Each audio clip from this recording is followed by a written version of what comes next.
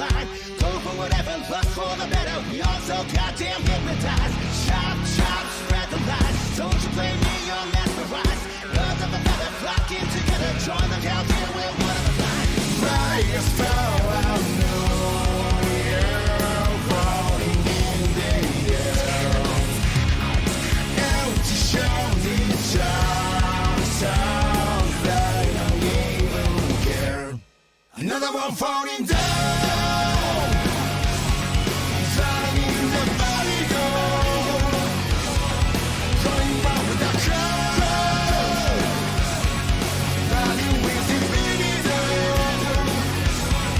Now they're all looking for a new stimulation. Next revelation, see them go for the same fabrication. Discrimination, classification, jarring internet masturbation, agitation, allegation, suffocation, aggravation, all through the nation. Termination, extermination, deflagration with no explanation. Right is how I know you're floating in the air.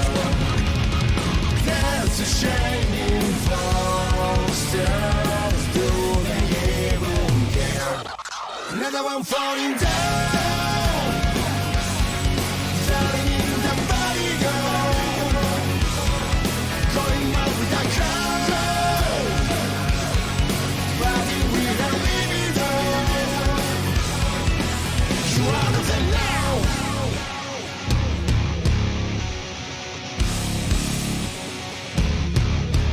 You are of us now.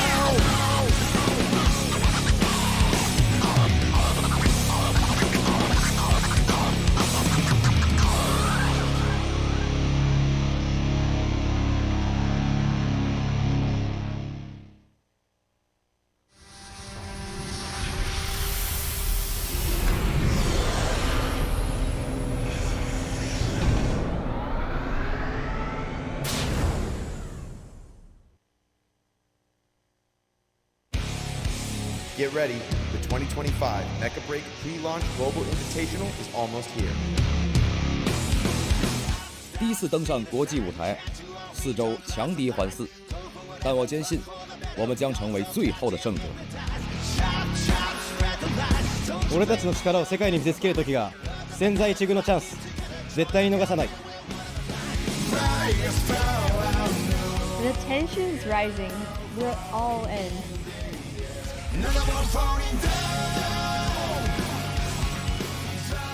No matter who's in front of us, we're bringing the heat.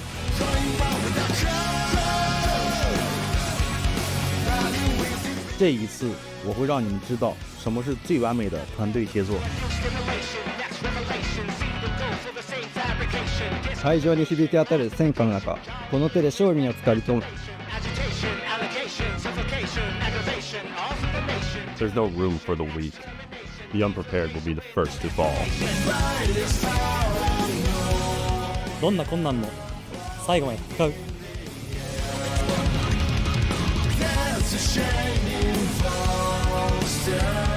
冠军奖杯，我们是在逆流。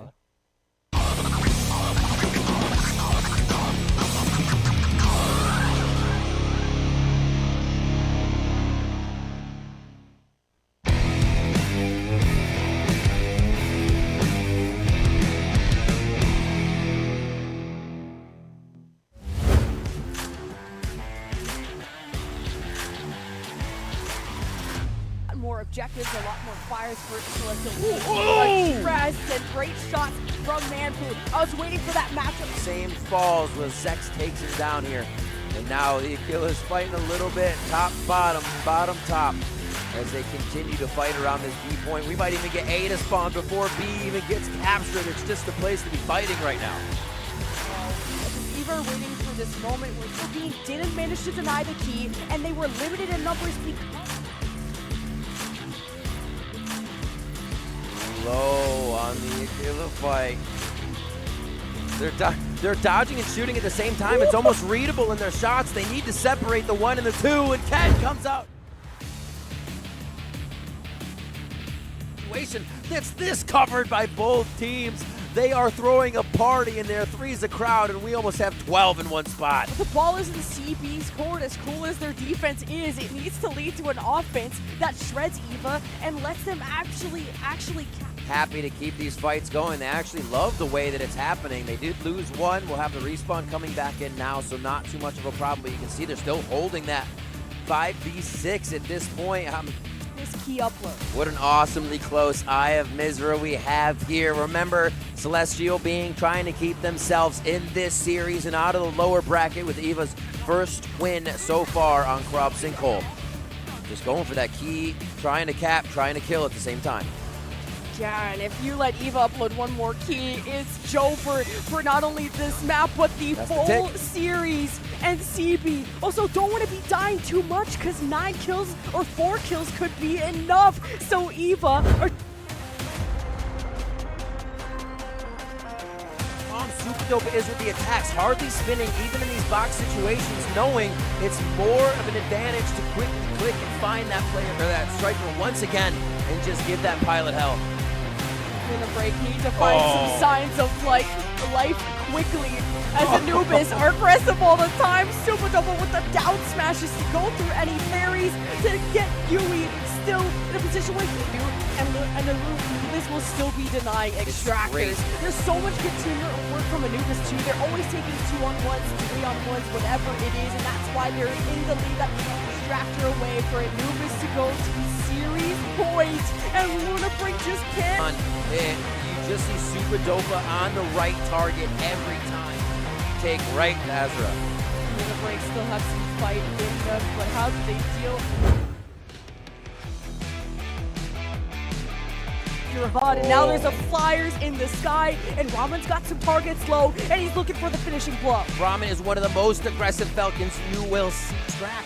Just before this, he was so far from the battle, you saw they lose track of him, he flies back in, gives Tutu hell, and now he's gonna cap with the team's control. To fight this, and Raman Rook goes uncontested, no damage. That's just a good defense. The fight instantly on one and more. The team is in the middle, trying to disperse them from the top side of Empyrean's defense. Group up, or this is gonna turn ugly. Both objectives are gonna spawn at the same time, and if MDY keep this up, they're not only gonna tie, they're gonna take a lead, Riv. An incredible, like you said, amount of perseverance here from MDY, bringing the momentum out of a lock. Losing a few members here and there, and somehow organizing in mid-fight to make sure they're still capping. There's the triple cap. Difficult things for this amount of time here. Orca has their work cut out for them, and it's already hell in here on the site. They do get a great kill on the Valkuma. That's a great assist as well coming in from Welkin. You see the double kill for him, so big work coming from the Welkin. Turn just flew away from B.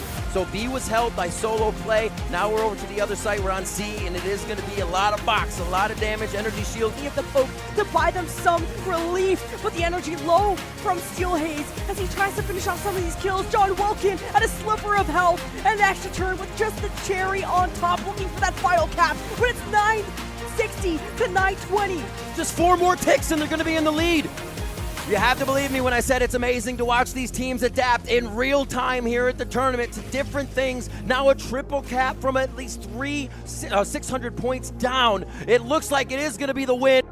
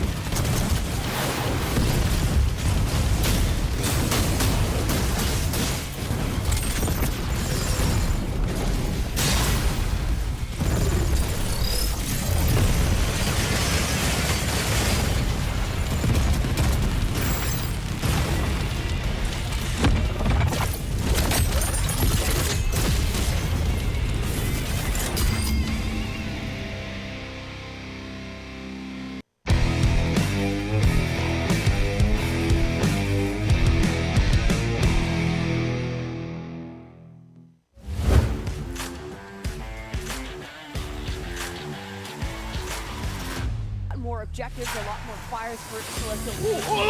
Stress and great shots from Manfu. I was waiting for that matchup. Same falls where Zex takes him down here. And now the Achilles fighting a little bit, top, bottom, bottom, top, as they continue to fight around this B point. We might even get A to spawn before B even gets captured. It's just a place to be fighting right now. Eva are waiting for this moment where Philippines didn't manage to deny the key, and they were limited in numbers because... Low on the Achilles fight. They're dodging and shooting at the same time. It's almost readable in their shots. They need to separate the 1 and the 2, and Ken comes out. Situation that's this covered by both teams. They are throwing a party in there. 3's a crowd, and we almost have 12 in one spot. The ball is in CB's court. As cool as their defense is, it needs to lead to an offense that shreds Eva and lets them actually Happy to keep these fights going. They actually love the way that it's happening. They did lose one. We'll have the respawn coming back in now, so not too much of a problem. But you can see they're still holding that 5v6 at this point. This key upload. What an awesomely close Eye of Mizra we have here. Remember, Celestial trying to keep themselves in this series and out of the lower bracket with Eva's first win so far on Krab Sinkhole. Just going for that key, trying to cap, trying to kill at the same time. Yeah, and if you let Eva upload one more key, it's Joe for not only this map, but the full series. And CB also don't want to be dying too much because 9 kills or 4 kills could be enough. So Eva are...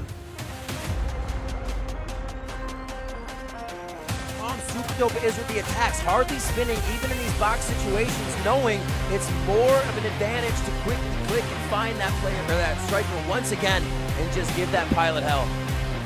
In the break, need to find some signs of like life quickly as Anubis are aggressive all the time. Super double with the down smashes to go through any parries to get Yui still in a position where he do, and Anubis will still be denying extractors. There's so much good teamwork from Anubis too. They're always taking 2-on-1s, 3-on-1s, whatever it is, and that's why they're in the lead. That extractor away for Anubis to go to series point, and Luna Break just can't. You just see Super Dopa on the right target every time. Take right, Lazara. Luna Break still have some fight in them, but how do they deal? You're hot, and now there's a flyers in the sky, and Raman's got some targets low, and he's looking for the finishing blow. Raman is one of the most aggressive Falcons you will see. Track. Just before this, he was so far from the battle. You saw they lose track of him. He flies back in, gives Tutu hell, and now he's going to cap with the team's control. To fight this, and Raman goes uncontested, no damage. That's just a good defense. The fight instantly on 1 and more. The team is in the middle, trying to disperse them from the top side of Empyrean's defense. Group up, or this is going to turn ugly. Both objectives are going to spawn at the same time, and if MDY keep this up, they're not only going to tie, they're going to take a lead, Riv. An incredible, like you said, amount of perseverance here from MDY, bringing the momentum out of a lock. Losing a few members here and there, and somehow organizing a mid-fight to make sure they're still capping. There's the triple cap. Difficult things for this amount of time here. Orca has their work cut out for them, and it's already hell in here on the site. They do get a great kill on the Valkuma. That's a great assist as well coming in from Welkin. You see the double kill for him, so big work coming from the Welkin. Turn just flew away from B. So B was held by solo play. Now we're over to the other side. We're on C, and it is going to be a lot of box, a lot of damage. Energy shield. He have the poke to buy them some relief, but the energy low from Steel Haze as he tries to finish off some of these kills. John Welkin at a sliver of health, and an extra turn with just the cherry on top, looking for that final cap, but it's 960 to 920.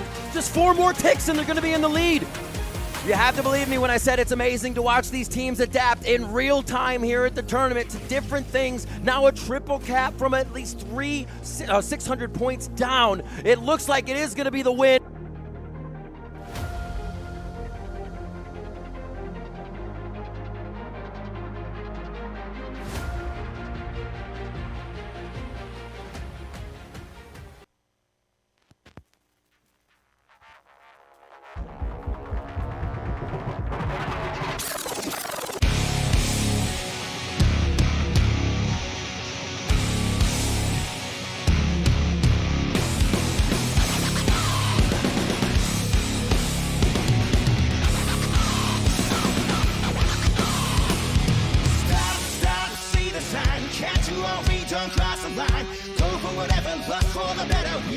goddamn hypnotized. Chop, chop, spread the lies. Don't you blame me, you're mesmerized. Birds of a feather flocking together. Join the count here, we're one of a kind. Brightest star I know, you're floating in the air. Empty shining stars, they don't even care. Another one falling down, drowning in the body go, going round with the crowd, riding with the video. Now they're all looking for a new stimulation. Next revelation, see them go for the same fabrication. Discrimination, classification, jarring internet masturbation, agitation, allegation, suffocation, aggravation, all for the nation, termination, extermination, deflagration with no explanation. Brightest star I know, you're floating in the air. There's a shining stars, do they even care?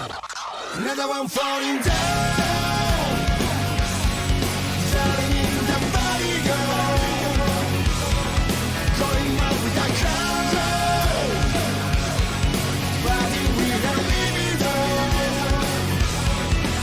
You are the now.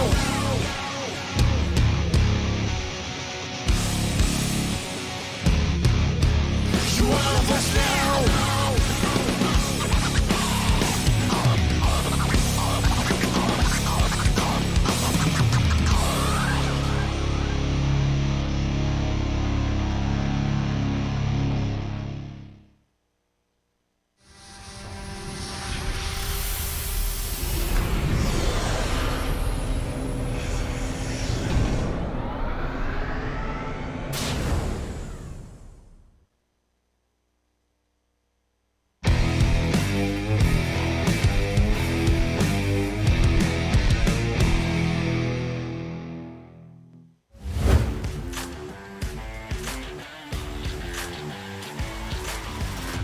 More objectives, a lot more fires for Celeste.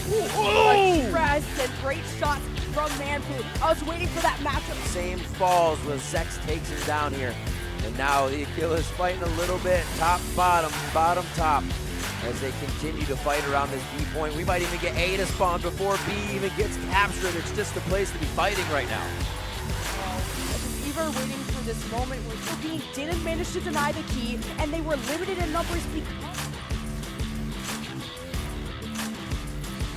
low on the Aquila fight. They're dodging and shooting at the same time. It's almost readable in their shots. They need to separate the 1 and the 2, and Ken comes out.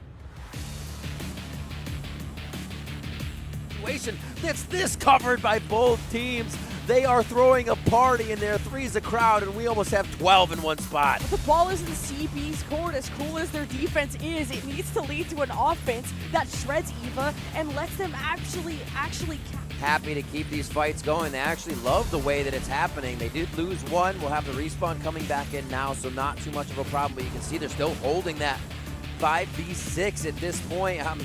this key upload. What an awesomely close Eye of Mizra we have here. Remember, Celestial trying to keep themselves in this series and out of the lower bracket with Eva's first win so far on Krop Sinkhole. Just going for that key, trying to cap, trying to kill at the same time. Yeah, and if you let Eva upload one more key, it's Joe for not only this map, but the full series. And CB also don't want to be dying too much because 9 kills or 4 kills could be enough. So Eva Super dope is with the attacks, hardly spinning even in these box situations, knowing it's more of an advantage to quickly click and find that player or that striker once again and just give that pilot hell. in a break, need to find some signs of like life quickly as Anubis are aggressive all the time. Super double with the down smashes to go through any parries to get Yui still in a position where he and Anubis will still be denying extractors. There's so much good teamwork work from Anubis too. They're always taking 2-on-1s, 3-on-1s, whatever it is, and that's why they're in the lead. That extractor away for Anubis to go to series point, and Luna Break just can't. You just see Super Dopa on the right target every time. Take right, Azra. The Break still have some fight in them, but how do they deal? You're hot, and now there's a flyers in the sky, and Ramen's got some targets low, and he's looking for the finishing blow. Ramen is one of the most aggressive Falcons you will see track. Just before this, he was so far from the battle, you saw they lose track of him, he flies back in, gives Tutu hell, and now he's gonna cap with the team's control. To fight this, and Ramen Rook goes uncontested, no damage. That's just a good deep. The fight instantly on one and more. The team is in the middle, trying to disperse them from the top side of Empyrean's defense. Group up, or this is gonna turn ugly. Both objectives are gonna spawn at the same time, and if MDY keep this up, they're not only gonna tie, they're gonna take a lead, Riv. An incredible, like you said, amount of perseverance here from MDY, bringing the momentum out of a loss. Losing a few members here and there, and somehow organizing in mid-fight to make sure they're still capping. There's the triple cap. Difficult things for this amount of time here.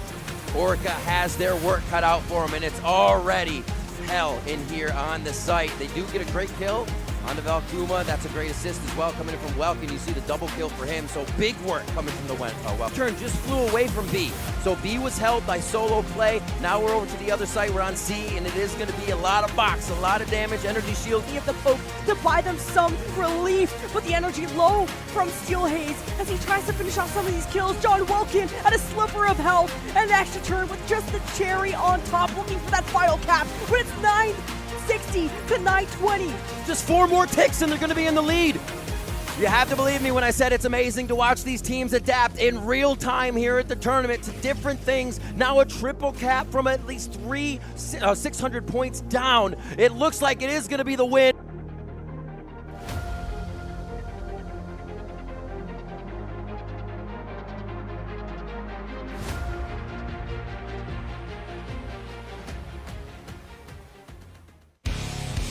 Get ready, the 2025 Mecha Break Pre-Launch Global Invitational is almost here. 第一次登上国际舞台，4周强敌环伺，但我坚信，我们将成为最后的胜者。俺たちの力を世界に見せつける時が千載一遇のチャンス、絶対に逃さない。The tension is rising. We're all in.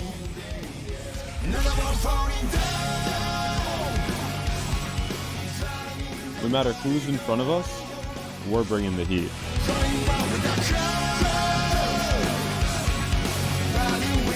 这一次，我会让你们知道什么是最完美的团队协作。会場に響き当たる戦火の中、この手で勝利にをつかり取る。There's no room for the weak. The unprepared will be the first to fall. どんな困難も最後まで戦う。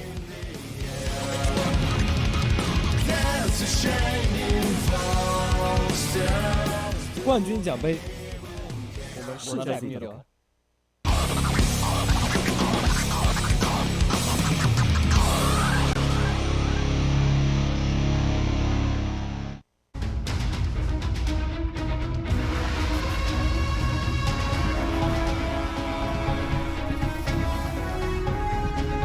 It's the dawn of the final day. We had 16 squads of our best pilots from around the world that came here to Zhuhai, China. 6 teams remain, but only one team can be a Mecha Break champion. It's going to be an amazing day. Everybody has all the homework they could want on any of these teams of strikers. The pilots they have as well, how they play, what they can go to. So it's all about being able to flip to the last pages of that strategy book and figure out what's going to take you to the championship. And what's so incredible is that every region is still being represented to this point. Japan, China, North America sent their best, and we had to say goodbye to the rest, unfortunately. But I think this has been also an amazing vacation for all the teams that are still here. It really has. Everybody's still enjoying themselves. We see some of the teams bumming around at night, hanging out together, still playing and actually scrimming quite a bit. But let's see what they're scrimming about. Let's check out the tournament rules. Mecha Break Pre-Launch Global Invitational 2025 is here. from March 13th to 16th. 16 teams from China, North America, Japan will battle it out in Zhuhai, China, taking mech battles to the next level. The tournament features the 6v6 Operation Verge mode with a double elimination format. Round 1 kicks off on March 13th, with matchups decided by random draw. Teams that lose in the upper bracket drop to the lower bracket for a second chance, lose again, and they're eliminated. The upper bracket final, lower bracket final, and grand final are best of 5. All other matches are best of 3. The ultimate showdown between the final 2 teams takes place on March 16th. Striker selection follows, no duplicates in squads rule, meaning each team can deploy only 1 unit of the same striker model per match. Each side bans 1 striker per match, and each striker can only be banned once per match. Banned strikers cannot be banned in later rounds of the same best of 3 or best of 5 series. The tournament includes 13 available strikers: Falcon, Panther, Elysinus, Tricera, Narukami, Lumine, Pinaka, Inferno, Sky Raider, Welkin, Aquila, Stego, and Hurricane. Players are allowed to personalize their strikers with paint jobs, patterns, and other cosmetic customizations, but performance-based modifications are strictly prohibited. 5 maps are in play: Graceland Sky City, Hive Mizra, Grob Sinkhole, Palm Bay Harbor, and the Cape Blanc Observatory. The first map is picked randomly, and the losing team chooses subsequent maps. No repeats allowed in the same match. Top pilots from 3 regions are ready for action. Roster includes the legendary Panther pilot, renowned streamer Yinza, Team Liquid's Mayumi, and Prize from Taiclan. Popular streamers including Shui Wu Yuan Jin, Jake, and Unicy will also join the Shoutcaster team. More participants will be announced soon. Stay tuned. Locked, loaded, and ready for battle. Stay updated by following the official Mecha Break website and socials from all the latest news. There you see the rules, and I think something super interesting we haven't had to get a chance to see is that striker ban in a best of 5. Are teams thinking ahead? Do they ban an early Welkin to ensure a Welkin later in the series if they can grab it in map 2 or 3? So the bans are going to be super interesting since they can't be repeated. So teams will definitely be strategizing and masterminding what they want to ban first to have it later. Yes, because we still have some lower bracket matches that are best of 3, but upper final, lower bracket final, and grand final will be best of 5. And since there's only 5 maps in this game at its current state, we could be seeing pilots clash on all 5. And here's the schedule where we're going to kick things off in the pits. Luna Break versus Empyrean, Celestial Being versus Orca, China, Japan clashing for a chance to return to the upper half of the bracket. The Celestial Being versus Orca, I feel like is written in stone that there has to be a comeback in these matches. Orca had amazing comeback turnarounds. Celestial Being did it to extra turn, so both of them have been on the brink of extinction, but know the correct answer to save themselves. Anubis versus Ava is going to be a huge upper bracket matchup. Everybody's been wondering how that will play out. We've heard the scrims. Like you said, the scrim bucks for Anubis, but there's scrims. Does Ava have something planned? Oh, yeah. How do they bounce back after that loss to Anubis yesterday? Looking forward to how they're going to clash once again, or actually Eva's loss to Celestial Being. Yeah. I think we're guaranteed to have a rematch in this grand final. Like, no matter what. I think we're going to get some revenge. I think so. I feel like Celestial Being wants to get up there. Luna Breaks, like, we don't like the way that first one played. We're coming back for revenge. But yeah, rematches all over the place. If the right teams win, it's going to be really fun to see. And like we said, we have eliminated teams down here. As you saw, the lower bracket is Empyrean, Orca, with the Japanese team of Luna Break and the Chinese team of Celestial Being. So, as Lemon said, all the regions are still in here. China is on home ground, and they were kind of expected to come out firing. They were the last 6 teams announced when all the other teams were invited. So they were kind of putting it up as, this is our forces, and everyone else came swinging. Yeah, and I hope you guys went and rewatched yesterday's show. I know we're running some reruns. Yeah. Because the Orca comeback yesterday against Extra Turn Silly. was insane. It was silly. It was chaotic, and I can't believe it happened to Extra Turn again, but that has to be a must-watch for me. Absolutely. That one was a huge one. All the other games, too. Watching Anubis versus Luna Break on the top side, who we're looking at now, was much, I'd say, more of a gap than I expected. But I'm sure Luna Break has gone back, figured out what went wrong there, and just how they were able to be dissected by Anubis. Yeah, Luna Break, the suns and the moons of Japan, hoping to reemerge to the upper bracket, to get their rematch, to get their revenge against their Japanese brethren of Anubis. We know Japan is stacked, but can they take a clean win against North American talent of Empyrean? I look towards Lori especially, but going up against Empyrean, these are different beasts. The unprepared will fall, says Keldian. We see there were switches, like we said. Magical Abyss going more aggressive from the healer of this squad. Ramen Rook, though, always one to watch, grabbing MVP after MVP on Falcon, on Sky Raider. If banned off of Falcon, they seem to have an answer for the air fight. Will it be ground superiority coming from their opponents? Yeah, Sky Raider, the GOAT. They got the signal, and they're just stone cold. I can't wait to see them on the field. Magical Abyss, one for me to watch with the Inferno and the Hurricane. And of course, Ramen Rook, back-to-back MVPs as the Flyer. But as a team, they need to come together, potentially for the last time for North America. And to remind everyone that Empyrean Orca, the two North American teams in that lower bracket, said they want to meet each other. They faced off against each other at the start of this tournament, and they want to potentially end each other's tournament lives in the semifinal. But they have Japan and China to carve through first.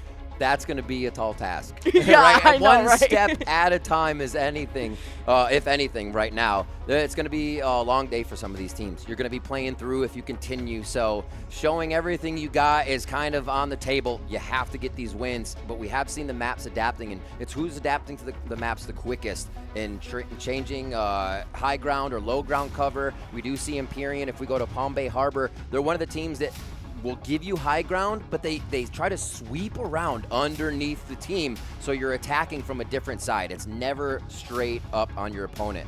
They get really creative, so that'll be fun to see how Luna Break kind of adjusts to that. Yeah, it was a tough loss from Luna Break and against Anubis yesterday, where Japan's #1 were just head and shoulders above, but Luna Break, although they may have looked different yesterday, Empyrean is a team that they know they can beat, not just think it. They showed it in scrims, and I'm sure they've showed it online, but Empyrean, they have come prepared. They have some secret strats. They have plans. They have talked about this. They have hand signs. They got hand signs, and they got the power of friendship. It's crazy.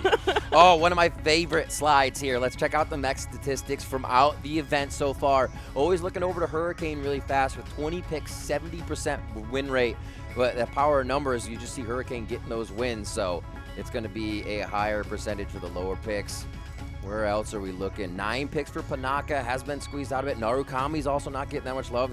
They've just been too easy to shut down by the pro players here. But everyone has a good read on the meta right now. A must pick: Stego, Tricera, Exactly. Welkin, Lumine. That is your core, and what you substitute in and out. Snipers, your Aquila has been the main. I've been hearing that Narukami was going to see more play, but not as much, with Falcon being as prominent as it was. But Inferno and Hurricane, like you said, seeing way more play than we ever expected. I love it. I call it the Inferno Cane. If you get it, if you hear me say Inferno Cane, it's because the team is unleashing the utility of Hurricane and Inferno.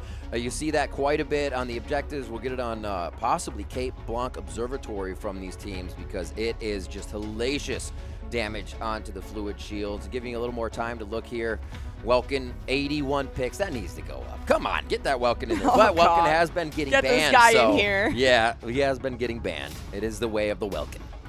Yeah, I'm an Aleseness main, and I think it's definitely like a team identity, whether they run the Aleseness or not, and especially map dependent because of just the survivability and kind of your play style. You need to be aggressive. A lot of your damage from Aleseness comes in that melee form, so you need to be able to enable those brawlers paired with the Welkin and what have you, but depends on the map, and if you really want a lot of stall, put Aleseness in there. Second behind Hurricane, which we did not expect this event, maybe we did with the Falcon bands, is Sky Raider. 65% win rate. You're getting your Ramen Rooks, the rest of the people that are getting MVPs on the Sky Raider, making it look absolutely disgusting.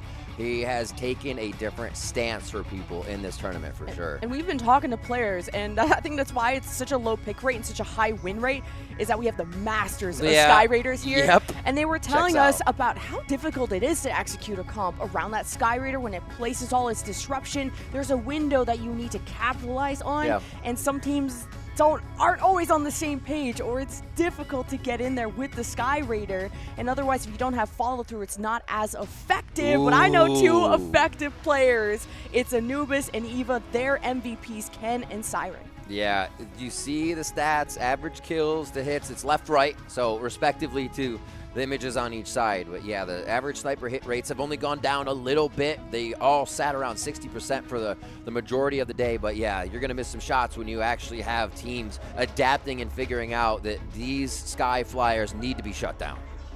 Yeah, a lot more damage coming out of Ken. He's been one of the best Falcons and the guy to beat here, and that's why Eva is as far into the bracket as they are. And to be in that upper final, can he keep up against Anubis? Well, Siren, although his numbers, I guess, quote, lack, it's still very, very close. Not even that's significantly different, but it's a team effort when it comes to Mecha Break. It absolutely is. Reading up, we'll have more stats for you as well. On to the next light attacker player stats. So these are your actual flyers. They're controlled by the Aquila from our previous slide, but here you have Ramen Rook and Neku Exist. Big shot callers here for the squad because they can see everything from the skies. Yeah, it's a good point that like these players are really flexible too. So although Ken is like played Falcon, he's played the Aquila, we look at Ramen Rook, we look at Neku, Sky Raider, Falcon, what have you. These are the most aggressive players, especially looking at Ramen Rook, who's been collecting all those MVPs because he executes on those. Look at the damage difference between the two. The damage difference, I'm loving these stats. Average assists, 9.5 to 6.4. Damage taken, you can see that Neku exists much more in the fight, but look down to average teamfight participation. It's the kills coming in from Ramen Rook. It doesn't matter if he's getting the assists, 85%, so he's still there, being a nuisance, a fly around your head, buzzing back and forth. This is going to be an awesome match because it's basically two completely different playstyles on the same striker. Yeah, I'd have to like compare that to the amount of deaths, because is Ramen Rook taking that amount of damage and living, or is he like that feast or famine type of player that can make those big plays but also be the first to fall? Yeah. That's what we have to watch out for when we look at those flyers. And see the best player stats. It is going to be in line, so you see it's ace, triple kill, double. That's what the KDA is representing. 2 aces, 1 triple, 3 doubles. And you can see John Welkin over there as well getting the 2 aces. There has been a lot of teamwork around these brawlers to make sure they get the game won. Ken, second place, as we would have figured. He's got to be in the top 5. Yeah, you got Luna Break players, Eva players, and even Orca making their appearance. Yeah. And all the bans towards Luna Break have been around how to make a guy like Lori uncomfortable, forcing him to different strikers and forcing an entirely different play style at times by the entire team, because sometimes one different striker can change your whole game plan. It's true. It just messes everything up. If you have the chance to run the Falcon, but you needed the Sky Raider, right? Maybe the Aquila is just firing on. We see Happiness doing that over and over and over, just kind of free shooting. So all these teams have really good positioning with those, and I think Sky Priority is going to be huge here. I feel like I'm just a broken record saying that, but it's changed the tournament so much the way that our Flyers are playing. It's just been so great over these 4 days to see how the meta has developed, what we thought was going to happen, and how it came true and sometimes not so true. And we hope that you all can go and try the open beta of Mecha Break before that open beta closes, because it is free to play. And I'm sure you've been inspired, or maybe you even learned a lot about our pilots here today. But we got to learn about where Luna Break have been best at. Of course, they suffered a loss against Anubis yesterday, so that's to keep that into account. And haven't been to Eye of Mizra. Very interesting if they get kind of random to that in the first. Remember, it will be a random first map, ensuring the teams have to adapt there, and then the loser will get to pick the second map. Best of threes here until we get to the upper, lower, and grand finals. And here's Empyrean statistics by map. They've had fun on everything. For sure, it's... Maybe not Krob. Maybe not Krob. Yeah, those 2 map losses were to Anubis, and they've been flawless ever since. And I look at Lori, who was our #1 statistical player, brought out the Aquila, played around with some Narukami earlier on in the bracket, but we really haven't seen it since. And they still have an opponent that they have to respect, because Empyrean have earned their spot here. May have even, some say, gotten deep into their bracket, because a lot of the Chinese teams and Japanese teams looked really strong. Whoa. And let's go! Empyrean got their celebration sticks. What are those called? It's Cilia dance. Yeah. You know, I'm so down. I don't know. He There's might a be, gif about might be that. landing a striker. Landing a striker in the hangar. Yeah! Go team! Fighting! Perfect. Love it from Incilia. Oh, he's a character showing it. We get a look at the book! A big thank you from Ramen Rook. Awesome stuff. The heart as well. Into Imperial. God, these guys. I would hurt my hand doing that. Zhuhai City has been such a welcoming experience for all the foreigners to get adjusted to everything, and our pilots have been having such a fantastic time. We are seaside, but now we sit in the hangar to decide which team will go forward. This is the lower bracket, still a best of 3. Some people feeling the nerves, but all that matters is you win or lose as a team. Guys, what do we do? What do we do? I don't want to do anything other than play right now. I feel that. I feel that already. They are so excited and ready to be in this, and smiling in the face of elimination, because you know what? It's been a great time, like you said, Lemon, and they're going. All the players have been getting signings from other. Yeah, this is one of the cool things that's been happening on the final day and throughout yesterday, is that the players are walking around to get their pilot jackets signed here. You can't ever watch that now. No. I don't want to smell that, but they want to see if they smell victory very soon. We're loading map 1 soon, but I'm just trying to get a vibe check from all of our players. Smiles across the board. We also can't show nerves. They're going to sense fear. They're going to sense fear. You cannot show any weakness. Ooh, okay. That's a hit right there. At least you hope so. Yep. A hit confirmed. So looking at Empyrean yesterday, Ramen Rook, Skyraider MVP on a Palm Bay Harbor, which is actually crazy good to get, because you are just absolutely putting this, the shield, electric field, sorry, I couldn't even think of words, the energy fields over the team, getting it blocked, and you're able to just fly around and create distraction. We saw Zakev on Lumine MVP as well, as they went to Cape Blanc Observatory. So the team is definitely high tier in each one of their positions, and you can see MVP coming from anybody in these matches. Yeah, Ramen Rook versus Neku is going to be the flyer matchup. That is going to be the most exciting to me, and we're waiting to see what random first map we're going to first. And pretty much, I guess there's maybe one map that these teams haven't maybe played, because if they've been sweeping a lot, I feel maybe Empyrean has played a few more matches because they dropped to the lower bracket in their very first match. Not to call that out, but I just want to salute and give credit to the grind that Empyrean had to do to get to this point. It's so very, very true. It's only made them stronger for these situations now. Striker bans here. The Stego goes. Inferno players love to see a Tricera ban as well, but do you necessarily need it now with the Stego? A Welkin to box and push things around. Both teams actually quickly confident on hovering the ban they want. Luna Break, their Palm Bay Harbor composition, Tricera, Hurricane, Aquila, Lumine, Inferno, Welkin.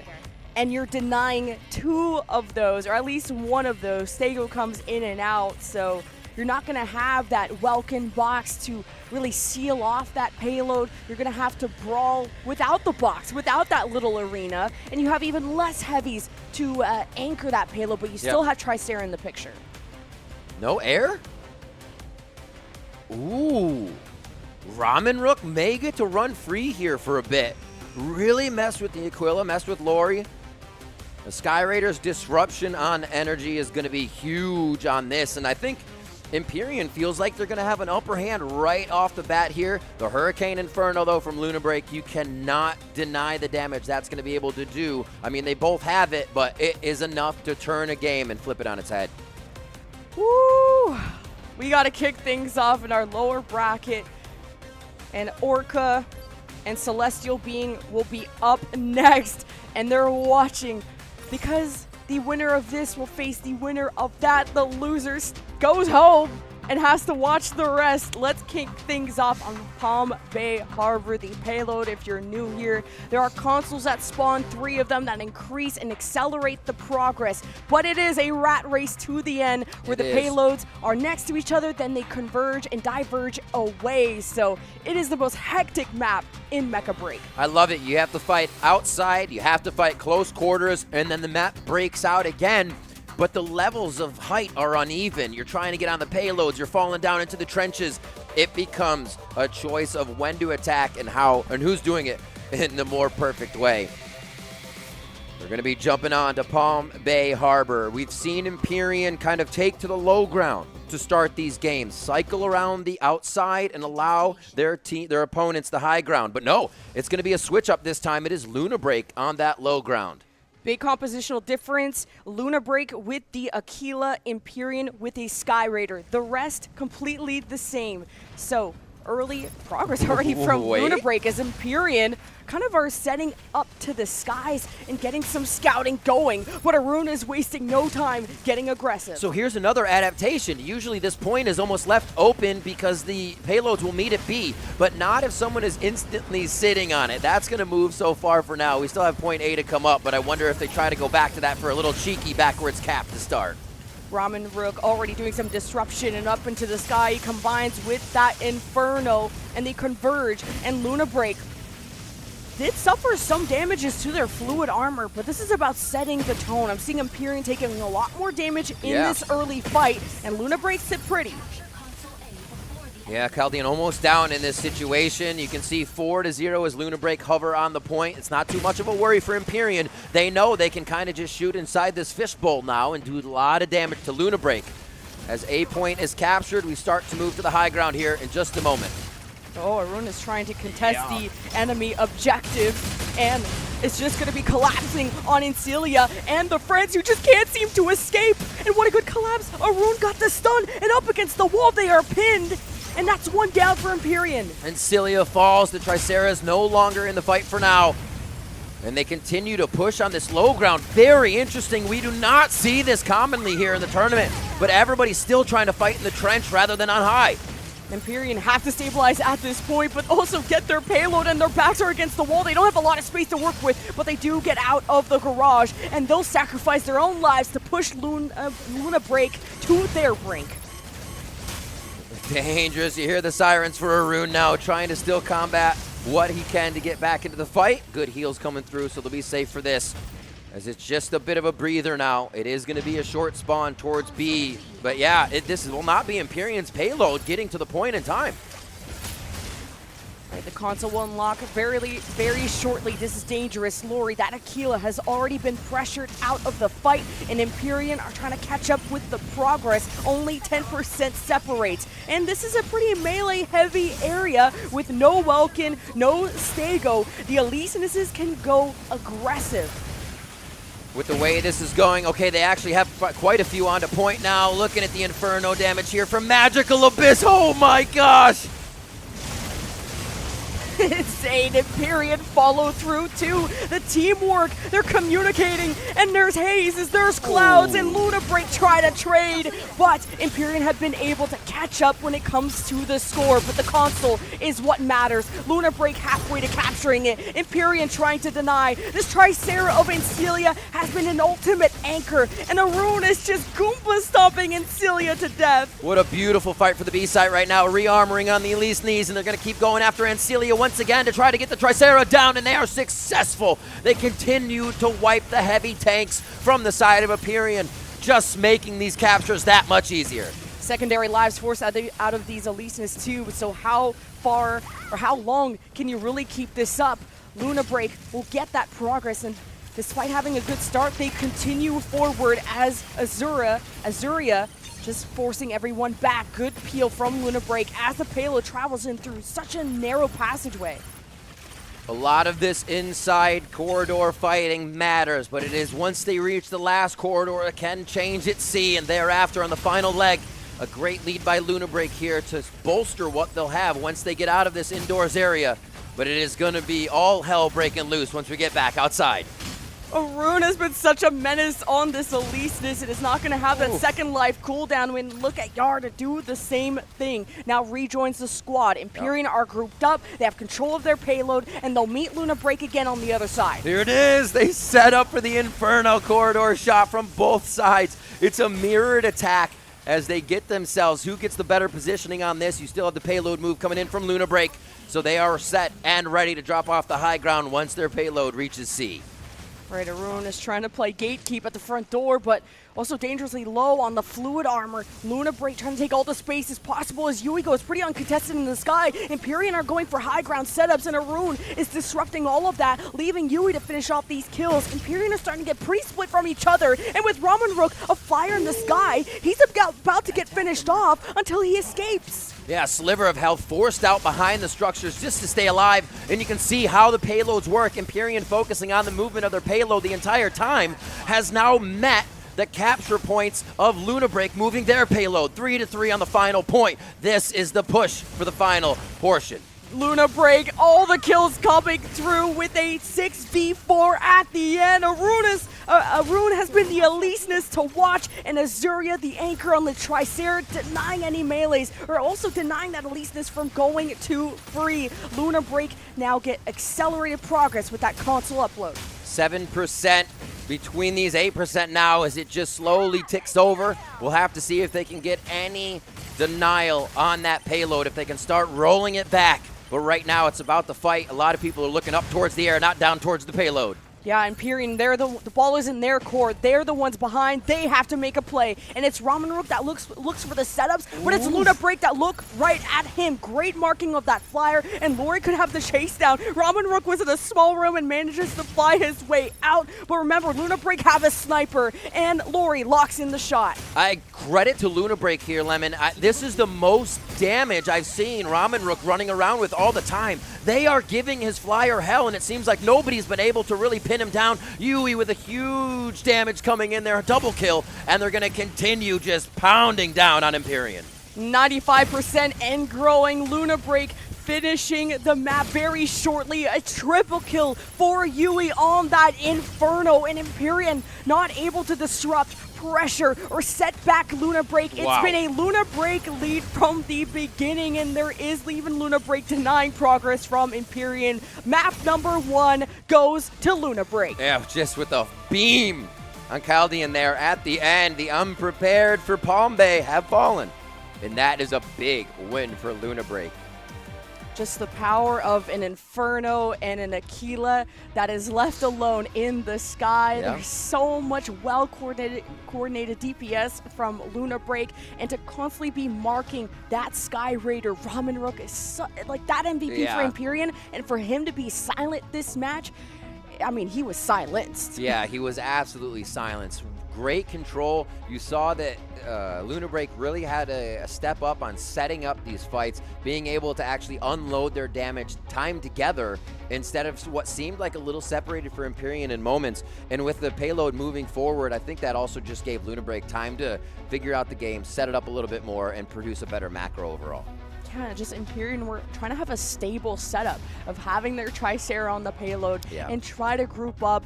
But it was Luna Break also being very proactive, leaving their cart first. When you're in the lead, you have a little bit more liberty to do that, leaving those doorways, denying a lot of real estate, which denies Flyers room to operate, and at least any follow-up that could be helping Ramen Rook in that case. So Luna Break came in with a well-drilled plan and also a lot of confidence to boot. Yeah, with that loss to Anubis yesterday, they do not seem any jaded. They are coming out firing, and that was an actual just counter strategy to Ramen Rook on that. And the Falcon wasn't even banned. They had the Aquila in the air, so you even saw Aquila ready to just deny that Falcon, continue to fight him on the ground, and not where he's good, not where Ramen Rook can really win that fight. So huge adjustment here from Luna Break, and that's exactly the things you need to see as we get it lower bracket and late upper brackets. Yeah, I just saw the power of not having a Welkin in this matchup. Someone that could deny a lot of that range damage, that can box up and buy like kind of this window to take a breath, or even someone to, I think, one of the best brawlers when it comes to Palm Bay Harbor to just really throw it down. And now you have no Welkin. It came up to the aerial battles that, well, Luna Break dominated in. One of the fun things about a Welcome box on that too is if you put it in the right place, you kind of just pull the rug out from under them and they'll stay on your box as the payload moves through. So you can bump them off like kind of like Panaka walls and stuff like that. It definitely helps, and it creates a kind of a problem for the Hurricane and the Inferno, but so does this Tricera. They didn't mind very much. Seems like they're allowed to play, or figuring out how to play around that and make sure Palm Bay Harbor isn't that much of a toss-up. I think Empyrean they did pick Palm Bay Harbor. It was actually, they were feeling really good. They picked that against NGT, the only time I think Empyrean really lost a map there. So I think Graceland Sky City could be another solid one for them, but there's only 4 other maps to pick from, so you can kind of roll the dice and probably be right. True. I like Graceland Sky City because the way that Ramen Rook, he'll probably go Sky Raider again, if not banned, with the way he likes to actually set up the disruptors in front of the team. Obviously, you go for the opponent to disrupt any energy from far away that's obliterating your squad. But that death ball that we've been seeing created on high ground or low ground, he just kind of goes behind his team and says bloop, bloop, bloop, and then he'll fly off. And like, here's your energy protection whenever you need it. Stego Tricera back up. They've got a good idea there, but we know it, so that means Luna Break knows it. Yeah, where do you go to next? And is Aquila or Inferno going to be a ban that Empyrean consider? Because I think those guys are the ones that hurt the most in my vote for MVP. So this is how the damage broke down, and man, this was a team effort. Yui, Lori, just doing the most on the Inferno and the Aquila, as I just mentioned. But Arun, we were just hyping him up throughout that whole match with the Elises and how aggressive he was. Because when there's no Welkin, I'm having a great time as an Elises. Oh my gosh, you love it. Nobody can really stop you. You're parrying anybody that wants to come back at you. Like the Eliseness, not too much more to parry if the Welkin's out. But yeah, Arun 4-0-4. Direct damage, just over 351,000, so helping to clean up the fight, but again, be that disruptor within the fight. What do you think? I think we're going to switch quick. Who do you think? Arun. Arun? All right. Just because I'm an Eliseness bias. Just to be different, I'm going to go with Yui. And just to point out deaths, and it's not like a flame thing, but Incilia had the double the amount of deaths as a Tricera, telling me that's the focus of Luna Break, right? To just remove any kind of base, any fortress, any fortification that Empyrean had to really keep their payload under control. And that's how Luna Break even got progress off the rip. We'll see. It is Yui on the Inferno, spitting out fire. A triple kill. We saw that coming up on the scoreboard, and they were just following other double kills. 3-0-8 with almost 1 million damage there. Nicely done. And time to run around freely. I think they did a good job at keeping themselves untargeted. Well, really stopping Empyrean from being able to get footing to say, hey, we want to attack this, or we can get back in from just going for this. None of it worked because they really didn't have Incilia. I'd love to see the double flyer from Empyrean. If we go to Graceland Sky City, though, they brought it out against Orca. What's so interesting about that is that Ramen Rook is the Falcon and Chaldean is the Sky Raider. So Ramen Rook has proven to be so flexible on all these different choices, and this could be what really harasses Luna Break. Because if there's a lot of good Inferno damage, a lot of good Aquila damage, add more flyers to the mix, and you gotta be able to deny those sightlines and make them uncomfortable mostly. Absolutely. I was talking to Chaldean a little bit, and people were in the Discord, and they're saying, well, Sky Raider, man. He's like, I'm not Sky Raider anymore. But you're right. He can play the heck out of it if they need him. Yeah. So it's going to be awesome. I love that point. They do have 2 flyers that are kind of at the top of their game for Falcon and Sky Raider, and that could be a huge one. You see the end of the fight here between Luna Break and Empyrean, and honestly, full control from Luna Break the entire time. If you just look at the map, they had great control over the death timers of Empyrean, and you're usually seeing, just like on the map now, 2 to 3 members consistently down. Yeah, Cape Blanc, I think could always be fun too if you just want to let the open skies really take over, although there's just going to be 1 flyer there. But it's important to just have all your ultra heavies available. You need Yar on the Welkin, the Stego from Chaldean. You hope that that doesn't get banned, but the bans will depend on what map we go to. There's the Corite Crystal trophy in the middle. Krob Sinkhole is where Empyrean choose. Okay. I actually like the way that they were able to play. Both teams have great macros, so that's exactly what you need on Krob Sinkhole. It's what they decide to ban. What's funny is that I think Empyrean only went to this once and they lost it, and it was to NGT. It was that like random map 1, which is sort of a tone setter as you figure things out, but Elyseness, Stego, Sky Raider, Tricera, Luminate, Inferno was Empyrean's comp in that moment. So I think if they can follow suit to a lot of what they just ran, minus maybe some more Elyseness. Do we get a Panther now? Oh, never mind, no Elyseness. Yeah, no Elyseness. You don't want solo capping chaos coming out from anywhere. Welkin, Stego, Luminate, Naru. Ooh, yeah, we do get the Naru in here. Ramen Rook is waiting to hover that last one. Naru, Kami, or Aquila. So the fact that Empyrean didn't ban that Aquila thinks the Inferno was the biggest problem. Arun's stall potential on objectives, that was the problem. And there's only so many things you can ban. So Ramen Rook has to decide between the Falcon or the Sky Raider. Those are the main 2 things he has ran. And Lauri's going to have to use that stealth. And if Ramen Rook doesn't run the Falcon, he's going to go undetected. I do like this team from Empyrean. With the hurricane damage that they can start spitting out onto the squad, it might be a little bit that kind of gives them the advantage in their early fight if they can get that ground. The Falcon is there for Ramen Rook, so yeah, you're going to have Lauri kind of pinned out there, radared out. The team can find Lauri, but you still have Hurricane and the rest of the tanks down in the fight, wreaking havoc.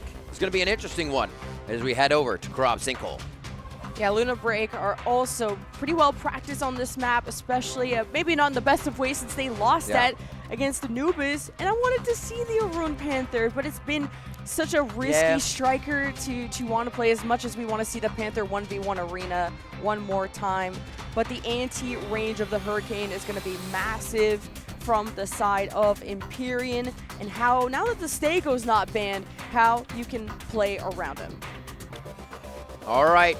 On to Krob Sinkhole. 1 more and Luna Break will move on, eliminating Empyrean, but will they keep themselves alive in this best of 3? Neku exists and Ramen Rook are your controllers of the skies. First objective spawns in the middle, the rest will spawn later. So the main battle, the war for the middle, whose ultra heavies will be able to set up and how you play around those pillars as cover. And Arun is already being so annoying in the skies, that Elyseness, and he's gonna go kind of stealth too, using that Stego smoke to try and get above and beyond. Also getting the Welkin box barely misses him, and he uses his own Welkin box to stay in the sky. That's really cool. Oh my gosh, where is the fluid armor? We're just seeing full hits onto the health bars right now. No resist as everybody's just getting popped a little bit. Oh, another 10,000 coming from Arun. That cannon is so punishing, and he's gonna stay. He smells blood in the water, and they're gonna try to go for this kill. Oh yeah, he was Elyseness last map, and now he's on the Welkin, which is just kind of bigger Elyseness, but with only 1 life. So it suits his playstyle perfectly, and it just feels like a hockey rink the way that Welkin spins around and skates. And Arun, though, that has no fluid armor, so dances around the pillar, but will go and capitalize on Celia, who goes into the stealth form because of that Stego smoke. I'm not sure they'll be able to live. They bring out the composite shield to try and get some invulnerability going, but the cap still is in favor of Empyrean. And check that out. They just watched and Cilia drop down to the water with very low health, but Arun does not follow. It's more of a priority to stay up here. They're going to have to do a lot of healing just to get that Tricera back. The points on the sides are opening. B has been grabbed as we're 1-1 now. Both will tick up a 2. And no one at C, as you can see in the bottom right. So the score very even. Being able to control the center of the map, you'll have lines of sight on the other points, but no Falcon means you don't get that easy scan through the walls. But Lori's been able to use the stealth to sit back, sitting beside his decoy, and there's no flyer really poking and prodding at Lori. Oh my god, Empyrean's health bars are non-existent right now. Look at the top right of the map. It looks like they're almost all about to fall with just a piece of the puzzle being removed. They are going to get Magical Abyss back for now as Neko Exist does his damnedest here to just hold off of C, and it doesn't look like Ramen Rook or even Ancilia are going to be able to stop this. Well, there is that Falcon of Ramen Rook. He's flying to C, trying to capture it, but Lunar Break up been on his tail, well marked, and they managed to steal away Empyrean's B cap. So this could be a triple cap if Empyrean are not careful. No targeting available for Neko Exist. Every time he dips, ducks, and dodges, and you'd see, and Cilia just leaves. He says, I don't want any more of this. They're going to bring the cavalry in. And now it's the triple cap for Luna Break. Incredibly quick on Crop Sinkhole. All these melee battles being won by Luna Break, and Empyrean running a Hurricane and not having as much mobility. They just got to set up and try and defend against Luna Break once they do approach, but a triple cap is going to be dangerous. Empyrean need to put the fire out. They want to look to get this damage. I was saying Empyrean had that squad, they have the Hurricane, but where are the targets to hit? So mobile, so ready to make the next step. Luna Break is just nowhere in the eyes of Empyrean. They get 1 point, but now look what they have to get through to get back to A. Yeah, Empyrean are going to be really good at defending 1 point, but how do you retake the middle of the map? It's not going to be like cutting through butter, not against a team like Luna Break, who also have control of the perimeter. Empyrean have really one mobile guy, and I look at Ramen Rook, and based on how last map went, Luna Break can have Lori just sit back and snipe away at all the fluid armor and all the health of Empyrean. Crazy, and I'm feeling if Lori gets any problem, they call for air control as well. We haven't even seen the Narukami being affected by pressure, just free shooting the whole time and tearing those health bars apart.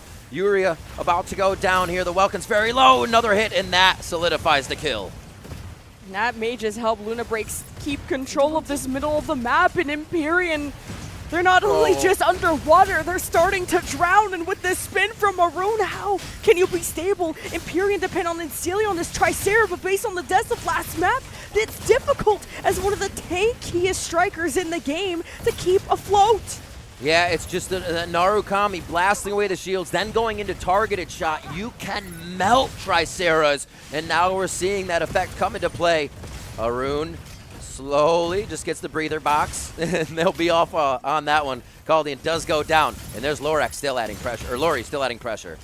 Empyrean need to come up with a plan quickly, and they just concentrate their forces together while trying to regroup on respawn. The B capture is there, but do they just want to go for a BC cap? It seems their game plan is to get B stable and then rotate into A, but retaking feels impossible when you have Yui with the Stego shield up and all the missiles. You need to force Stego out of that turret form to limit his DPS. Pure staggering. Caldian just spawned. Ramen Rook went down the second he spawned.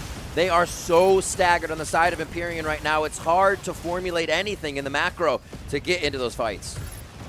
So far, Luna Break have kept Empyrean in their cave, but they need to emerge or they just are going to be left in a slumber forever, with this being series point for Luna Break at almost 750 points, first to 1,000 wins, and Empyrean haven't had a double cap this entire game.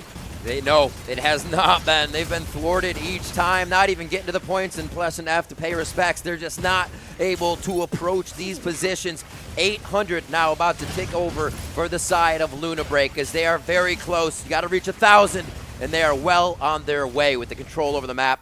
And Cilia's down, and it looks like they might lose Caldian right now. And with the stealth of this Narukami, you don't even know he's capturing, and you turn around, you're like, wait, we lost. We have to turn around. We go from plan A to plan B, and then Empyrean have to turn on their heads. It's just Luna Break that came with a better game plan, 100 points away before Luna Break advanced to the lower bracket semifinals to face the winner of Celestial and Orca. And Empyrean wanted to get there so bad. And they're just been shoved inside of this cave. The door has been closed. And Luna Break, the Eclipse, is here. Yeah, it's going to be huge on this one. Blacking out the vision of Empyrean as they look for the win. They look for the trophy, but it only gets further and further from their sight line. And 7 points. Luna Break, with an incredibly dominant series here in the lower bracket, will push forward and find themselves playing either Celestial Being or Orca. Ooh. Which other team was the one doing that? It's not another team from their region. They're so was that Anubis? funny. Was it Minima? I know it was so. Minima. It's Minima, yeah. Minima's team doing it, and a tough loss to suffer for Empyrean, but it felt like such a mountain to overcome of one of the toughest challengers you could draw in this lower bracket. A sweet 2-0. It was close on Palm Bay Harbor, neck and neck, but even just off the rip, Luna Break had a setup. Off the rip, they just went and contested the payload. They show us a new way to play the map, to now the Narukami, one of the least picked strikers in the game. Lori giving us a masterclass, but also giving respect to one of North America's best. Absolutely. Incredible play here. And something had to be done about Ramen Rook, about the rest of the team and how well they work together. It really seemed like to separate those forces as much as possible. The Narukami so effective on the outside because of the protection, but also they couldn't just focus on Lori all the time. Really well played there. An early lead on Palm Bay Harbor. Luna Break knows how to keep control of their leads, and we're seeing why they're such an effective team across each map now that they've played. I think we still have Misra to see Luna Break on, so it could happen. It definitely can, and Luna Break advanced to the top 4. Japan now having 2 teams in the ends of this tournament. And up next, we have Celestial versus Orca, and we have like the practice room next to us. Oh my God, they're going hype right now. People are like making sure they are so well practiced and are sweating their butts off over there. It is hype. It is hype. It is hype. It's the meme of like the sweater. They're going in right now, and they've been playing the whole time. The last few minutes, the last few seconds of honing the skills that gets them to the championship trophy here. Every moment these pilots can spend in the practice room, they are.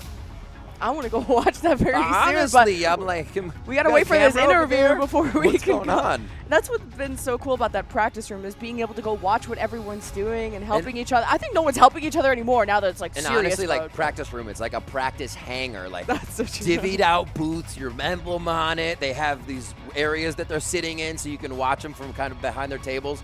Yeah, they are set up to do amazing things, and Luna Break set up to do amazing things moving forward. Like you just mentioned, it is going to be Celestial Being versus Orca. Now, 2 teams that has to be said, 2 teams that have had very tight games. It's amazing to see comebacks, but they need to get full control of these games to move forward. Comebacks are great, but close games mean you need to fix something. Someone who had full control of the game, if I had to guess MVP, Lori easily. Oh, yeah. Narukami, like one of the best ones. But also probably pretty easy to put up those damage numbers when you're like 1v6 and it's kind of a practice range, because I'm sure Ramen Rook as the Falcon had to really stay with the team. You weren't going on these side quests to capture other points. You were just all committed as a team to do things one step at a time. It becomes a lot more difficult. It seemed like Ramen Rook ran the games before, and it was kind of looking to find that position the whole time. He just did not have the directive for it. Looking around, the damage, the Lori on top. Up there, that might even be MVP. 11.1. Also seeing, did Empyrean not get a kill? Are my glasses smudged? 0, 0, 0, 0, 0, 0, 0. Yes. That is also an effect of how it's tough to win a map. If you do not take the opposing team out at all and they have 100% uptime, it's going to be really tough to stop the Caps. I didn't expect a shutout, like, for the kill department, too. That is, like you said, the entire story of this. And there's 2 ways to play a map like this with 3 objectives. Whether you take each objective as a team, or you send your more mobile strikers, your Luminaes, your Falcons, on, quote, what I call side quests to go around the perimeters. But then when you have a Narukami sniping you around, you kind of want to play next to your Luminae. And this Narukami, an absolute menace being able to sit back. And we have touted it throughout the week.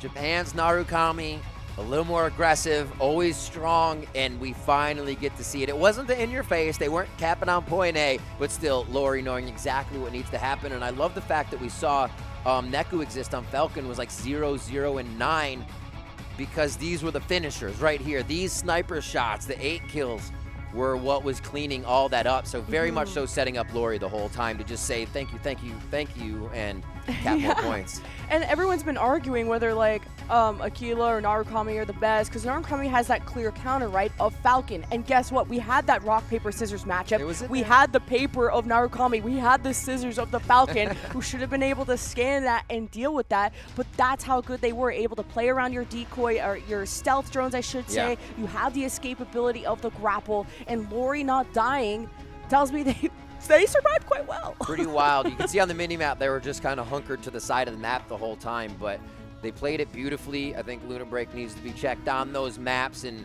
maybe even ban out the Narukami at this point because it was too strong, right? Their ability on both maps to actually focus and kill Ancilia makes it so hard. You're usually like, okay, Tricera's the last one we have to worry about if he's your teammate, but no.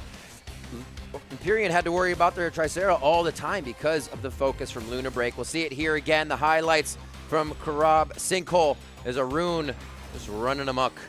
But now Empyrean can go and cheer on their brothers and sisters on Orca, the last remaining North American team, to see if they can make top 4 against China's best, Celestial being beamed down there. Now, that's a matchup that I expect to be a lot closer than this. I think Luna Break is one of the giants of this tournament.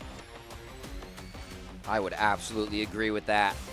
Maybe finding a little falter in the previous games, but showing how to correct those, that's the mark of a possible champion. I like that point. So Luna Break moves on, as we said. We're going to get a quick interview with them in a few minutes to see who will be giving us the inside info into how they capitalized on that matchup and what they're feeling about moving forward, who they might want to play. If I was them, I think I would want to go, I don't know, because both of these teams have the ability to adapt to the end of the game. So, yeah, it's a toss-up. I'd have to flip a coin and then be like, well, that's what I got for a CB and Orca.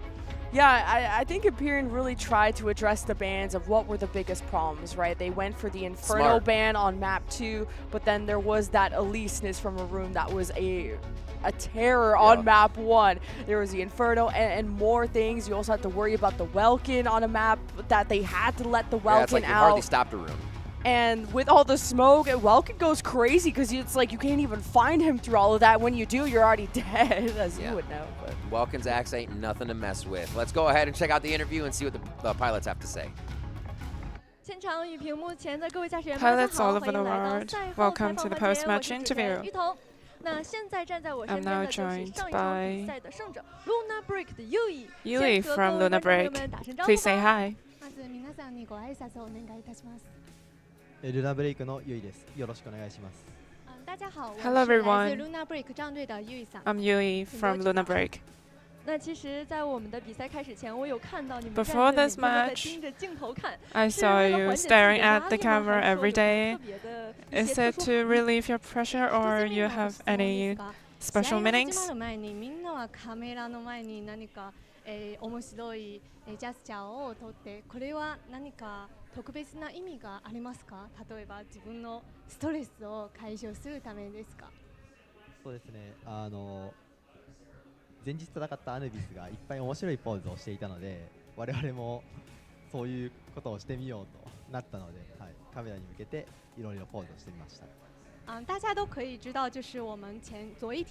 Actually, it's because we played with Anubis yesterday and they stared at the camera and many interesting facial expressions on the camera, so we want to learn from them. It's very impressive. How do you think the vibe of this tournament? Do you have any special feelings? 前日に一番強いチームアヌビスと戦ったので、そこでかなり緊張がほぐれたので、今日はかなり気が楽にゲームができたと思います。 Actually, yesterday on the Anonymous matchup, we were very nervous, but today we're less nervous today. 那其实也确实让大家都成功看到了你们比赛这场比赛的过程当中获得了胜利。那 And 你 you 觉得 showed your 在这个过 best 程当中， performance 你 today. 操作的哪款机兵在哪里做的特别帅呢？ What do you think your best performance on which strikers? そして何か素晴らしいパフォーマンスがありますか？そうですね、今日の試合私が使ったのはインフェルノとステーゴでしたが、この2つの機械は火力がしっかり出せて、敵をキルする能力が非常に高いので、そこで味方に貢献できるという、点でパフォーマンスを発揮できたと思います。今天我使用的 Today 机 I 兵是 picked 第一火， Inferno 我觉 and 得这 Stego. 款机兵它的一 I 个 think 火力非常的猛， Inferno 所以在我 has 作战的 very 过程 strong 当中 firepower 帮助我火力 and 全 helped 开，然 me 后击败对 to 方。 help me to shut down the enemy team. Thank you for the interview. 赛程中看到你们战队的精彩表现。那么下一场战队是由 CB 战队对阵 Oka 战队，他们将会有怎样的赛场表现呢？也是让我们一起稍事休息，更多精彩马上继续。 First, I did not, because our teamwork was a mess and our calm was literally not, well, in meta, as I say, it's not good. After we experimenting in the community tournament as well as here, we been experimenting a lot. Eventually, we found ourselves, like our strength and weakness, and then we actually make a whole entire new composition. And we also work on our communication as well. So right now, when we get this far, is because every one of us working very hard every day. Actually managed to survive this long. While our current goal is still try to make NA tournament great again. I like to beat everyone here. We share a lot of fun things, like we share cultures, like what stuff we like, such as VTubers, shake stuff. And yeah, the atmosphere here is great. We are all helpful to each other. We constantly practice on each other, improving our skills, share knowledge. Yeah, I like the atmosphere here. I would like to be a part of this in the future. Oh, I'm enjoying everything here. Like, everything's so enjoyable. Like, I don't want to go back home sometimes. Yeah, I think about that. Like, damn, I really want to stay here.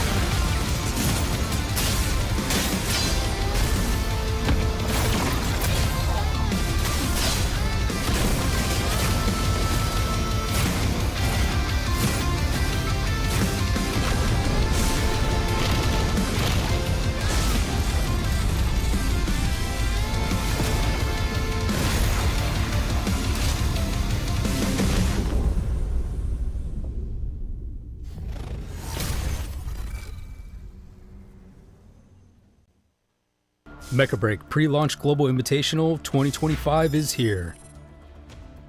From March 13th to 16th, 16 teams from China, North America, Japan will battle it out in Zhuhai, China, taking mech battles to the next level.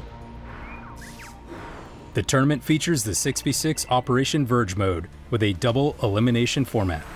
Round 1 kicks off on March 13th, with matchups decided by random draw. Teams that lose in the upper bracket drop to the lower bracket for a second chance, lose again, and they're eliminated. The upper bracket final, lower bracket final, and grand final are best of 5. All other matches are best of 3. The ultimate showdown between the final 2 teams takes place on March 16. Striker selection follows, no duplicates in squads rule, meaning each team can deploy only 1 unit of the same striker model per match. Each side bans 1 striker per match, and each striker can only be banned once per match. Banned strikers cannot be banned in later rounds of the same best of 3 or best of 5 series. The tournament includes 13 available strikers: Falcon, Panther, Aleseness, Tricera, Narukami, Lumine, Pinaka, Inferno, Sky Raider, Welkin, Aquila, Stego, and Hurricane. Players are allowed to personalize their strikers with paint jobs, patterns, and other cosmetic customizations, but performance-based modifications are strictly prohibited. 5 maps are in play: Graceland Sky City, Hive Mizra, Grob Sinkhole, Palm Bay Harbor, and the Cape Blanc Observatory. The first map is picked randomly, and the losing team chooses subsequent maps. No repeats allowed in the same match. Top pilots from 3 regions are ready for action. Roster includes the legendary Panther pilot, renowned streamer Yinza, Team Liquid's Mayumi, and Prize from Taiclan. Popular streamers including Shui Wu Yuan Jin, Jake, and Unicy will also join the Shoutcaster team. More participants will be announced soon. Stay tuned. Locked, loaded, and ready for battle. Stay updated by following the official Mecha Break website and socials from all the latest news.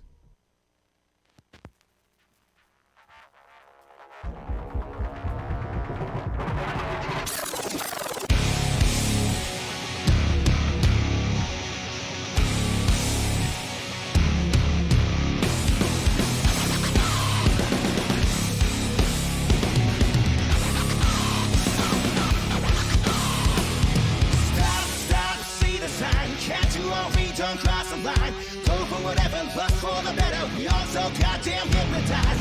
Chop, chop, spread the lies. Don't you blame me, you're mesmerized. Birds of a feather flocking together. Join the countdown, we're one of a kind. Brightest star I know, yeah, falling in the air. Empty shoulders, sounds that I don't even care. Another one falling down.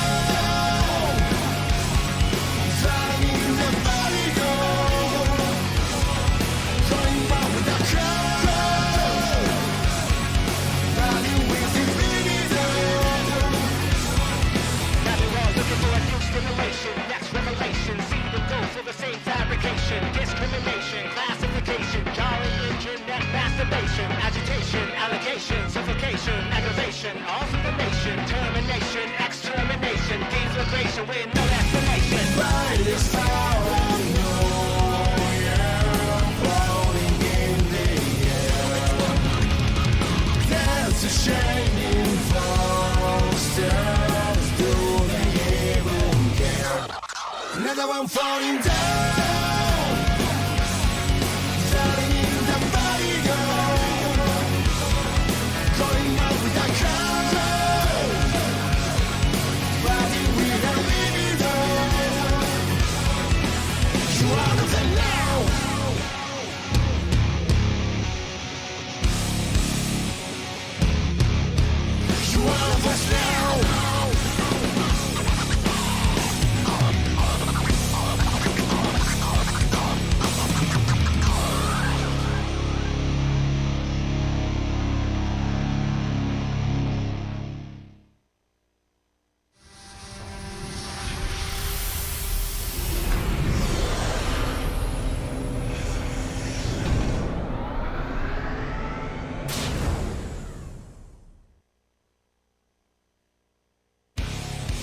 Get ready, the 2025 Mecha Break Pre-Launch Global Invitational is almost here. 第一次登上国际舞台，4周强敌环伺，但我坚信，我们将成为最后的胜者。俺たちの力を世界に見せつける時が千載一遇のチャンス。絶対に逃さない。 The tension is rising. We're all in.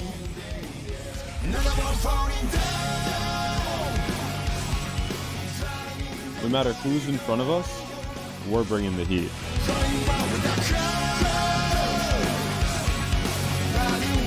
这一次，我会让你们知道什么是最完美的团队协作。会場に響き当たる戦火の中、この手で勝利につかり込む。There's no room for the weak. The unprepared will be the first to fall. どんな困難も最後まで戦う。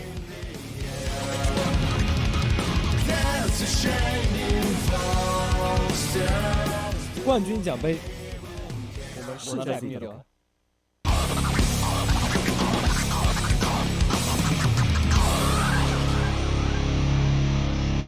Welcome back to the Mecha Break Pre-Launch Global Invitational on our final day. We're already one game down here with quite a bit more to go, and we will see Luna Break moving on into the lower bracket to face possibly Orca or Celestial Being, which is going to be, I think, a very, very tight matchup. Oh, just one of my top matches of the day to watch. And there's already somebody to pick from, but after what Orca did yesterday in terms of their comeback, they'd be down 400 points on Krob Sinkhole and came back with a perfect flawless triple cap to somehow be here. Yeah.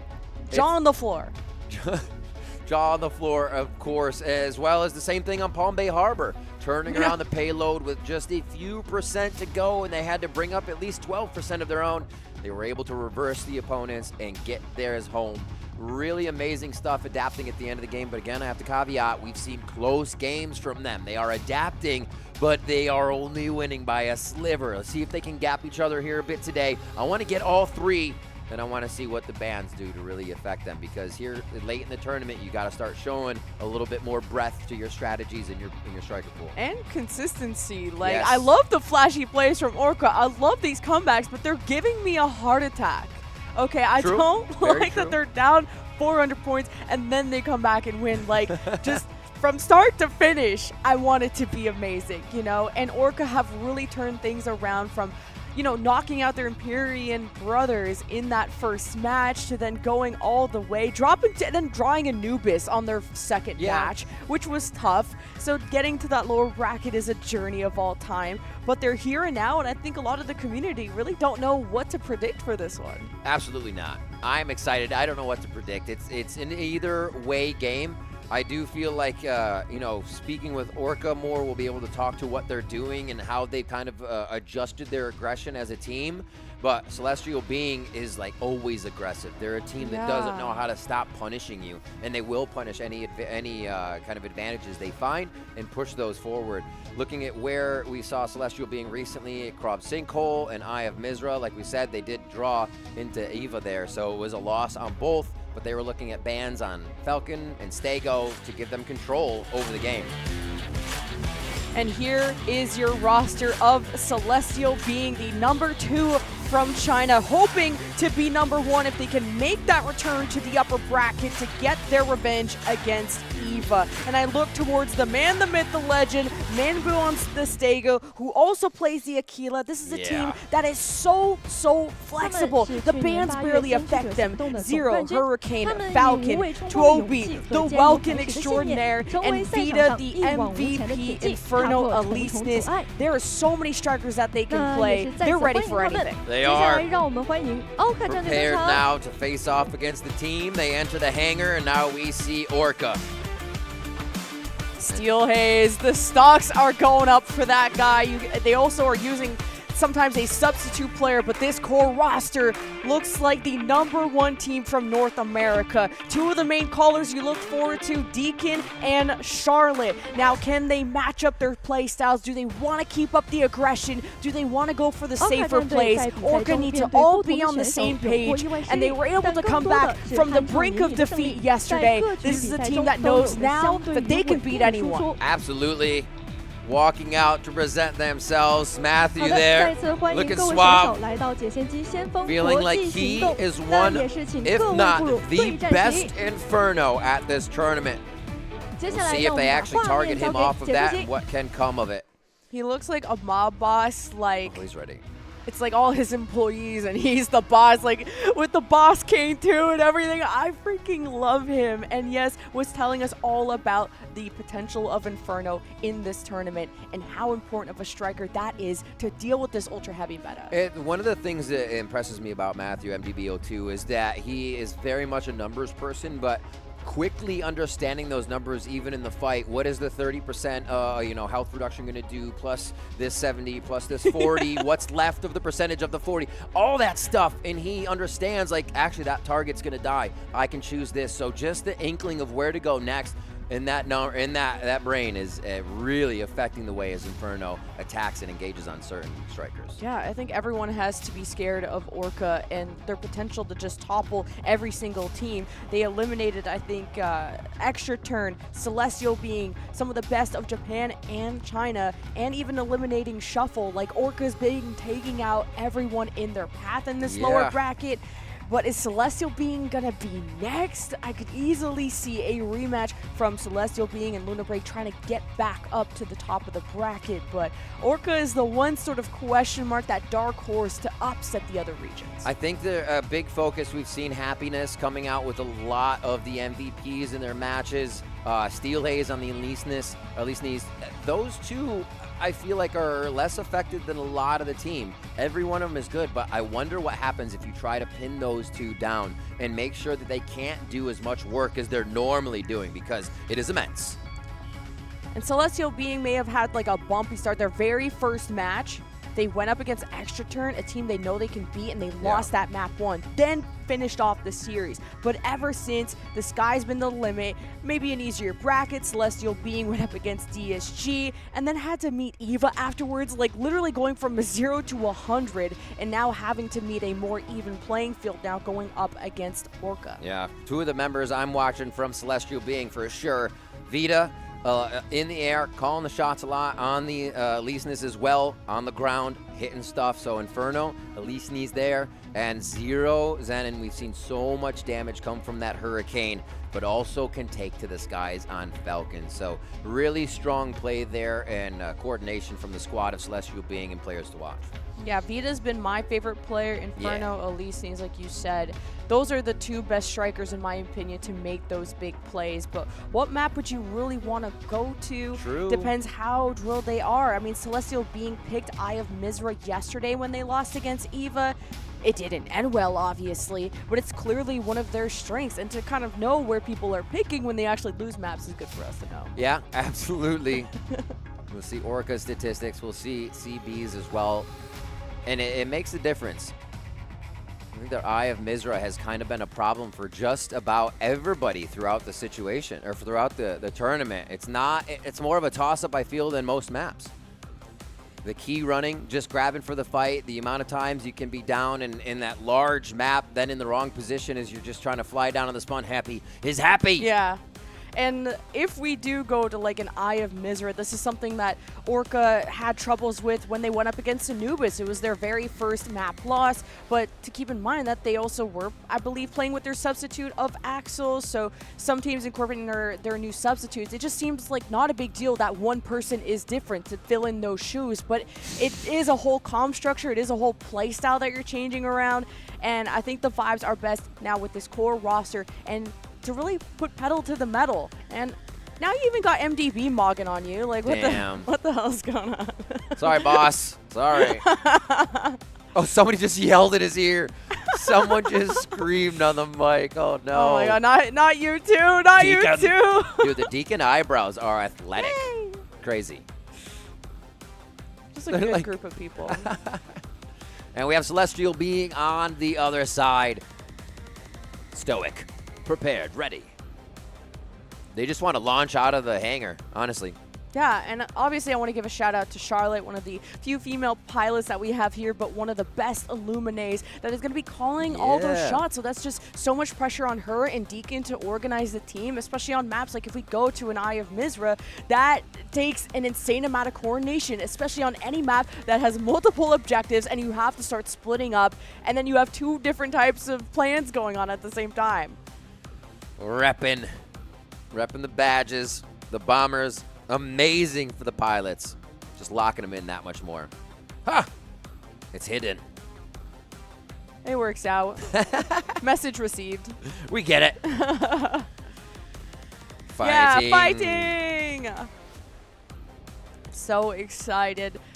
One of the best Chinese teams that we have here, and everyone's been saying, oh, Japan is the best. Japan, I mean, yes, Japan have now 2 teams in the top 4, so they're not wrong, but Celestial Being has to go and contest that and try to get into that top 4 to meet up against Eva once again. And you can never underestimate Orca. You quite literally have to put them 6 feet under, have all the dirt covered, put some cement on top, really make sure that Orca is dead before you celebrate the win. Honestly, looking at how this works too, somebody's going to have to be ready to play a long game. They're going to win this. They're going to go into another series. You have to be ready here for everything. So it's going to be tough.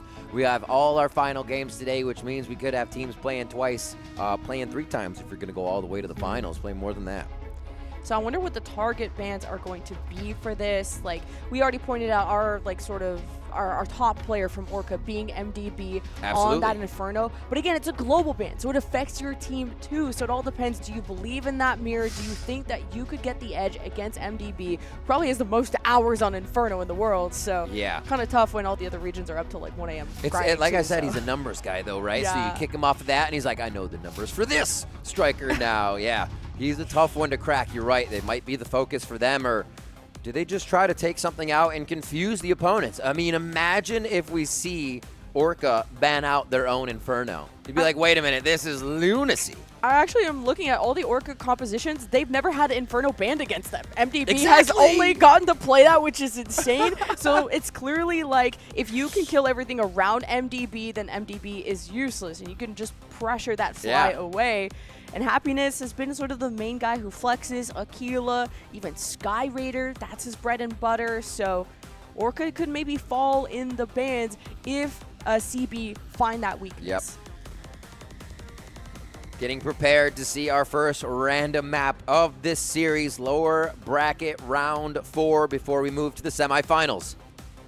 And who's going to face off against Luna Break? Who has their work cut out for him even after this series? Deacon looking across. Are you ready? I'm ready. I think an Eliseness would be a good ban against Celestial Being. Just Vita is never dies on that striker. It's actually so annoying. All depends on, are you worried about, or do you believe in the Happiness versus Mambu Aquila potential mirror? Do you think you could get the edge there? If not, ban it out. I believe in Happiness. Oh, the player. I got you. Yeah. I hope you're happy. Always. Oh, I mean, we're casting Mecha Break. Let's go. Randomized selection for the first map. I'm going to go ahead and throw out Graceland.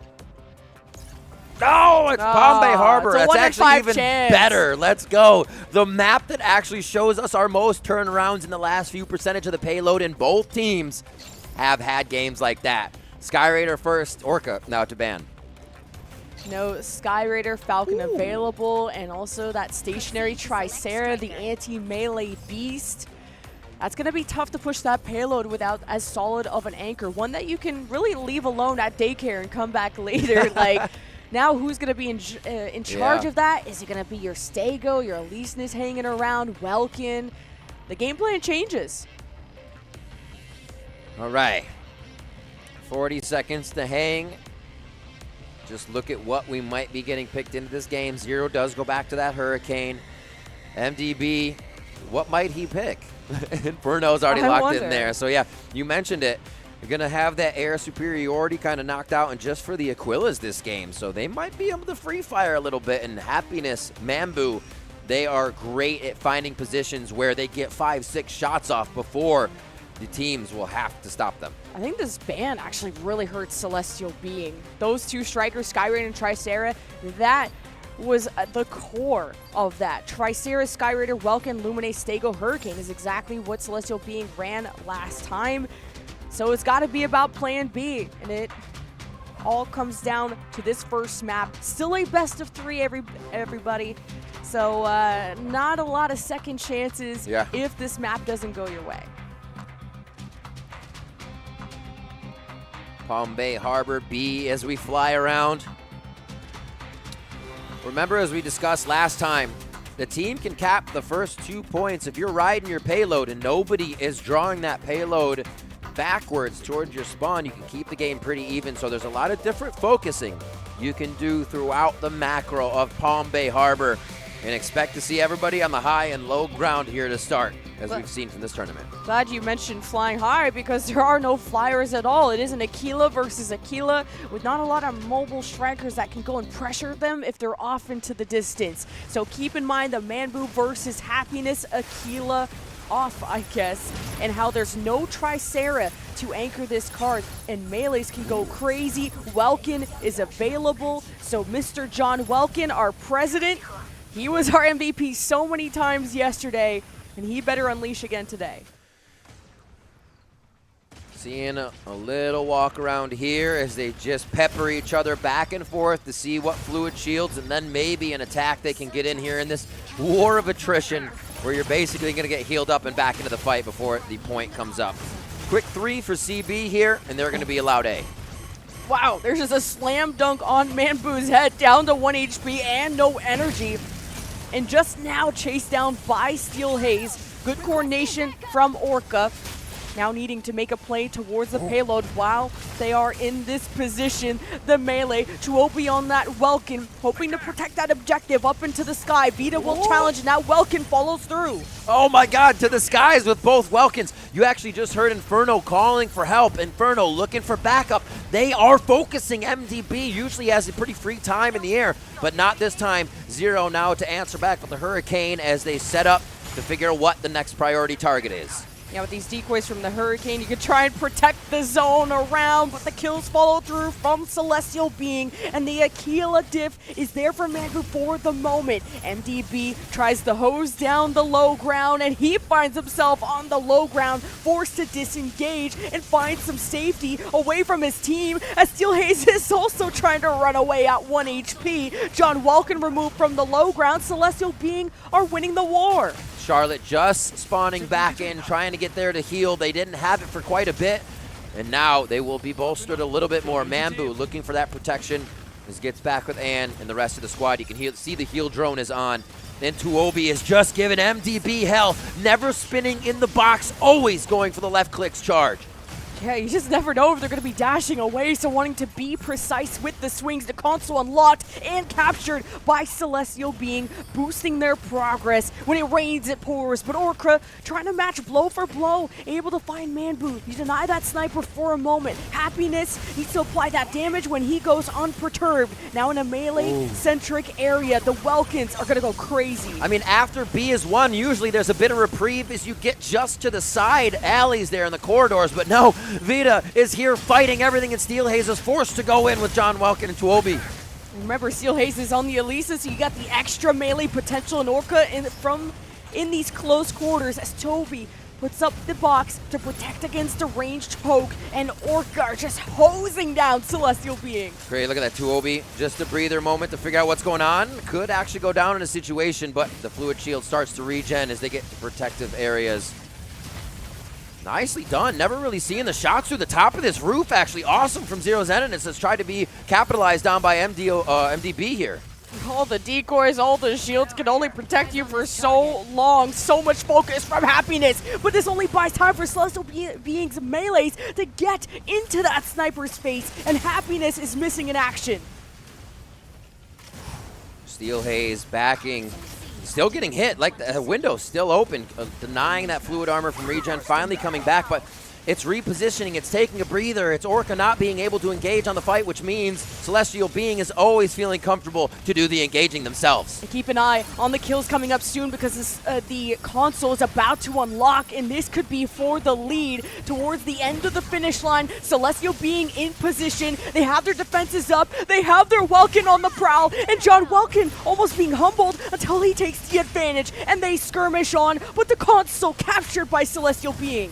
75 to 65, about just 10% between the payloads means it's still anybody's game with the way this works, especially if you start to roll back your opponent's payload by controlling it.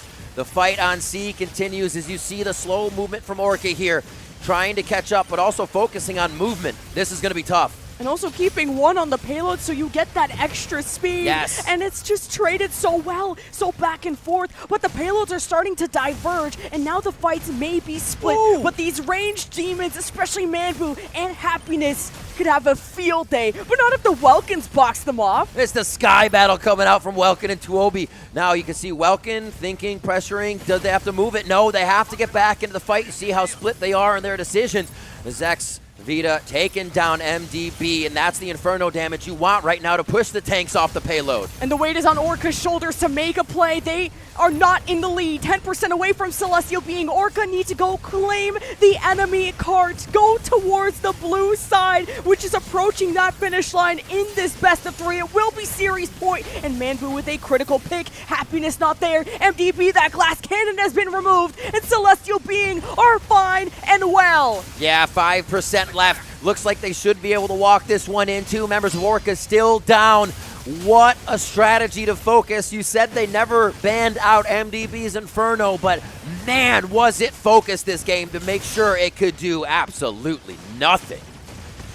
It's great effort. I mean, I think the Welkin mirror was pretty close. Even Manbu versus Happiness. I think Manbu had the early advantages, the early picks, setting up momentum for Celestial Being. Pretty much all the consoles went in Celestial Being's way. That was although fast. that allowed them to maybe abandon the card, let it push itself, get after and pressure Orca, and they maybe got some more progress, able to keep themselves within 10 to 15% at all times, but ultimately it is CB that crossed the finish line. Yeah, there's two phases to play on Palm Bay, and usually most maps, but that fight and the payload movement, and you saw the payload movement was still there, as you mentioned, for Orca. 10% behind is very much anybody's game, but it's having everybody alive for that last fight, and they started to just get so separated, staggered on those death timers, and really we're seeing Celestial Being identify those so fast and not just like rest on their laurels, but go for even more, go for the throat. And I needed to wait until the payload got to the 100% before I said Orca lost. Between these two, because it was like 95% when they came back, and I had to hold my breath and I almost passed out. So Orca just that close, but not able to curse a team not called Extra Turn. So we'll see with this extra map coming up where Orca want to take us to next. Exactly, it's their choice since they have the loss. So what feels most comfortable? With MDB being focused, that's an instant thing they can say, hey, this is different than any of our games. And they should be able to play around that. I think Krob Sinkle was something they picked against Anubis when they lost map number 1, speaking of Orca, but it takes an incredible amount of coordination. They were not happy with how they approached that. True. And if they hadn't fixed those problems, I would say don't return to it. But if they're happy with how they performed yesterday, I would say to do it. I mean, to go up against Extra Turn, they beat them on Krob Sinkhole, so that's possible. It's tough where to go to. Let's see. Yeah, they have not a Palm Bay Harbor win. That was against a different shuffle, so it's going to be tough. My money is on Krob Sinkhole. Krob Sinkhole, I like it. I mean, it was a map 1 start. It is the map 1 start against Extra Turn, so it's not like they picked it there, but they won it. So I think that definitely lifts your spirits after that loss to Anubis on that one. We'll see if I'm right, but we have to see who was the best in terms of the stats. And I wanted to see Manbu versus Happiness damage. Ooh, it's pretty close. My gosh. Even focused, MDB is doing the most damage in the second most of the game there. Obviously behind Estego, Deacon doing quite a bit, but it's over on CB side that we see the numbers of teamwork that allowed them to get through here. Tuobi on the Welkin, knocking out 3, 4 assists there. Vita up in the air, 7 assists. So you could just 8 assists for Ann too. There was so much happening for them. Got a lot of things happening when Orca can't get the right focus fire going. Like, Happiness is doing pretty much like similar damage to Manbu, but doesn't have the kills. 4 kills to 0. And this is no flame to Happiness. This is like a team effort of Happiness needs to be called to finish off these kills, or he needs to call for help to finish off what he began. And this welcome from Toby just made getting any control of the payload nearly impossible. Yep, on everything. A lot of that damage right there, all on MD, or a lot of it rather on MDB, taking quite a bit of damage as well to help protect the points. And I think, now that I forget what I was going to say, looking at how the Hurricane played out, we get another win on a Hurricane pick because it's when it does squeak in, it seems to have such a big effect on the game. For sure, and against all the snipers and the range damage that were happening, you had the Welkin box, you had the Hurricane Cloud, or the decoys, I should say, and the bubble. Tricera was banned, and I think that's when the Welkins get to have a field day. They get to skate without too many obstacles in the way. It's so true. You when you do spin on the payload, you're not just bouncing off any shields or whatnot. So yeah, it makes it a lot more fun, and you have the advantage to get that top-down attack a little less, which means you're gassing yourself. You do want the unparryable, but it's not as necessary if you're not seeing the Tricera all the time. So is Crab Sinkhole going to be the play for Orca?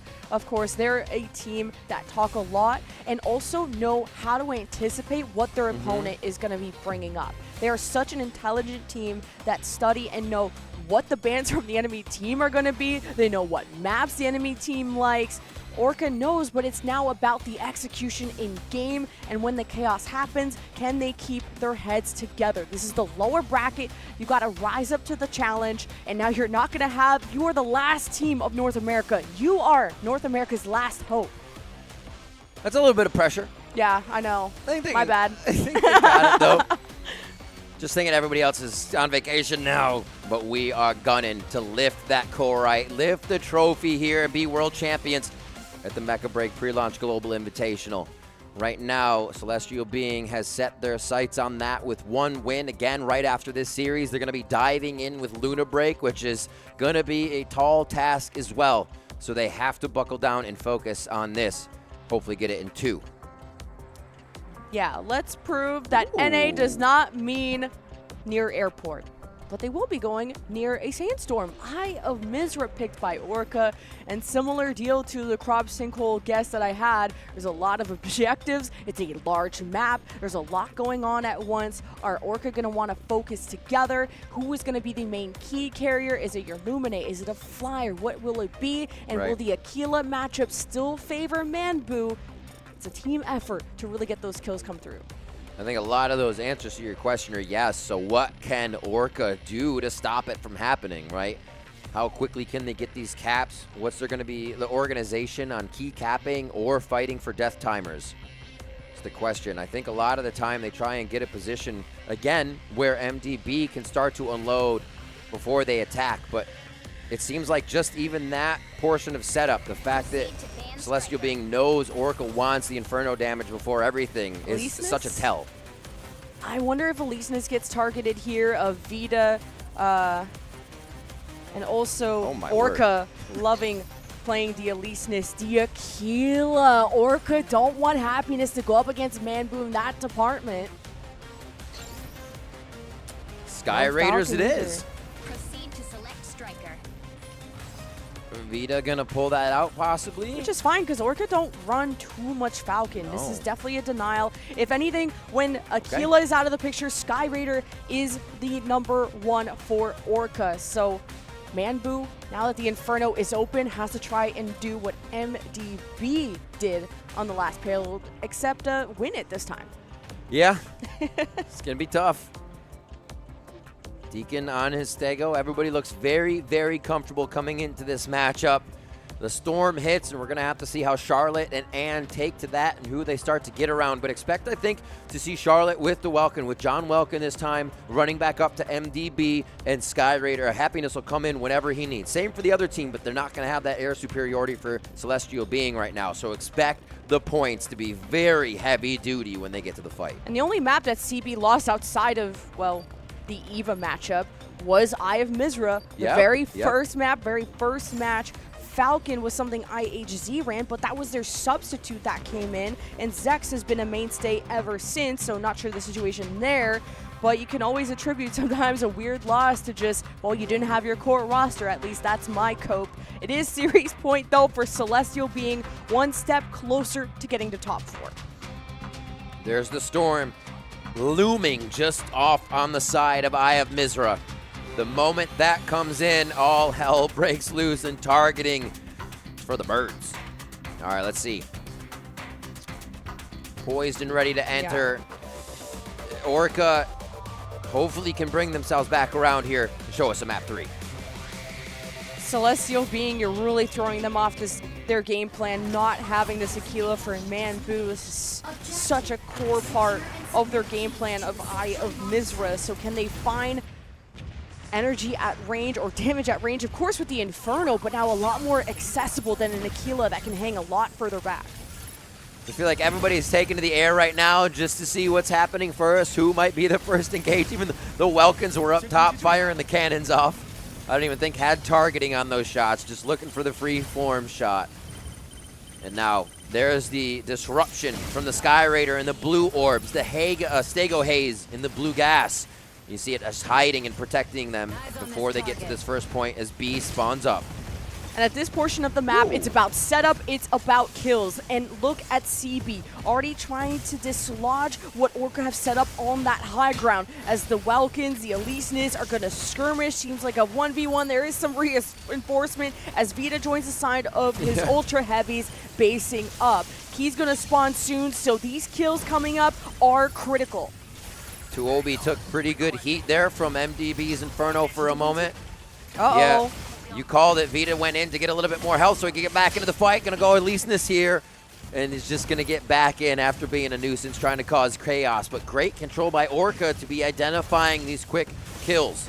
And while you're kind of getting armored as Elysius, you are invulnerable. You're able to escape, but all the Welkins spinning. There's smoke, there's Infernos, there's range damage. It is getting boxed out, but it's still not a good window of opportunity for CB to go for a cap. But the MDB has been uncontested, but with the Stego smoke, he can't really see much except a Welkin in his face. Tuobi's boxing him out, but MDB's mobility, his escapability is huge. But that first blood goes to CB. That was disgusting movement coming out there, as you recall the fight. Tuobi still trying to chase, Tuo still coming into the Welkin, and now it's the two inside, Welkin and an Elysius just trying to tear you down. Great escape.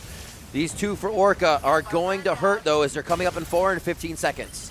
Yeah, and one of your main callers for Orca is down too, and they have to stabilize in a 4v6, and you just have to dump damage in. There's a lot of stall, but with the Stego smoke, you don't know if someone from CB is secretly getting that key, and as soon as they do, they will just fade off into the distance with how fast this game is. I mean, we're a few minutes in, you gotta say congratulations to the coordination on both teams. Only 2 kills so far, still no caps. Everybody's resetting, understanding the battle so well and getting back to their Lumine, or Lumines are getting to them. This is going to be a slugfest. I'm going to be impressed when somebody gets that first key, honestly. Oh, John Welkin going for the execute Manbu on his last legs. And I like that John Welkin is trying to get all the attention towards him. He gets the chase down, kill confirmed. The key picked up by Tuobi, though, as Celestial being down a person have to escort and get the upload. There is a chase down, though. Look at that red dot on the map. Orca want to try and deny that upload. The first tick goes through. Tuobi in a little bit of trouble. Seems to have some backup, though, and that should be a full upload. The Welkins got it. Locks one down. That's going to be huge for CB. 32-2 now. They have to focus on the next points. They almost need to wear away the team of Celestial being before they're getting themselves inside this Bash Brother tank ball on the point. Yeah, Orca getting outnumbered as they were chasing the upload and as they try to just retake for B. And Tuobi, that Welkin has been an important core part. Deacon is low, and look at that 2-on-1 collapse from CB to confirm that kill. That was gross, a double unparryable knockdown. I'm sure he's just finding his pieces in the sand right now as Orca look to respawn on Deacon. In this top fight, MDB has consistently been focused. We see him activating that 3 to always fade, always dodge, and it just seems like there isn't enough time. Vita again now onto Charlotte. The healing is out. That's why I said maybe that Elysianus ban, you gotta consider it. I know there's so many threats on CB, but Vita definitely is an underrated one. And CB have been, you see the loading bars on the HUD, that's when someone's trying to grab a key, and you'll notice when they'll be able to. Both Zex and Ann are going for B, and they managed to pick it up, so Zex will be on his way over. He's a Tricera, though, so he's going to be slow as heck, but Tuobi just picked one, too. He's on the Welkin. Very too slow, but very survivable people, and because the Pulse Storm, they may just get away with it. I thought we were upside down for a second, but we're just on the ceiling. Don't worry about it. That was crazy. And now they continue to fight towards that inside A, so nobody can get out, but it is going to be that cap you were talking about, slowly walking it over. They should be able to get this with 2 OB easily. 2! Just on the point. Uh-oh. This is instant, Lemon. Yeah, 10 points away. This is tough. One final tick, actually. Tuobi needs to be denied. Orca needs to throw everything at them or their tournament lives are over and say goodbye to North America. Celestial Being, shut the door. Well, I did say that we should have seen a bigger gap between these teams, or whoever starts to take a lead, and we got that gap, Lemon. It was Celestial Being. Any advantage was pushed to the max, and they never even let Orca look at a comeback on these maps. Beautifully played, understanding the organization of how MDB and the rest of the squad want to fire in their damage, and they stopped it. That Pulse Storm could have not come at a worse time. 2 keys up. Ruins all the lock-ons, and that's all Orca like to do in these 4v6 is just dump range damage in. Who picks up the key? A Welkin. Who picks up a key? Another Heavy. They just escape without the lock-ons of the Pulse Storm. They're healthy enough to survive it, and Orca just a mess trying to keep up with that. When you just don't have vision, you don't even know who's who. So just an unlucky time in dire straits at just the most key part of the map.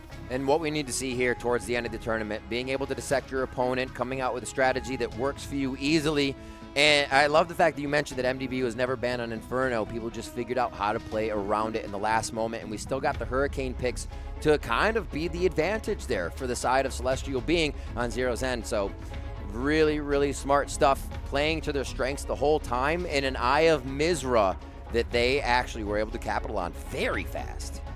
And now we have the number 1 versus number 1 of China versus number 1 of Japan in the upper final. We have the number 2 of China versus the number 2 of Japan in the lower side. It's crazy. No more North America, but I still got to applaud how far Empyrean got, how far Orca got, and just the talent on display at this Mecha Break Global Invitational, the comebacks that we've seen, the upsets that we've seen. And now it all comes down to who is the best region. Yeah. Is it China or Japan? And who's going to get their rematch? Is it going to be Luna Break or is it going to be Celestial Being? I think a lot of people right now are thinking, yes, the lower bracket, Luna and CB can easily make it up, but are they going to have to face Eva? Or are they going to have to face Anubis? Like that next game, remember they're going through. A third one is going to be Anubis or Eva for these teams. It is a gauntlet, a punishing gauntlet here where your opponents are obviously only getting harder, but it's an exponential harder with actually the way that we've seen these upper bracket teams play. You know how difficult it is too is the fact that they have to play right after this. Yes. Like we're not going to the upper bracket to like find out the result of that. We're following Celestial Being and Luna Break.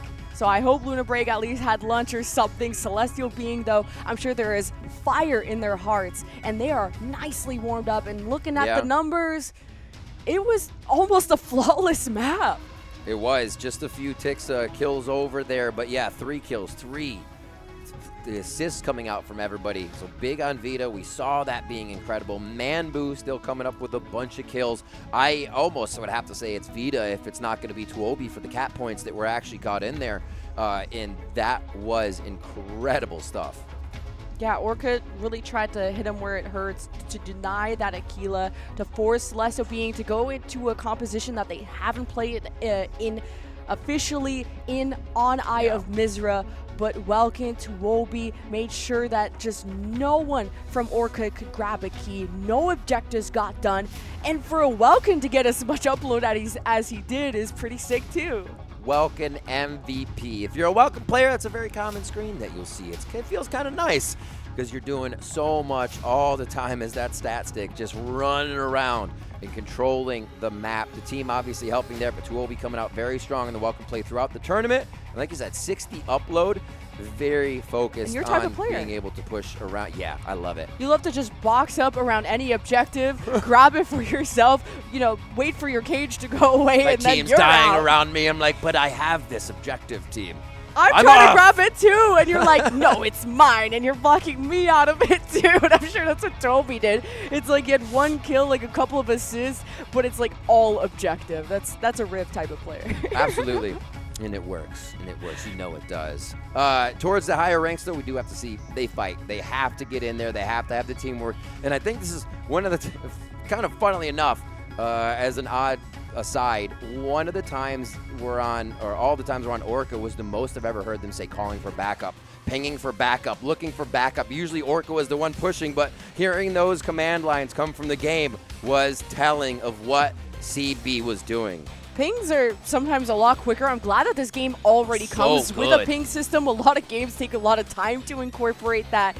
But when you're like, oh, I'm over here, I need help. Who needs help? There's like 5 other people in this call right now, and everyone is screaming, everyone is calming. So I like to look at the pings. And of course, the mini-map shows you so much in this game. So Orca really tried to improve their comm structure. They have such good leaders, very vocal, passionate people. They came in with a plan to weaken Celestial Being, but at the end of the day, the objective, all the keys got uploaded by CB.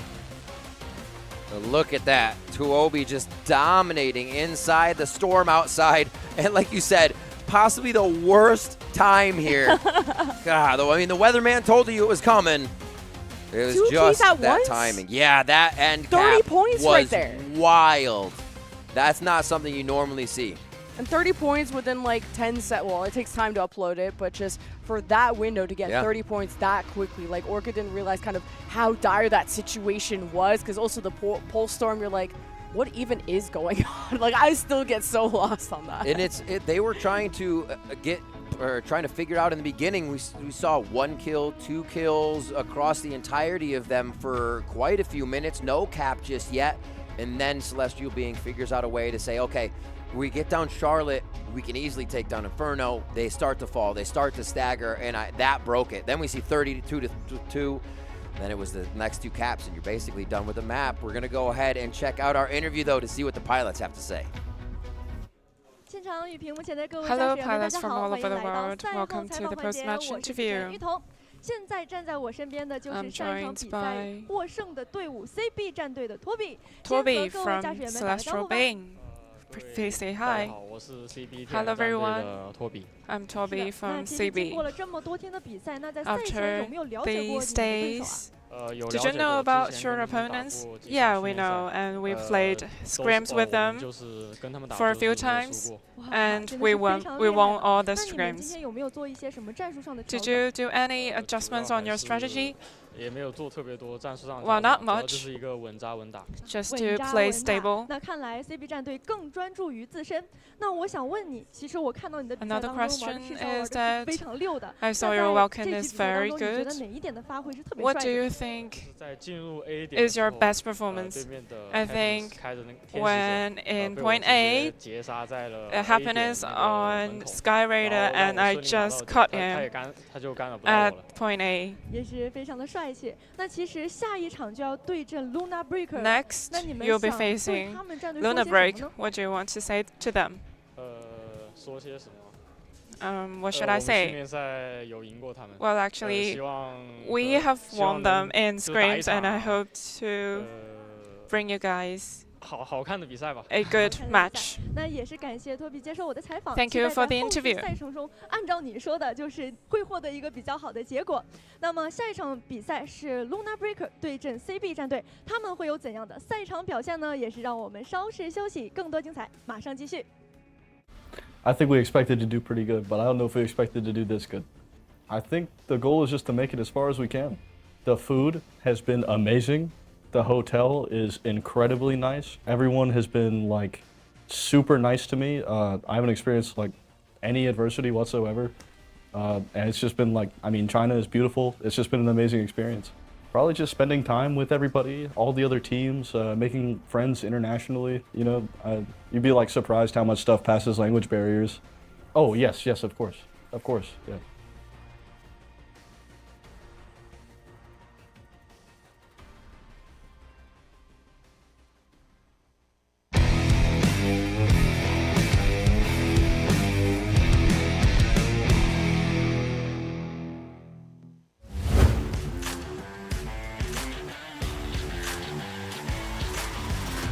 More objectives, a lot more fires for to rest and great shots from Manfu. I was waiting for that matchup. Same falls where Zex takes him down here. And now the Achilles fighting a little bit, top, bottom, bottom, top. As they continue to fight around this B point. We might even get A to spawn before B even gets captured. It's just the place to be fighting right now. Eva waiting for this moment where Sabine didn't manage to deny the key, and they were limited in numbers because low on the Achilles fight. They're dodging and shooting at the same time. It's almost readable in their shots. They need to separate the 1 and the 2, and Ken comes out. That's this covered by both teams. They are throwing a party in there. 3's a crowd, and we almost have 12 in one spot. The ball is in CB's court. As cool as their defense is, it needs to lead to an offense that shreds Eva and lets them actually Happy to keep these fights going. They actually love the way that it's happening. They did lose one. We'll have the respawn coming back in now, so not too much of a problem. But you can see they're still holding that 5v6 at this point.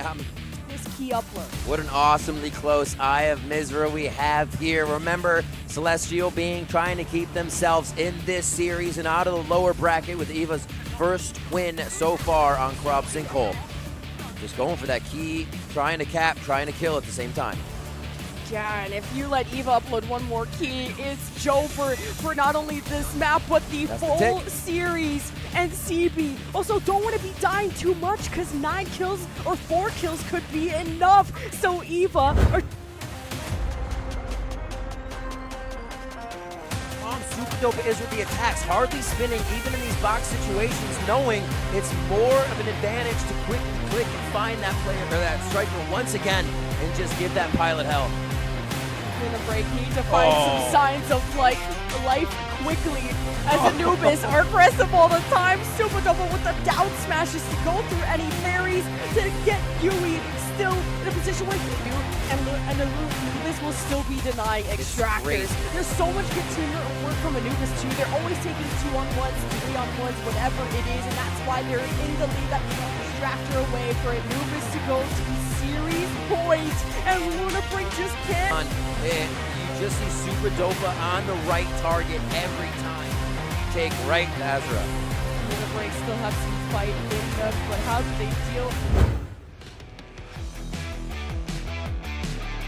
You're hot, and now there's a flyers in the sky, and Ramen's got some targets low, and he's looking for the finishing blow. Ramen is one of the most aggressive Falcons you will see track. Just before this, he was so far from the battle, you saw they lose track of him, he flies back in, gives Cuckoo hell, and now he's gonna cap with the team's control. To fight this, and Ramen goes uncontested, no damage. That's just a good defense. The fight instantly on 1 and more. The team is in the middle, trying to disperse them from the top side of Empyrean's defense. Group up, or this is gonna turn ugly. Both objectives are gonna spawn at the same time, and if MDY keep this up, they're not only gonna tie, they're gonna take a lead, Riv. An incredible, like you said, amount of perseverance here from MDY, bringing the momentum out of a lock.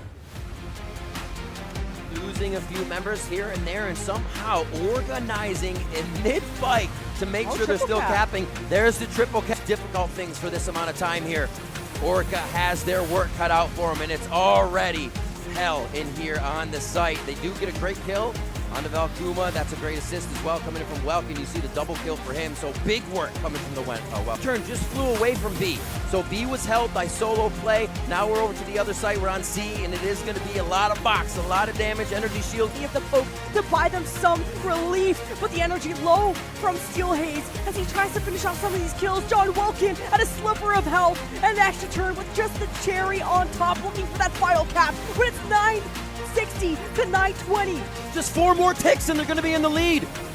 You have to believe me when I said it's amazing to watch these teams adapt in real time here at the tournament to different things. Now a triple cap from at least 600 points down. It looks like it is going to be the win.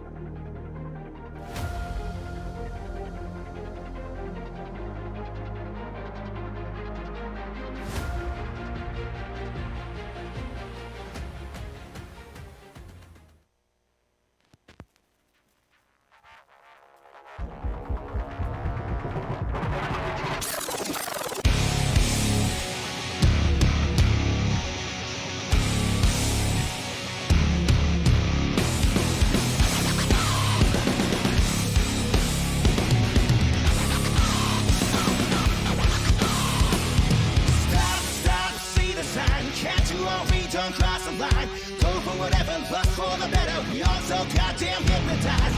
Chop, chop, spread the lies. Don't you blame me, you're mesmerized. Birds of a feather flocking together. Join the countdown, we're one of a kind.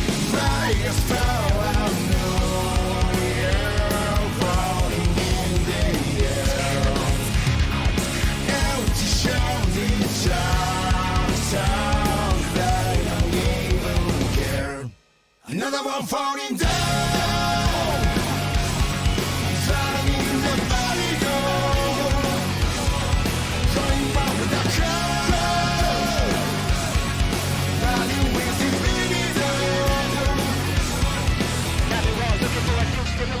Next revelation, see the go for the same fabrication, discrimination, classification, jolly internet masturbation, agitation, allegation, suffocation, aggravation, all through the nation, termination, extermination, deflagration with no explanation. By this power, I know you're floating in the air. There's a shining stars through the another one falling down, falling in the body go, going out with a color, riding with a libido. You are of the now.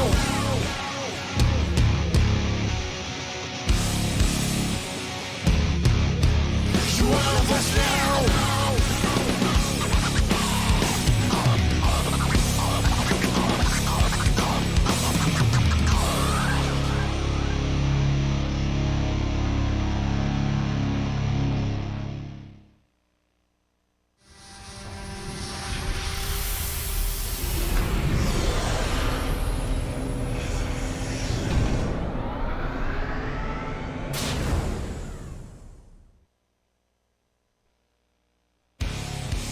Get ready, the 2025 Mecha Break Pre-Launch Global Invitational is almost here. 第一次登上国际舞台，4周强敌环伺，但我坚信，我们将成为最后的胜者。俺たちの力を世界に見せつける時が千載一遇のチャンス、絶対に逃さない。The tension is rising. We're all in.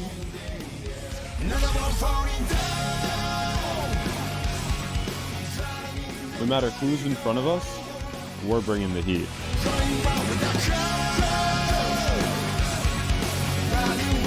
这一次，我会让你们知道什么是最完美的团队协作。会場に響き当たる戦火の中、この手で勝利をつかみ取る。There's no room for the weak. The unprepared will be the first to fall. どんな困難も最後まで戦う。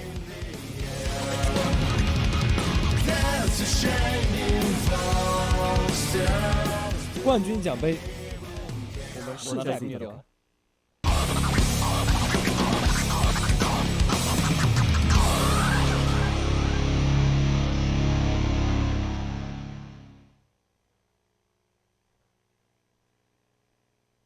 They've been across the pond for so long, across the bracket, and they get to clash in the lower bracket. We have Luna Break versus Celestial being the best of China and Japan.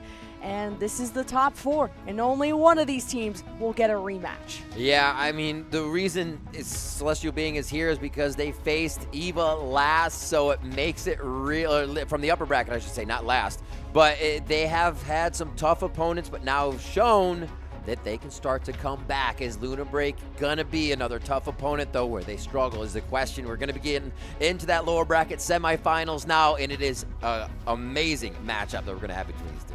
Yeah, a refresher that Luna Break beat Empyrean in the sweep. Celestial Being, you just saw it live, and these were solid, decisive, clean wins. No weaknesses, nothing that I'm personally worried about.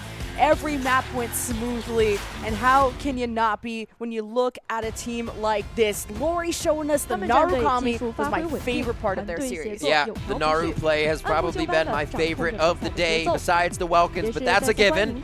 As we get our pilots into the hangar here, it is Luna Break. Aww. Oh, they do the Empyrean shout out. Amazing. Gonna get emotional. Stop it, stop it. Oh, gosh. Celestial Being, they gotta do something with the whale, with the orca. I don't know. Yeah. Maybe they kind of like do the worm coming out. Do the worm or something, yeah. But Manbu's gotta be a target in these bans. Celestial Being, his Aquila, his Inferno could lead them to victory. 在今天的表现 Yeah, they 中 are. 他们的战术配合 They were on the other side last time. Now they just get to the red side of the hangar. It is going to be Celestial Being ready and raring to go again. I don't even think their strikers have cooled down from the last match, Lemon. 请各位部落对战 They are on fire, but will they blaze their way to the lower bracket final? We'll see. It's Vita as well, the Alesis, the Inferno. I know I'm going to go home and watch all the videos I can on Vita. But looking at Luna Break, it's not even just Lori. Arun especially has been so underrated on the Alesis himself of how disruptive he is on the objective. Neku exists, calling the shots. Yeah. I'm just looking at Lori again. Like we're mentioning, it's scary. Vita, Alesis, going to bring you to your knees there. And Tuobi on the Welkin, they have been crazy. But even with those names said, you still have Mambu, you still have Zero Zen, and the absolute menaces here for Celestial Being to come through. And that's the reason we have these teams here in your lower bracket semifinals. Where will they decide to go is the question. What feels like the most comfortable for them at this point, as you have seen basically all the tape on your opponents? Pretty much, and glad you brought up Zero, that Hurricane. He has to go up against Neku on the Hurricane. We've seen it mainly be the flavor du jour on Palm Bay Harbor, but also teams are bringing it out elsewhere. But you also probably didn't have a lot of time to watch the footage that just happened. So how can they carry that momentum into the game plan going forward? Yeah, you mentioned the Hurricane Cape Blanc Observatory as well, where you get what I call the Inferno Cane. A whole bunch of damage from Inferno and Hurricane as they unleash that. Makes it really hard, especially if you're banning out Welkins, which what we have been seeing here on our Cape Blanc Observatory matchups, just to make it a little bit easier for that ground game around the capture points and not just box cap. Thank you very much. Yeah, the Luna Break on Crop Sinkhole, you gotta avoid that one if you're Celestial Being. That Narukami, they double capped, triple capped. It was domination against Empyrean, and mad respect, of course, to those North American teams who put up as tough of a fight as they can. But Japan and China, the only regions living on to our top 4. Seeing where they haven't gone. A lot of teams seem to have dodged Eye of Mizra out to here. Again, we saw Luna Break and just the statistic a bit ago, so that is their match we're still looking at to be played. 3 Palm Bay Harbor results at 100%, 2 on Graceland Sky City. Strong across the other maps, but if they get to go there, it's going to be tough for CB. Yeah, when Luna Break did drop a map against Anubis, they decided to go to Crop Sinkhole, and after what we saw, it was pretty good. And Arun didn't bring out the Panther anymore going forward. They gotta show us different faces, because Panther can be pretty counterable as not having any ranged abilities and things that can lock him down, like a Welkin and all the CC in the game. So both teams have one map unplayed. Eye of Mizra here for Luna Break, Cape Blanc Observatory for the side of CB. And They also have an undefeated Palm Bay Harbor. So yeah, we're matching up really, really well here. If they get to Palm Bay, somebody is going to have to take an L in the column. Yeah, Celestial being picked Palm Bay Harbor after losing their very first map of the tournament against Extra Turn, and that makes perfect sense. Bring out Zero's Hurricane, that's one of his best strikers, and Vita showed us like some Skyraider, some of the first Skyraider we saw all tournament, and how viable it is at that disruption. And Celestial being, it's about the coordination of executing in that window that Skyraider disrupts, and they did that beautifully.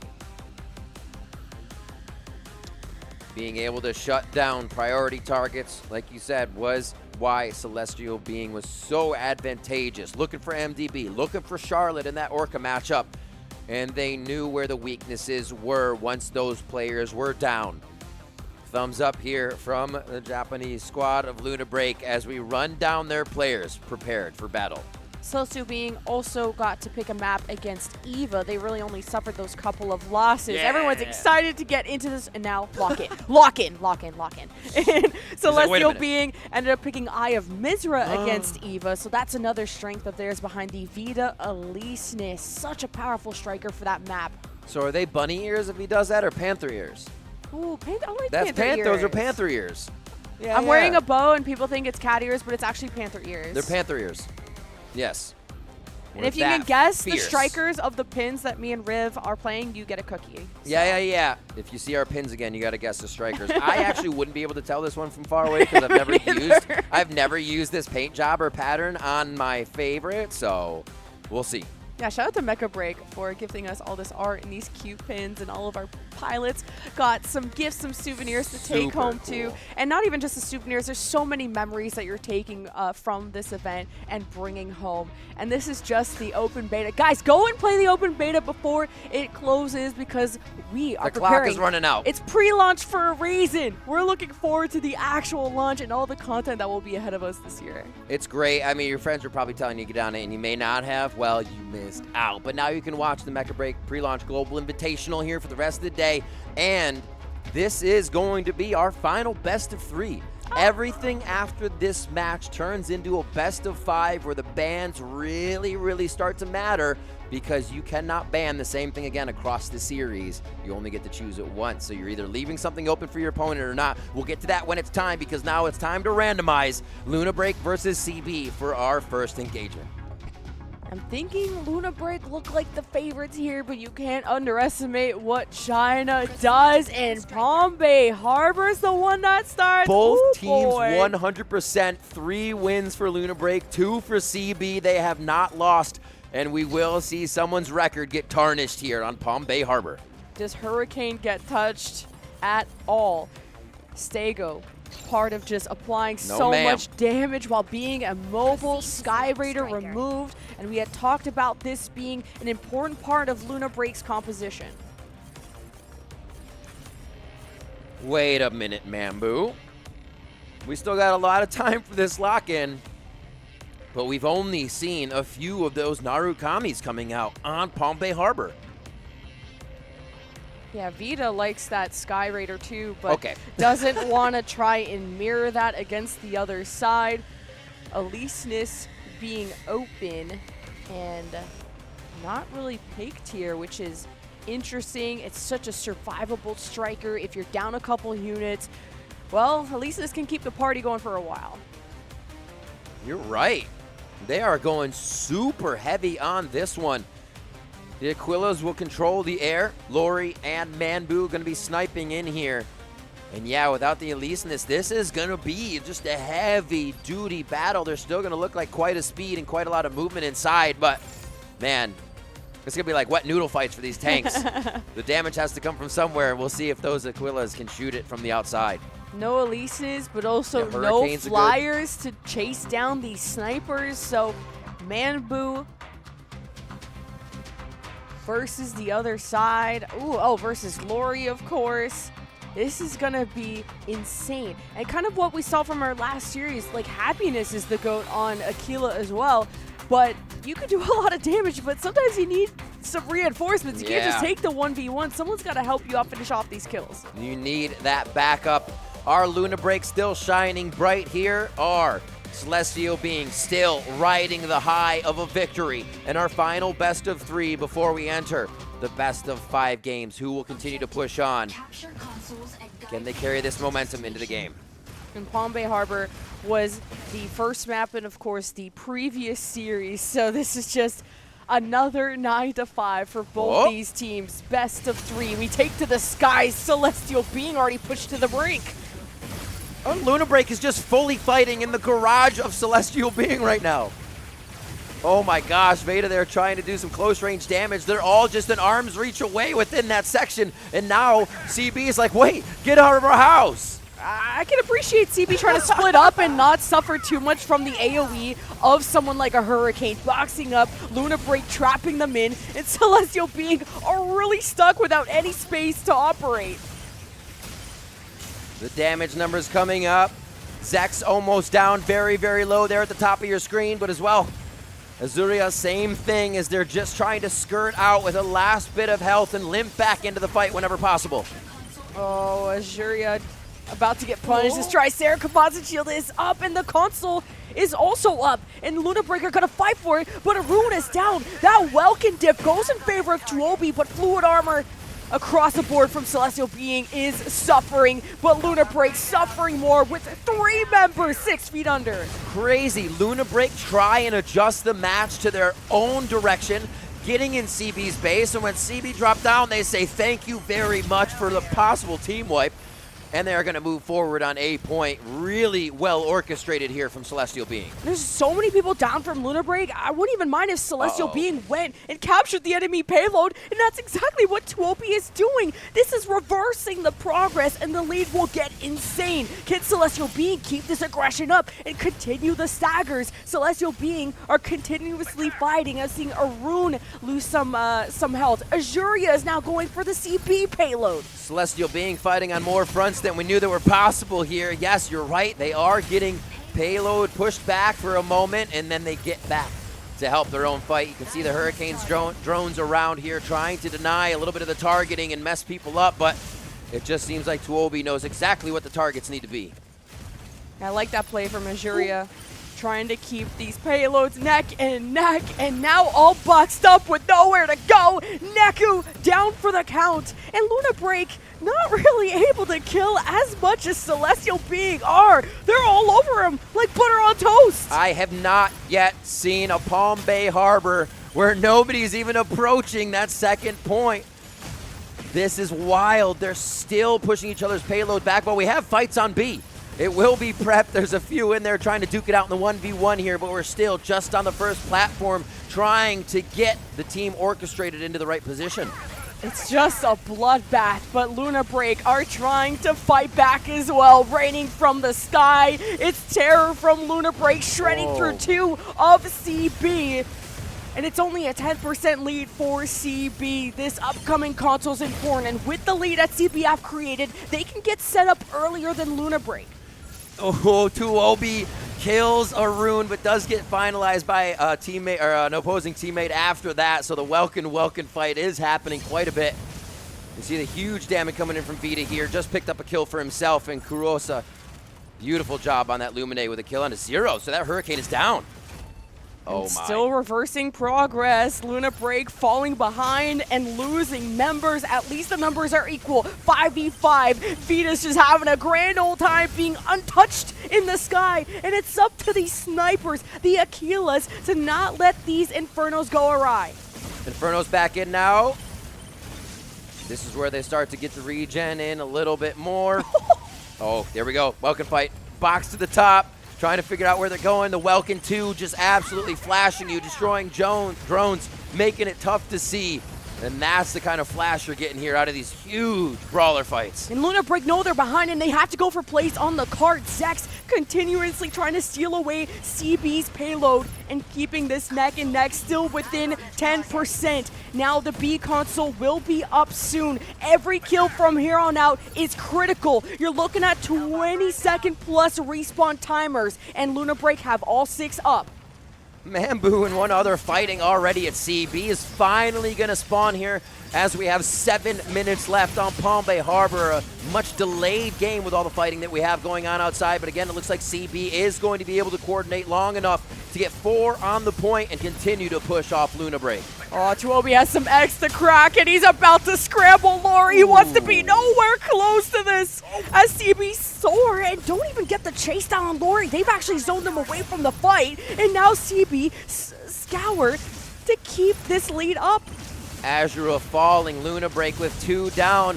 Only Zex on the other side has fallen. Now actually Manbu goes down after firing in a few of his own kills. As we just patiently wait this one out, it's going to be till they get to C. The corridors are split left and right. Teams get a bit of a reprieve to set up. But this B fight is continuing to see if they can tag on just a little bit more before they leave each other. This is such a clash. Both teams losing strikers left and right. No Stego, no Sky Raiders. So you have Triceras, you have Welkins in this melee close range part of the map. This is where they have to hold on to these objectives. Tuobi's like a one-man army right now, diving under the payload, getting Luna Break to jump off their payload for just a moment. Every one of those seconds counts. You can see the gas coming out of it a little bit here on this side. It will move faster when you're on it. It still moves when you're off it.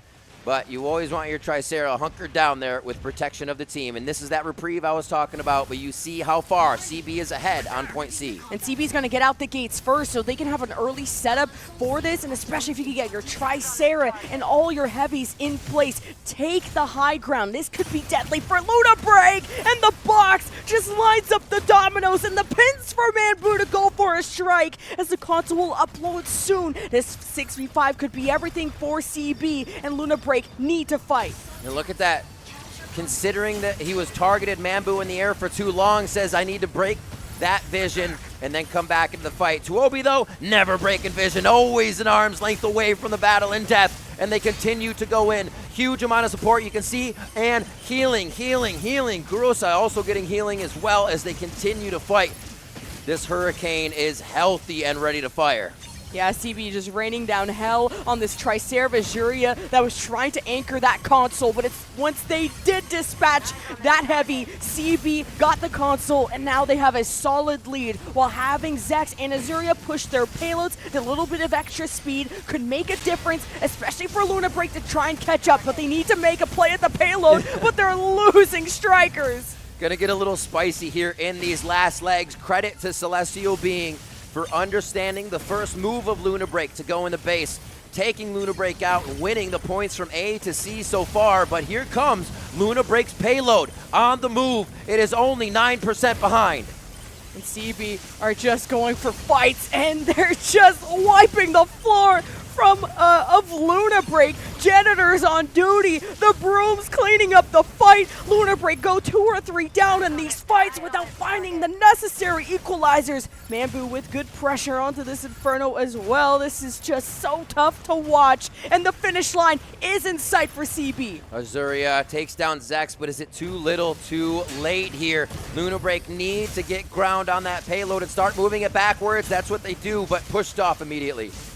Now the Welkin just gets to spin to win to guarantee that win. And Luna Break, though, are also having their cart reversed. They know they have to stop CB, but also their payload will progress without them. CB, though, are losing some bodies. There's just a few more inches away. And now Luna Break have captured the CB cart, so it's reversing its progress. Again, just about 9% away. The spawn's coming back in for Tuobi and Azuria. Oh, Zex reclaimed, and thanks to Vita, CB should get to the end, and the sunset will happen on Palm Bay Harbor. CB with a great win for China. Beautifully done. Like I said, from the beginning, really adapting and understanding to what Luna Break wants to do.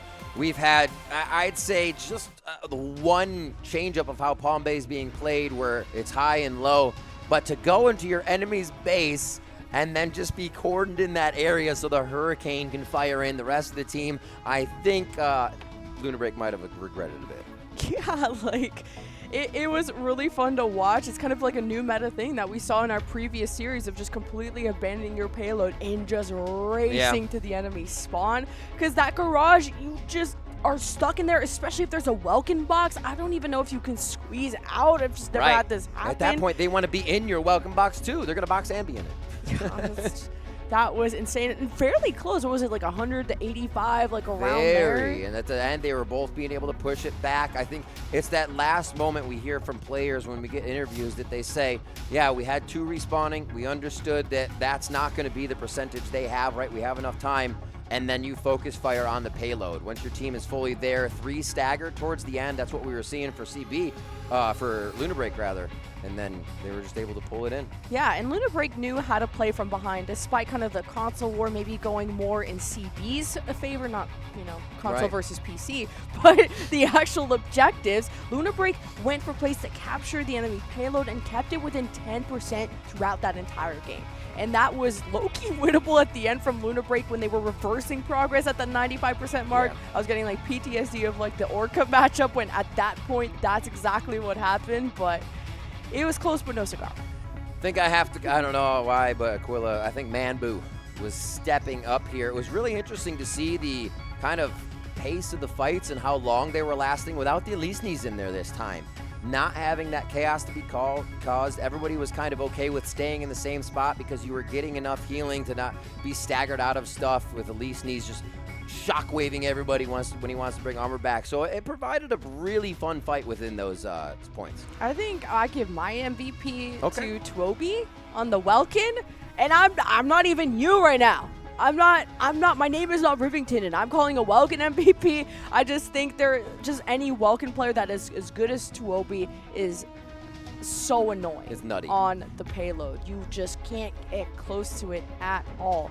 But then you look at the Triceras like Zex being at the top of the leaderboards and even being a nice little key carrier. I remember on Eye of Mizra on the Tricera, he was bringing the key around. He is just the objective player. 2.1 million damage blocked in there from Tuobi and taken. I guess kind of cheat since you get to put your box up in a corridor where everybody actually is firing at, but it's still, you're protecting your team, you're denying a lot of damage, and that is absolutely huge. So nicely done there. You can see the damage taken on a Neku Exist. Over on that Hurricane, that's a lot of pain. That's a whole lot of pain. So you can see they were focusing Neku Exist a lot from the side of CB in this one to make sure that Hurricane did not have that payload removing power. Vita not dying is so insane there. Still pretty similar damage. Direct damage maybe going more in favor of Vita, telling you there's a lot more focus fire. Vita's being called when that fluid armor is being drained, and they're getting a lot of these finishing blows. Like a lot of these fights, CB were in creating these 6v3 scenarios, and Lunar Break, despite getting like pounded into the dirt, were able to still make plays to kind of come back, despite the kills feeling like they went all in the other team's favor. And a Tricera MVP you don't get to see every day. Let's go, Zex. The Tricera, banned out a lot on Palm Bay Harbor, and we see why. MVP play, hard to push off that payload, and they did a great job of actually maneuvering on and off because it wasn't a lot of the payload moving with pressure. It was winning the fights, moving it a little bit, and winning the points. So they played every portion of this Palm Bay Harbor very well on Celestial Beam. Yeah, it's got to be so annoying to deal with a Tricera when Welkins are trying to have fun, the Elisenesses are hopping around, and you got to have just that solid block at the front. So shout out to Zex and sort of just an unsung hero for this team when we've been singing the praises of everyone else, and Tricera is such a thankless job sometimes. So where, now as we look at Celestial Being, do we think that Lunar Break could choose to go to Lemon? What might favor them? Palm Bay was there undefeated, and now they have a tarnish on that record. Yeah, I low-key had Lunar Break winning this series, and now I'm not so sure. Exactly. Their loss against Anubis, they chose to go to Krob Sinkhole. Okay. And they were still able to play that well. They did lose it, but it was not a good map for them, despite not having a Welkin and Inferno. That was banned out. So taking such core pieces away from Lunar Break, they can still get good work done. Just seeing that early, ridiculous early fight in the base. Can't wait to see how Palm Bay Harbor continues to evolve with what happens with the strikers we might see in the future. And maybe somebody's just got this big bounce ability that pushes everyone off the payload. Insta-ban. No, who knows? It's going to be amazing. So much in Mecha Break to have fun with already. And here on Palm Bay Harbor, Celestial Being have quite a bit of fun leading from the get-go and being able to solidify this map. One more win means they push on to our first best-of-5 series, and that's going to be versus Anubis or Eva, as those matches are later today, and they're only going to get more spicy. And this is Luna Break's first map loss that's to a team that's not named Anubis. True. Which is so insane. You thought Luna Break's only kryptonite was another team from Japan, but no, China is showing up too. Everyone came into this like Japan 100% is going to win. 100% is going to make top 4 and agree. But Celestial Being clutched up at the end. It was close though, so I'm not counting out Luna Break. I could easily see a map 3. All depends. Luna Break have to send it on their very, very best map, and I'm wondering if that's Crop Sinkhole. They lost it to Anubis, but there's a lot to learn from that. That's still the best team in this tournament. This is true. You kind of got to take those losses with a grain of salt, knowing you were instantly dissected by your opponents with how strong they are. And what will they go to next? Oh, and then Luna Break just won Crop Sinkhole against Empyrean, and it was disgusting because they had the Narukami from Lori. Yes. So I 100% want to see Crop Sinkhole, but they're the ones who did all the homework. I'm just here, so we'll see where we go. Oh, I have a crystal ball. You're gonna get it. Crop Sinkhole. But now that they banned the Naru, and was that just bait because they're so good still on something else because Lori isn't just good on Naru? Exactly. Yeah. So showing that earlier and being able to win so definitively with it. Okay, well, Neku liked the Falcon, so what did Neku do for that? And no Welkin, so Arun's going to be affected by this as well, so what is the game plan? Slightly sad. We don't see King Welkin in this one. Naru, please. Oh. Sky Raider. Oh, Narukami from Vita? I got to wait for the timer to go all the way down in case I'm getting trolled. Yeah, because they also have the Aquila. No scans from Falcon mean a Narukami map, which would be crazy. CB have to match like some kind of Aquila or something to deal with that Narukami, because Lori did not die on that Crop Sinkhole against Empyrean. They got to be asking Mambu, can you do this? Because you're also going to have a Sky Raider on your butt, and Neku exists, and those shots being called from the air are usually very accurate in where they need the team to go and what they need to do as he sees the whole map. Which is interesting about that Narukami is that Lori only played it because Aquila was banned. And it's here, and he's still choosing to do Narukami. Yeah. He's cooking. I think, and looking at this other composition, he faces the same lack of air superiority. Right? We have the Aquila over there, but it's not a Falcon. That's banned out, so they're like, oh, okay, that actually works out really well for us. We'll ban the Welkin. Then you're not going to have Falcon Welkin, and then you're not going to have point control or air control. So let's see what happens. The dive into A about to happen here on Crop Sinkhole. Celestial Being versus Luna Break. The Celestial Being look to take the series. Will Japan be able to keep 2 teams in this tournament? We find out now with Celestial Being be on series point.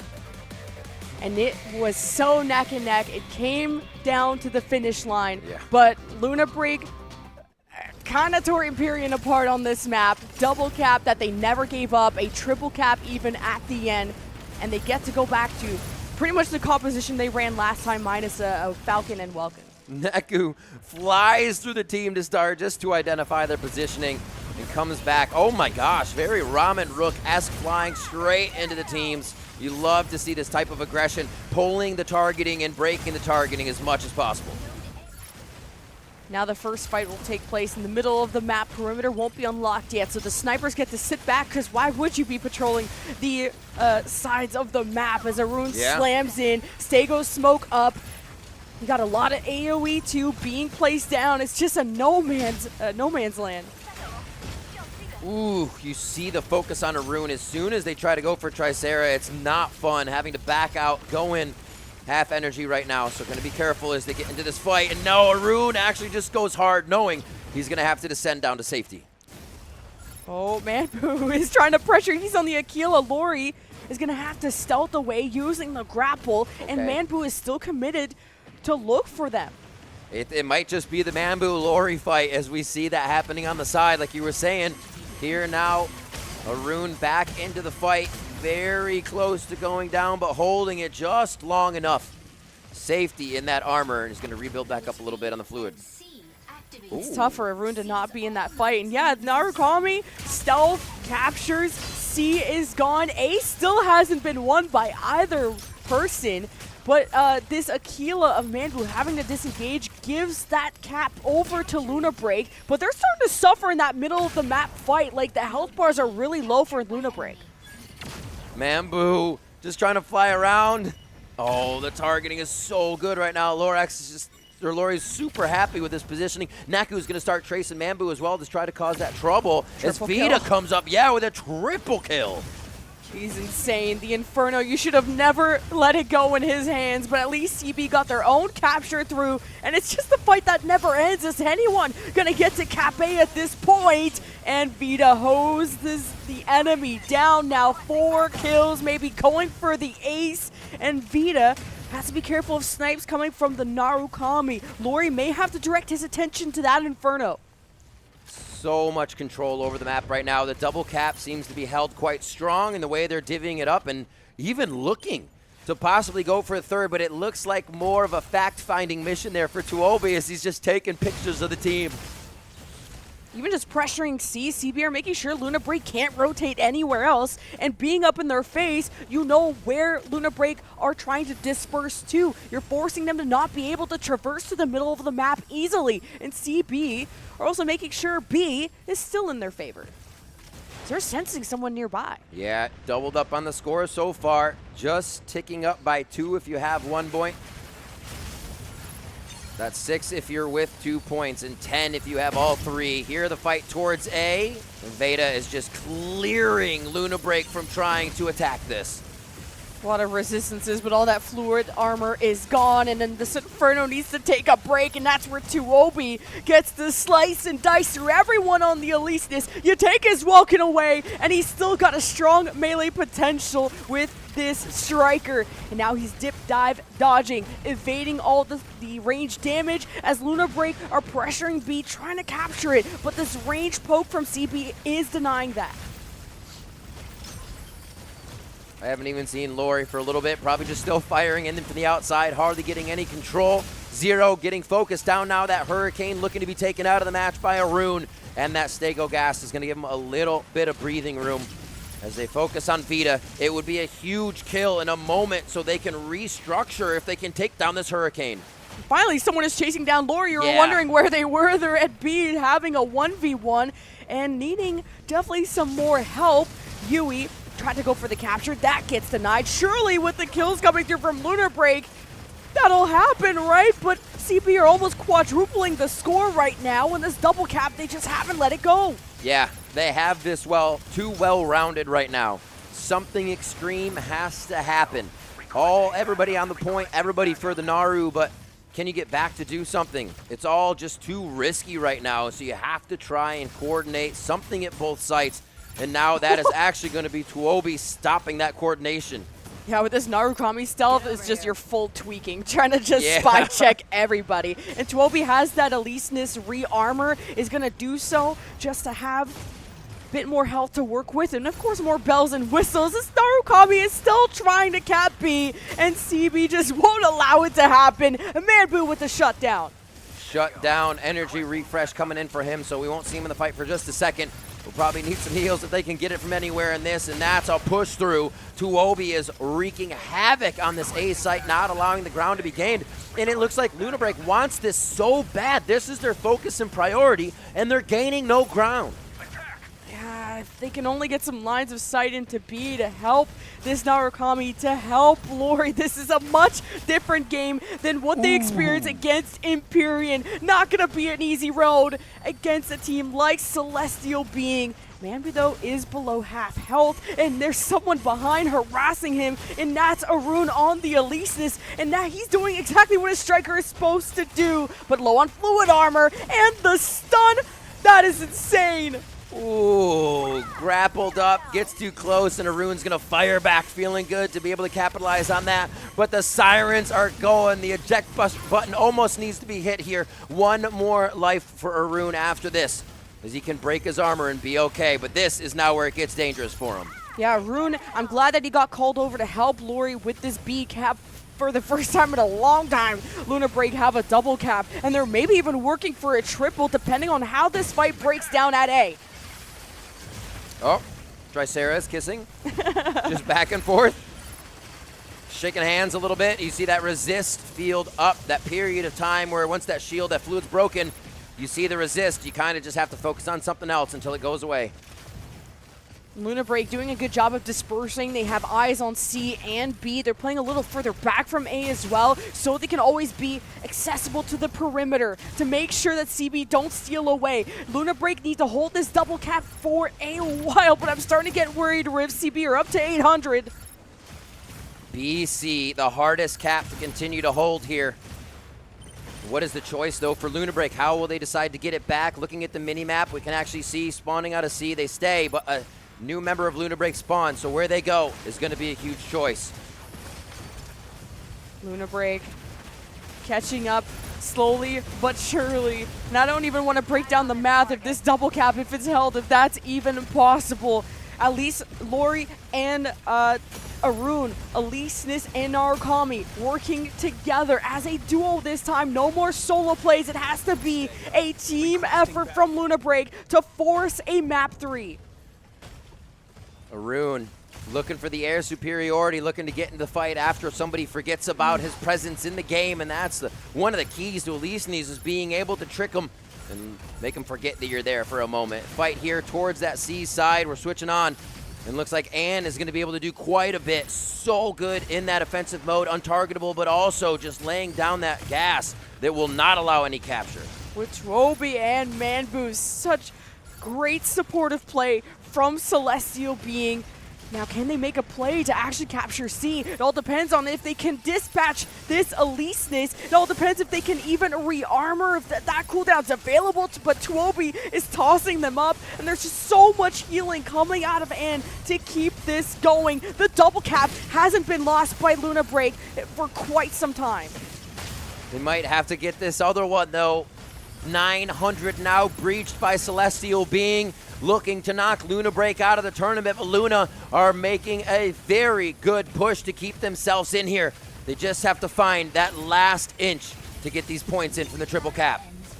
Luna Break are within arm's reach and maybe realizing how important this triple cap is as they surround this middle island and CB fall one by one. But you see CB, these loading bars on the HUD, they're trying to capture C. There's multiple fights going down at once at C, B, and A has been completely abandoned. CB need this double cap to assure victory, to assure a top 3. Now less than 100 points between the teams. 865 starts to tick up. They're going to crease to 100. It looks like Luna Break will be able to make it with these caps, and they've realized that potential. They're going to hold as strong as they can on these. And Veda now unleashing from the top side, trying to uproot Luna Break. This is dangerous. Carusa is missing from Luna Break. That is very limited heals, and Luna Break are trying to play as safe as they can, and this is where this could end. Team Celestial Being with a triple kill, work as a team for this double cap. 980 to 960. The finish line, the top 3 in Celestial Being's path. Just a few more points. We can see the battle on every side of the map. 6 more left for Celestial Being here. Wait! But it's Luna Break. They've got it. 2 points left, and Luna Break bring us to a 3rd map. No way! Luna Break never gave up, never surrendered. They united to work on these perimeters, to go on these side quests as an adventuring team. What did we just watch?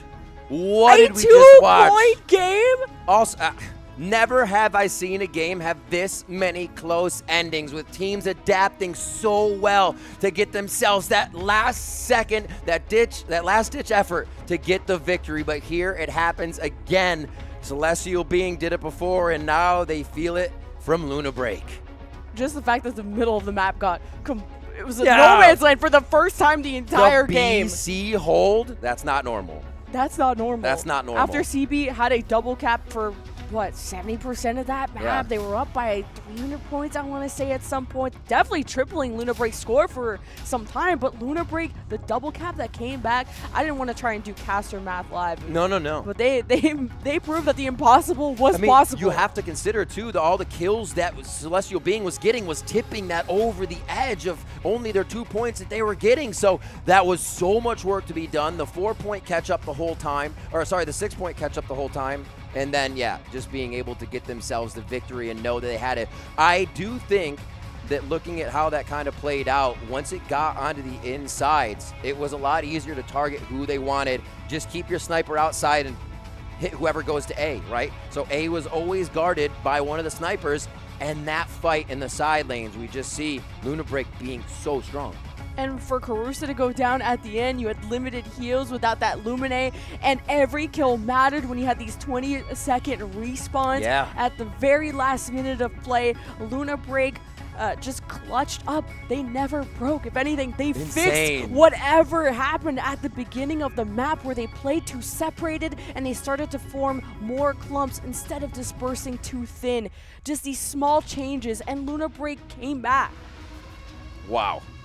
Absolutely wow. We are getting the most insane maps, you and I. Love it. Absolutely love seeing this kind of prowess from the teams. Again, the ability to adapt, but pushed off onto different strikers, going for the Narukami again when they could. They didn't have the air superiority. It's so interesting, the middle of the game adaptation we see. It was Bamboo chasing around Lori for quite some time, and they seemed to give up on each other when they realized that that was just a part of the fight, and they really needed to be at the side points.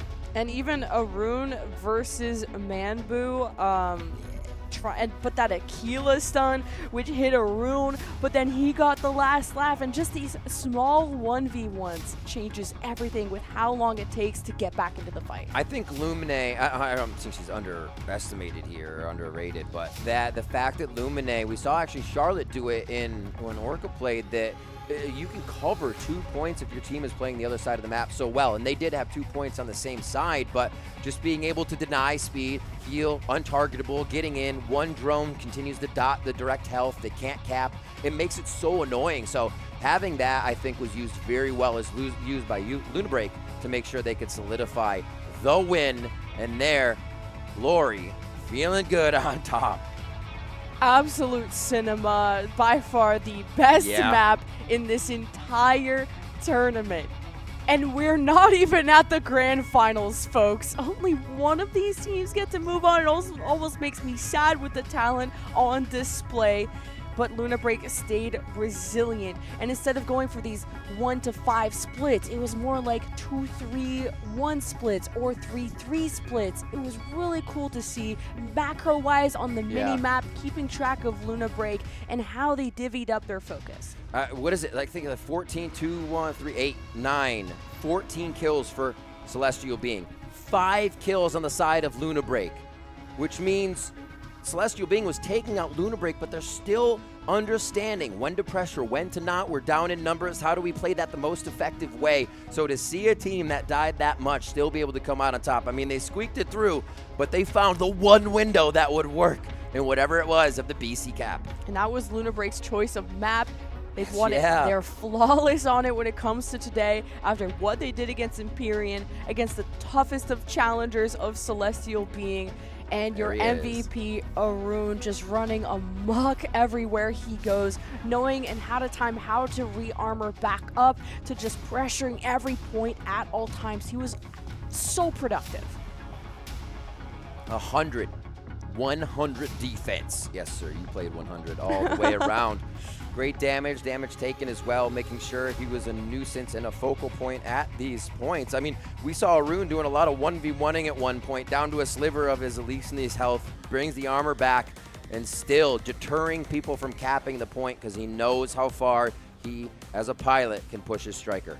And we know how much this tournament means to our teams because the future is bright for Mecha Break. When you have pilots like this, here are the highlights of the most exciting map we have had Luna Break do it again against Empyrean and now Celestial Being, giving Celestial Being the choice of map coming up, but this was so fun. Look at this fight. This is the fight you were talking about. 1 kill, but he comes back, still able to get it, so the last laugh is there. You can see that Manbu almost forced into those fights. That's kind of what Luna Break was doing. They're saying, yeah, this will happen, but the end result's still going to be the same no matter what you throw at me for just this engagement.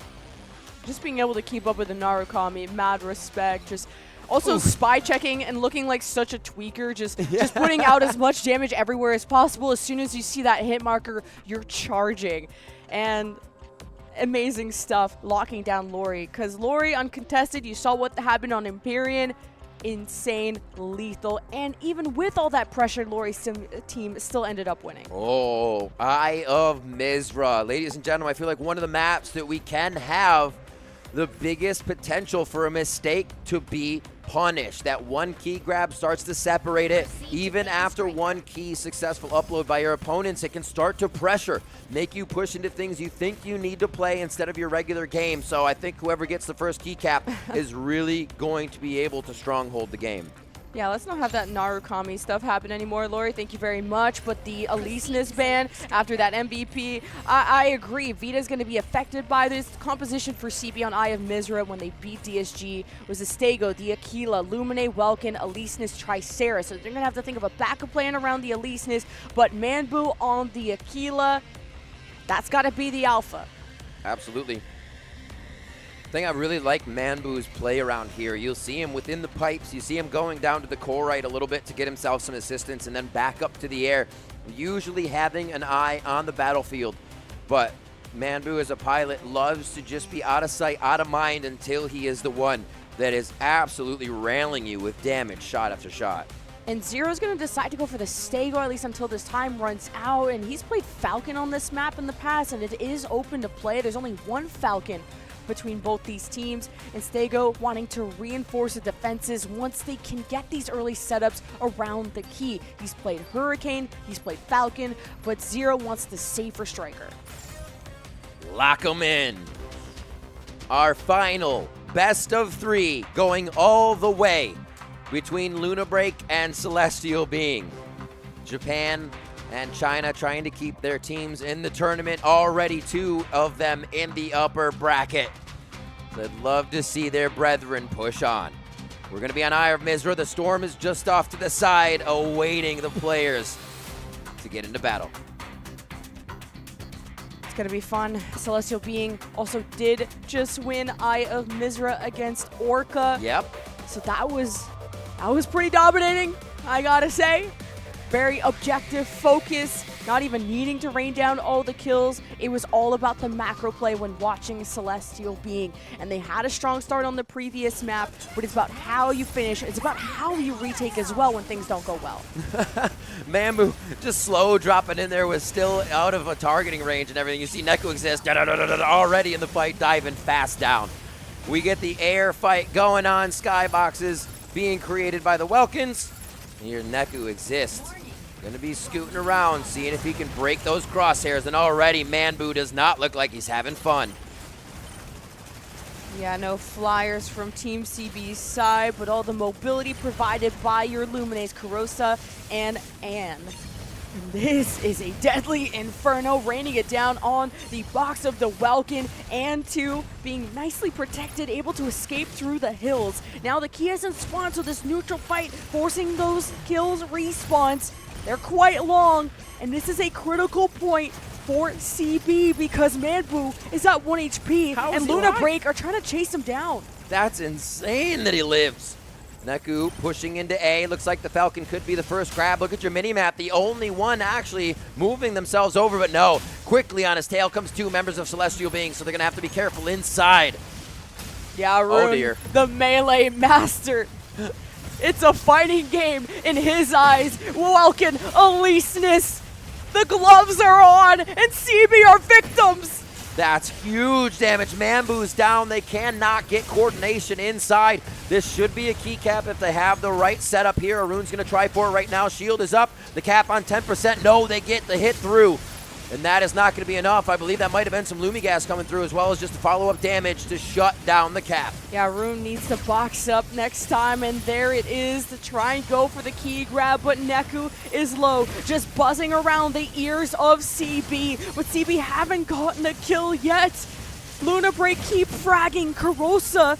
That Lumine close to the key grab has been attempting again and again, but CB denied. It's a 4v6, and CB are so good at disrupting the plan of Luna Break. 3 down, two spawning in 5. They just don't have it on the side of CB right now, but somehow they continue to deny the grabs on this key. Again, they try 50%, almost there, and the shot coming through stops the grab for Arun. And that's got to be Manbu's shot too, and Yep. for Nikila to be in this building, good luck, CB. It's disruption, but where's the W? A triple kill now for Azuria. Insane stuff with the Tricera. This has been an MVP in the past, and there goes Karosa, that Lumine, escaping through the window, looking for the upload. CB on respawn, just gonna worry about setting up for C potentially. Double cap, so the cappers are going to be there at the same time, mainly being able to get themselves in, no problem. You see Tuobi considering it, but then, oh, it's Lumine? I'll go cap, no worries. You Just come first. with me. Yeah. Let's So be polite. This is going to be awesomely close just after these first. I don't see Arun going down. Welkins are usually good enough for the full cap. Yeah, Tuobi waited politely for Luna Break to finish theirs now Yeah. to set up, but all of Luna Break now have a chance to put all their focusing fire and go on all offense. It's Tuobi defending well. Now the full upload goes through. We're 38-31. It's anyone's game. Nice focus on the movement. Tuobi staying alive and now trying to get back at his aggressors. Arun right there and takes off just in time before getting a quick cut to the butt. And what's going to be the moment to rotate towards B? Luna Break have control of the middle of the map as they surround CB. Sometimes you got to call. Do you go for kills or do you go for the setup?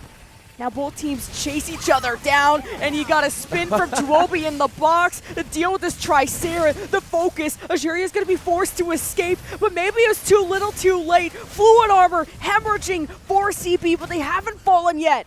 Everything in the kitchen sink being thrown at this area, down in the pipes, down in the trenches, and they cannot get air superiority. Neku exists, sure is though. Manbu pushed off, still trying to fire from the outside, and see, it's not even a finalized kill for Neko. He just says, you being lower is better than you being dead, because we can take you out when we want now. The range poke from Luna Break is great, but CP were still alive with their health and with the box, the Stego shield, and more. CP have grabbed the key. It's Zero on the Stego that flies using the stealth of his own cloud, but Ann has to help escort with the mobility boost. But there's a storm above them, and I'm not talking about the pulse. And it's CB that will take a lead. The upload begins, 1/3 down. And oh, speaking of that pulse storm, it's here. It's going to make things even more difficult for Luna Break to retake. Lumi's going to have very tough time getting the heals on. You'll see a lot of the gas coming out. Zero should be able to cap this for the squad. The Stego is efficient in bringing it over as the beefcake.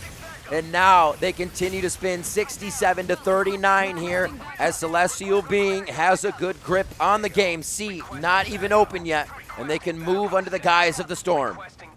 Yeah, CB sacrificed their lives for that upload. Will that put them behind on the upcoming setup? Not when Manbu is here, who's on the Aquila, right?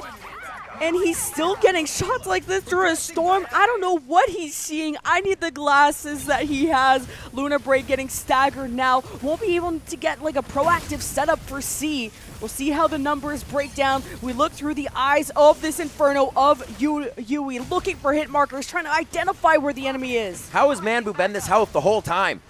Absolutely incredible. I think this is when we left him with Neku Exist, when they were by the shuttle. We're about a minute later, and he's still survived with this health, being aggressive in the face of his opponents. The audacity of Manbu is wild.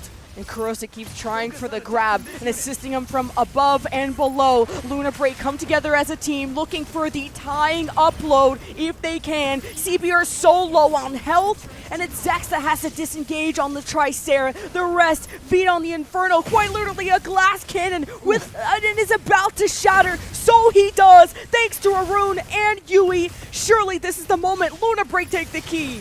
They are spinning on that point. Tuobi says no one can stand here safely for a moment. Arun down on Manbu. Manbu finally falls. The air superiority's gone. He lived for so long. This is a Luna Break chance. Can they get it? Oh, it's CB boxing this. I was waiting for the Luna Break Welkin box to go down, so this range damage stops interrupting them. Carosa on this Lumine just lost armor, now has to be careful. You're so important in that escort as the mobility booster, as the carrier yourself, and Arun is unleashed. The triple kill, multiple time MVP. Now Luna Break have multiple people trying to go for the objective. They're getting frustrated, and they're heading for the hills. Luna Break's got it. Easy boost speed for a Welkin. Nobody's even going to want to chase this. They will get the heals. They will get the energy regen back up, and we're going to see Lumine just jet out of there, going to help the team as they buff up the Welkin. The box fight coming in now. Mambu looking to get his hands on this one, and his hand in the pie of the fight as Neku exists just continues to dodge. And Luna Break tried to cut off rotations of CB, and at range they poke down. CB already down a person, and the key is now uploaded. But all CB have to do is disrupt in that 5v6 with the Stego Smoke and the rest of their defensive utility. The Welkin boxes too. They're so aggressive, and you can always depend on Toby to equalize those numbers. It has the kills on both sides. Zek's about to come back up and uneven those numbers here. 77 to 70. 4 minutes left. The storm is cleared for some time as we get back into an engage in the middle of the map before the spawn of B. And Arun just trying to take down Mambu here, Zero. finding him. Zero tried to grab the key even while he's down members, while everyone's distracted, but CB cannot sneak it away. Luna Break are too aware, and Arun within that Welkin box still didn't get a chance to get anything done. Neko's 2 HP, knows he has to be involved in this fight no matter what. Everyone has a sliver of health and no health insurance. Luna Break could be one key away from winning the series. That'll get them to 95 if they upload, plus the kills that will ensue. This is crazy how they're living with such little health, being able to dodge each other, keeping it min-max throughout every fight, and they now try to get the tanks, get the heavies onto the point. Beautiful damage coming in now from Yui as they try to just separate Luna Break. The numbers are even. Luna Break started with a 6v4, and CB just know how to play at a disadvantage. Reinforcements coming in. You never know where respawns are gonna be. 2 keys have now spawned. Focus divided.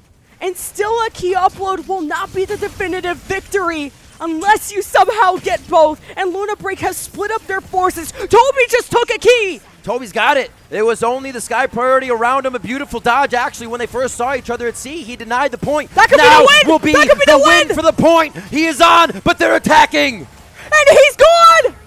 8 points away, not the full upload. Luna Break don't have the key yet as Neku soars to patrol over B, to trickle down damage, to interrupt anything from CB's plans. Wow, Neku exists just from across the map. Every time he turns, it seems like he has a target that's about to go down. They are getting these kills huge. And now CB with 2 down are going to have trouble on this cap. Yui waiting, researching his next opponent. And they look towards B still. If CB get the key, it's the key to victory. And CB always are doing it down a person. They play against all odds. And it's CB with the setup. The Welkin box that try and disrupt CB. Spinning his Tuobi, allowing his support to grab. But Luna Break deny. They fly above and beyond and around CB. And this just will never end. 90 seconds left. Yui 6, 1, and 10 on this Inferno, raining hell from above, and that's going to be so much damage on the Tricera. Zek's trying to get himself to safety, but I don't know if it's going to be enough, and they just can't get the point. Almost a minute to go here. The lead for CB if they can just hold it. Toby's about to grab the key, and they only need 1 tick, and there it is, flying now to the upload from an opposite end of the map. There's an interrupt. Toby needs a second. He needs help. Where is Celestial being? Do they want to be in the top 3? Someone needs to stop him! Toby dies! No cap! They get the kill. It's going to be pushed forward. Getting pushed back into the A site was exactly what they needed to stop him. Damage now on the key. Zex dies. No key. 40 seconds left. CB just need 3 kills. Who cares about the key? It's time to focus down what's left of Luna Break. They only have 4 alive, and respawns are there. It's chaos in the middle of the map. every striker limping. So much damage being done. Fluid shields are non-existent for CB right now, but is it enough? It's about the fight. It's about the pressure. Azuria getting a kill onto Zero Zenin, so that's down, but Sia will not spawn in time. They have to achieve 10 kills. This is just not winnable for Luna Break any longer with the time that's left, with the kills they would have to achieve, with a key not being uploaded. The most incredible series of our tournament wasn't even in the grand final. Congratulations to Celestial Being. China moves on.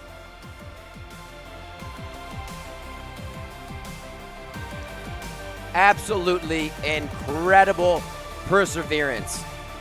No longer will I think, oh, once a key is grabbed, they'll probably cap it. We've seen it all. We have seen the key stopped in the middle of Eye of Mizra, and we just saw Tuobi inches away from being able to touch that upload, destroyed by Celestial Being's focus. Incredible stuff. And Celestial Being move on to face the loser of our upper final of Anubis versus Eva. Could be a rematch, or they could have the final boss ahead of them if Anubis managed to drop in front of their path. Celestial Being impress us all, taking down one of Japan's top pilots. All right, boys, no breather. Next game. Let's go. You got a third series to play now. Oh, it's going to be after a big one, though. It's going to be after Anubis versus Eva, so they do get to think, you get to watch, and hopefully they have not used all their good graces within those last few matches, because that was some exceptional play. Like you said, the best we've seen so far, and we still got more tournament to go. Oh my God. Are you not entertained? This is Mecha Break, everybody. And the year has only just begun. The launch hasn't even happened yet. Oh my God. I don't even know to call that an upset. I can only be happy right now because we were treated to back-to-back, like, nail biters. Coming into this, I mentioned when the teams were announced, we saw the North American teams and we saw the Japanese teams, and they said, we'll present your challengers soon. And the challengers that China has brought to the table are absolutely destroying, and the confidence it must be building for them on home ground is immense. I hope Luna Break are still happy to be able to force that map 3. Absolutely. The most insane comeback on Crop Sinkhole, just holding a double cap. Like their lives depended on it, which tournament lives depended on it. And to go the distance, coming down to kills, to the double key grab denied, to kill Celestial Being on both key grabs. And it's not just any squishy. It was a Welkin and a Tricera that got those last 2 keys. Super good point. Not easy to kill. Those absolute units? How? The one way they stopped the Welkin from getting out, Tuobi up in, getting killed, but still they were able to hold the lead. That was incredible, getting shoved right back in to that A window, and then they still find the win. 7 kills for Manbu, 5 for Vita, controlling the skies there along with Manbu. Really huge stuff, and there was still a hell of a fight because it was a heck of a game coming in. 4 kills across the board for Neku, Azuria, 7 for Yui, putting in so much damage. This one took everything from both teams. 7 from Yui, but also 7 man. Like, how do you pick an MVP here?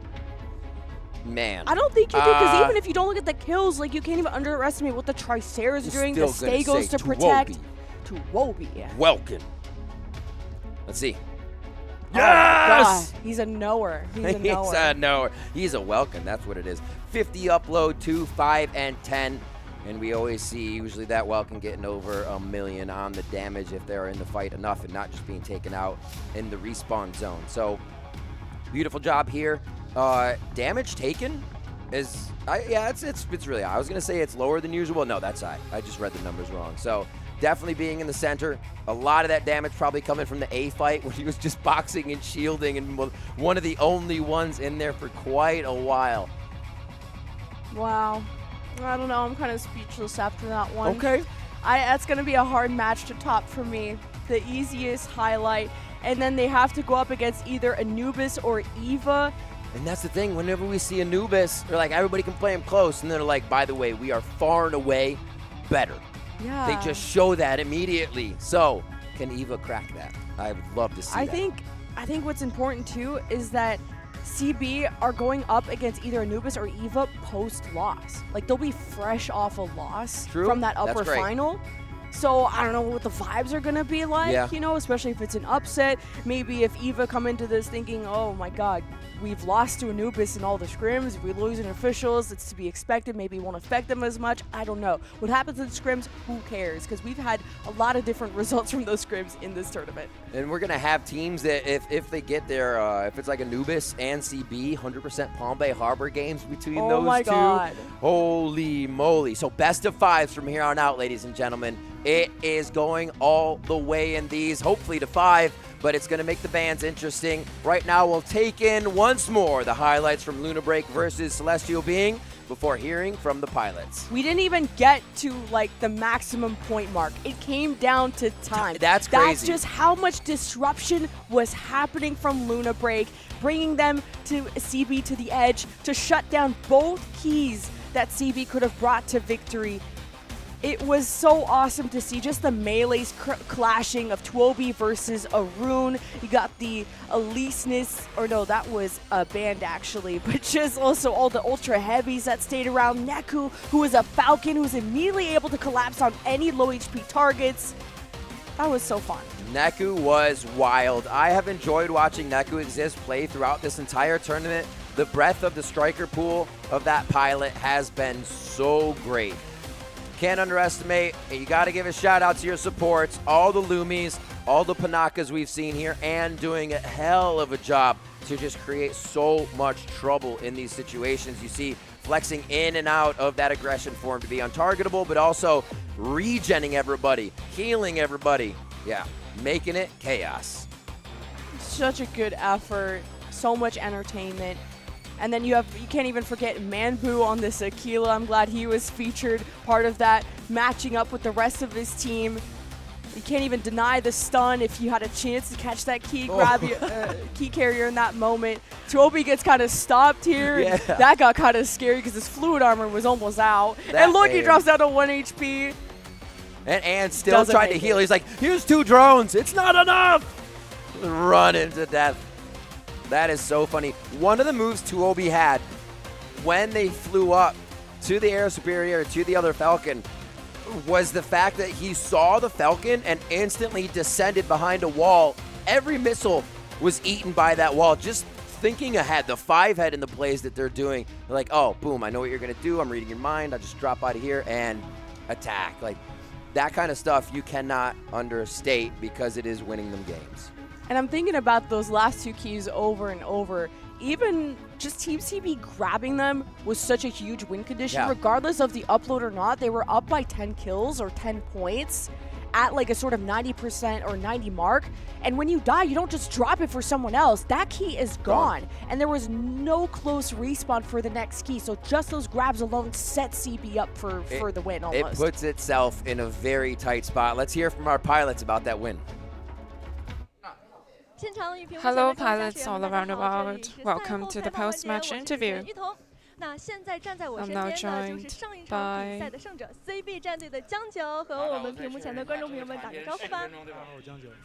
Vida9 from Celestial Being. Hello everyone, I'm Vida9. That was a very close game, and I saw you shouting and cheering of each other in the game and before the game. How is your feeling right now? We're thrilled, and our opponent is very strong too, and they have their strategy.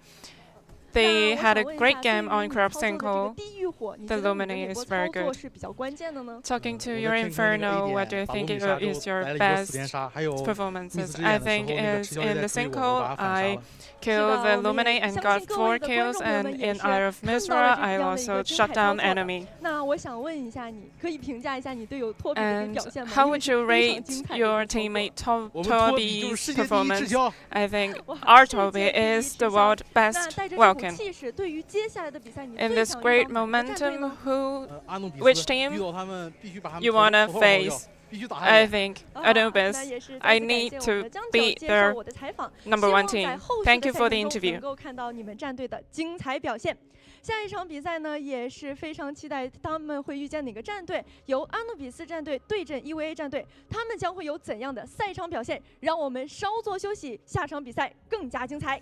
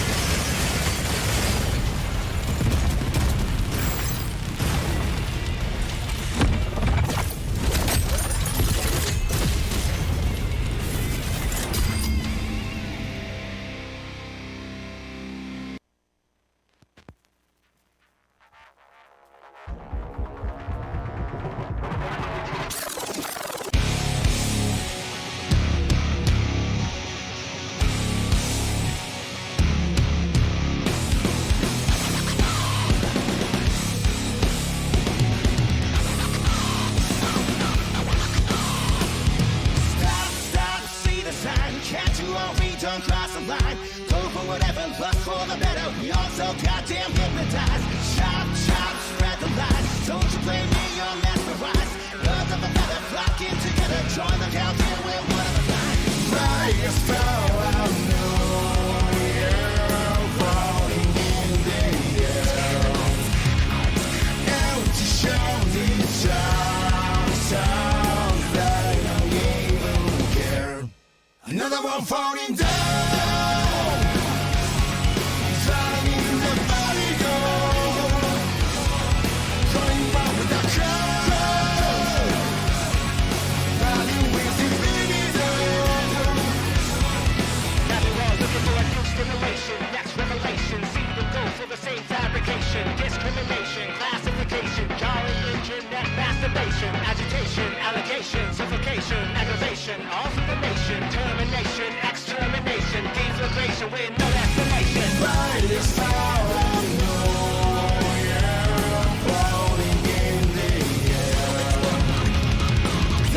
a shining stars, do they even care?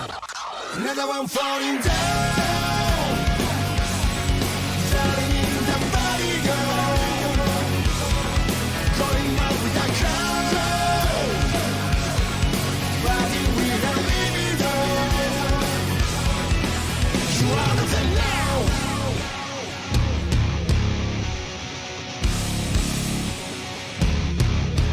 You are of us now.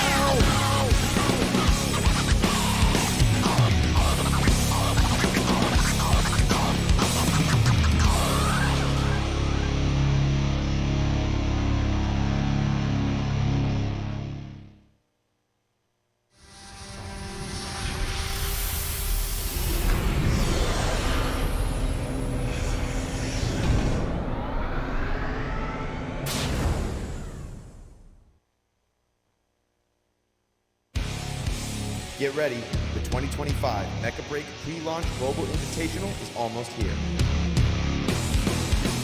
第一次登上国际舞台，4周强敌环伺，但我坚信，我们将成为最后的胜者。俺たちの力を世界に見せつける時が千載一遇のチャンス、絶対に逃さない。The tension is rising. We're all in.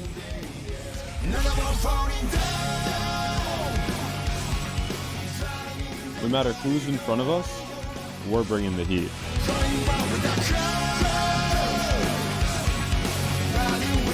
这一次，我会让你们知道什么是最完美的团队协作。会場に響き当たる戦火の中、この手で勝利に浸かり込む。There's no room for the weak. The unprepared will be the first to fall. どんな困難も最後まで戦う。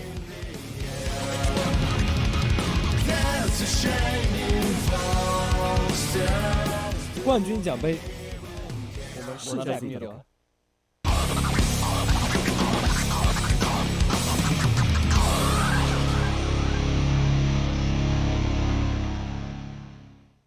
はい、もちろん考えてました。やはり試合中でのその機体の役割というのがかなり曖昧になってしまった部分があると思います。というのもやっぱりアヌビスというチームはルナブレイクともかなり何度もスクリームを繰り返していたため、戦略が結構知られてしまっていて、バンでやりたかったことができなくなってしまったのが結構痛かったのかなとは考えています。変わらずに最初から優勝です。そこはもう少しチームの中で話し合って、この時はこうするっていうのをもうちょっと深く詰めていけたらと思っています。やっぱりそのプレイヤーも含め運営の方々に出会えたことですかね。そうですね。やはりその日本勢としかやることがなかったので、かなりその中国の方だったりアメリカの方だったりにも強いプレイヤーがいたことにすごくびっくりしています。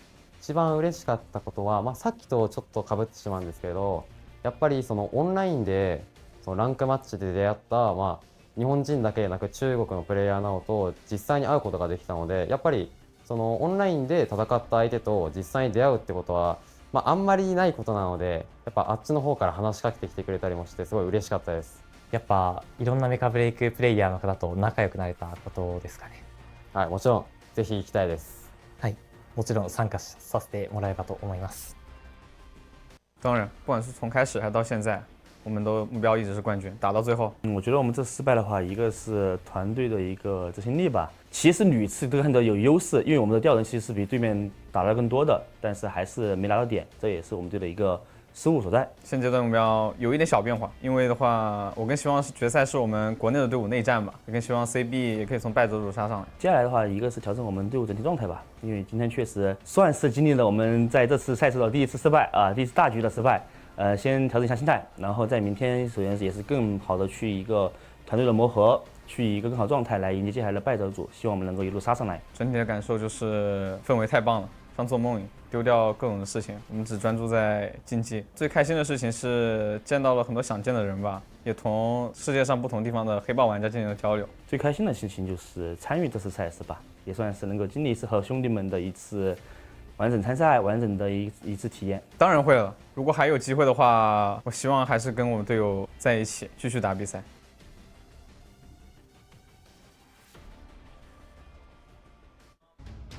Welcome back, pilots. It is time for our first best of 5 here at the Mecha Break pre-launch Global Invitational. I'm Rivington Lemon Key with you to bring this upper bracket finals match to bear. It is gonna be Anubis versus Eva. This has been the final boss of the tournament, the team to beat that no other team has been able to. Flawless to this point, but now have to go up against China's best. And now, one of my personal favorite players, Minima, because every time they win a map, they stare down the camera. Look at them go! Na na na na na na na na na na na. And it's like everyone else doesn't even match the vibe. It's funny. He's like, I am in the air. Awesome, and Eva on the other side, Extreme Victory Apex from China, looking to push forward into the grand finals. And to prove that they can be enough for the grand final. Look at him, the Aquila, the Falcon. I had to slip a Barbie reference in there. I'm so sorry, it's like in my genes. But also the Vulcan supremacy of Minsk. This is 6 threats, 6 of the best pilots from China that have to try and challenge the favorite team of the tournament. Still fresh on the day, both of these teams. This will be their first matchup as they've been watching quite a bit happen. I don't know if it's changed the way they want to think about the game, but I'm sure they already had a plan coming into this one. We will see what your first map randomized is. And remember, the loser will choose the following maps. 1 ban per striker, and it cannot be banned again for the series. So if we go all 5 games, they're gonna have to be going very deep into that striker pool. And after we just had a map 3, like, I think this could easily go the distance. Let's go. And the journey for Eva was quite long, starting with a shuffle, a sweep against Shuffle, a sweep against CSTG, and a sweep versus Celestial Being, who just moved up in that lower bracket. So regardless of what happens here, I mean, Eva don't want that rematch. They don't want to lose, don't want that rematch. They want to get to the grand final. They want to upset Japan. And you made a great point. Whoever does lose this match will go down to a bracket where Celestial Being has been firing on all cylinders, isn't going to look to go for the throw in that matchup too. So you better be sure the Celestial Being is watching this match like a hawk or a falcon. Like Ken. Like Ken. Everybody has to be like Ken, but you know, Anubis obviously have their own threats. I mean, I've been waiting for the Super Doper Panther. It's not gonna happen because Welkin Supremacy, I know I should have learned your main. It is there. It is there. Even the Discord thinks it. They're like, Panther player forced to Welkin. It's, if we know, we get it. I know the Panther players out there want to see their love being played, but it is flexing to the Welkin. He is just too big, too strong to let go. And they're too good. Anubis starting with a sweep against NGT, then a sweep against Orca, forcing them to the lower bracket and beating down Luna Break, which we watched yesterday. We thought that was going to be close, and it wasn't, which made us all worried. Is Anubis not going to drop a single map in this tournament? Their best, China's best chance is Eva. It is possible with the way that Anubis kind of gaps each one of the teams that they play. Like we said, it's great to watch very close games because the teams are well matched, but a caveat to that is those are close games, and we have not seen that from Anubis because of how much they stretch and push advantages. You give them an inch and they take 1,000 points. You can't even deny Border on the Panther. He's had some fun on that, but I feel like the deeper we got into this tournament, the less and less Panther we've been able to see. Maybe it's like when you're that much better of a team than the other, you can get away with it, but Border has gone a lot more to the eliteness, something with that's a lot more forgivable with that second life, being able to de-armor, get back up, and this is how Anubis is broken down. They have gone to almost every map except Graceland Sky City, which maybe you're thankful because it's first to 6 kills and they're scary. I think that's their hometown. They just haven't even been able to travel back just yet. Palm Bay Harbor, no play so far for Eva's side, so that's going to be a difficult one. Obviously, they know how to play it, but in this tournament, they have not seen anything there, and 100% for them down the rest of the board. And kind of what I've been hearing from some teams is that there is no banning against Anubis. You can try, but so they hard. they can literally play every striker in the book and beat you with it on your main, on the striker that you have 1,000 hours on. Anubis are up in this venue, and also just all the Japanese teams are up to like 1 a.m. plus because they love this game this much. They want to be #1, and it's kind of funny how their social plans end up turning into let's just play Mecha Break. Always.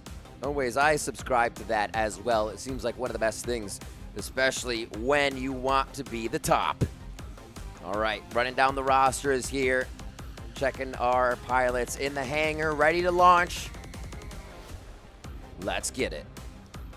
Excited. Eva looked locked in, but also in good spirits. Like you said, they didn't just have to play a match, but whoever loses this, they got to keep up the vibes because we have to cap this whole tournament today. So you have to bounce back from whatever happens here and also keep up the momentum if you win, because whoever's coming out of this lower bracket is going to come in guns blazing, literally. So true. Super Dopa on your screen as we head down the list of players from Anubis. Feeling confident that they may already have an upper hand here within scrims that we've seen. Is Scrimbucks specifically for Anubis versus Evo, we're pretty high in favor of Anubis. I mean, quite high. But those are Scrimbucks, ladies and gentlemen. They may mean nothing here. The value's decreasing as we get later and later in the tournament. And we'll see if Eva really had something planned for their Extreme Victory Apex. Yeah. Anubis have just so many good players. Thinking about Kishinma on the Inferno and the Hurricane. Siren, who's been their Aquila main. Who else the most colorful striker out there? And also just Minima, one of the most colorful personalities out there. Honestly, you call him Minima, call him Maxima. It's just nothing minimal about this gentleman right here. So good. So good. Ready to play. That confidence obviously builds up the team. You need a gasser like that. You have somebody that is a vibe merchant, and it absolutely pays off dividends in any moment of the game. When you hear that voice come back, it's reassuring, and I'm sure Minima, just being a goofball throughout the whole thing, really picking up spirits. That first map is still going to be random, and then loser picks, and we continue on. But what we were like worried about or just wondering is that you can only ban a striker once per series. So now you have to think about the long game, and I guess you got to just kind of address it as you go and not think too hard about the future. I don't know. It is true. I think a few things are necessary on maps, so it may not be as hard for the team specifically. As we look at it, we're like, man, you can ban anything and hope to get it later. But for the teams, they may actually have those specific ones down, and we'll see how quick the bans do come in. I expect it once we get to game 2, game 3, that it does actually take a little bit more time for them to decide how they're going to structure themselves. And we're about to see those picks. We're about to see that first randomized map here in this best of 5. Because sometimes in my head, I'm like, oh, let's ban like the most annoying thing to play against, like a Tricera on Palm Bay Harbor. Yep. But then you actually just want to target the best player. And I think you're looking at Ken, your Kishinma, your Sirens. They have some very specific strikers they're good at, like Siren's Aquila, Kishinma's Inferno, or Hurricane. But look how flexible Kishinma is. Like, you can go down the line of a laundry list of strikers that he's played, including even the Falcon. Yeah, you mentioned it earlier. It's like the first 3 strikers in the pool of Anubis are 95 to 100% playable. The rest of the pool that they have is still at 85, 90%. That's what you're talking about when, how do we ban Anubis? What do we do? You can't expect teams to always have that kind of striker pool, and when you play up against them, you have to know what their weaknesses are. And speaking of flyers, I mean, Anubis have primarily liked the Falcon. I don't see any Sky Raider from any of their compositions, but a team that loves their Sky Raider is Eva, depending on Hunter. I barely see like I don't think I see any Falcon here. It's just only been that Tricera. So along with Borders Elysinus, That's been their main deadly duo. And then when they switch, if the Stego comes in, you got Ken going on Sky Raider too, but Ken, anything in the air. Can be Ken. Like you said, it's enough. If they ban Aquila, I guess Ken can go to the Falcon. And it's like, they're the GOATs no matter what. They haven't dropped a map no matter what. You could try to throw a wrench at them and they'll dodge it. And you got the sharpshooter on the screen. I love that everyone's got like a custom jacket to take home to truly feel like they're a pilot, even outside of this hangar. It is.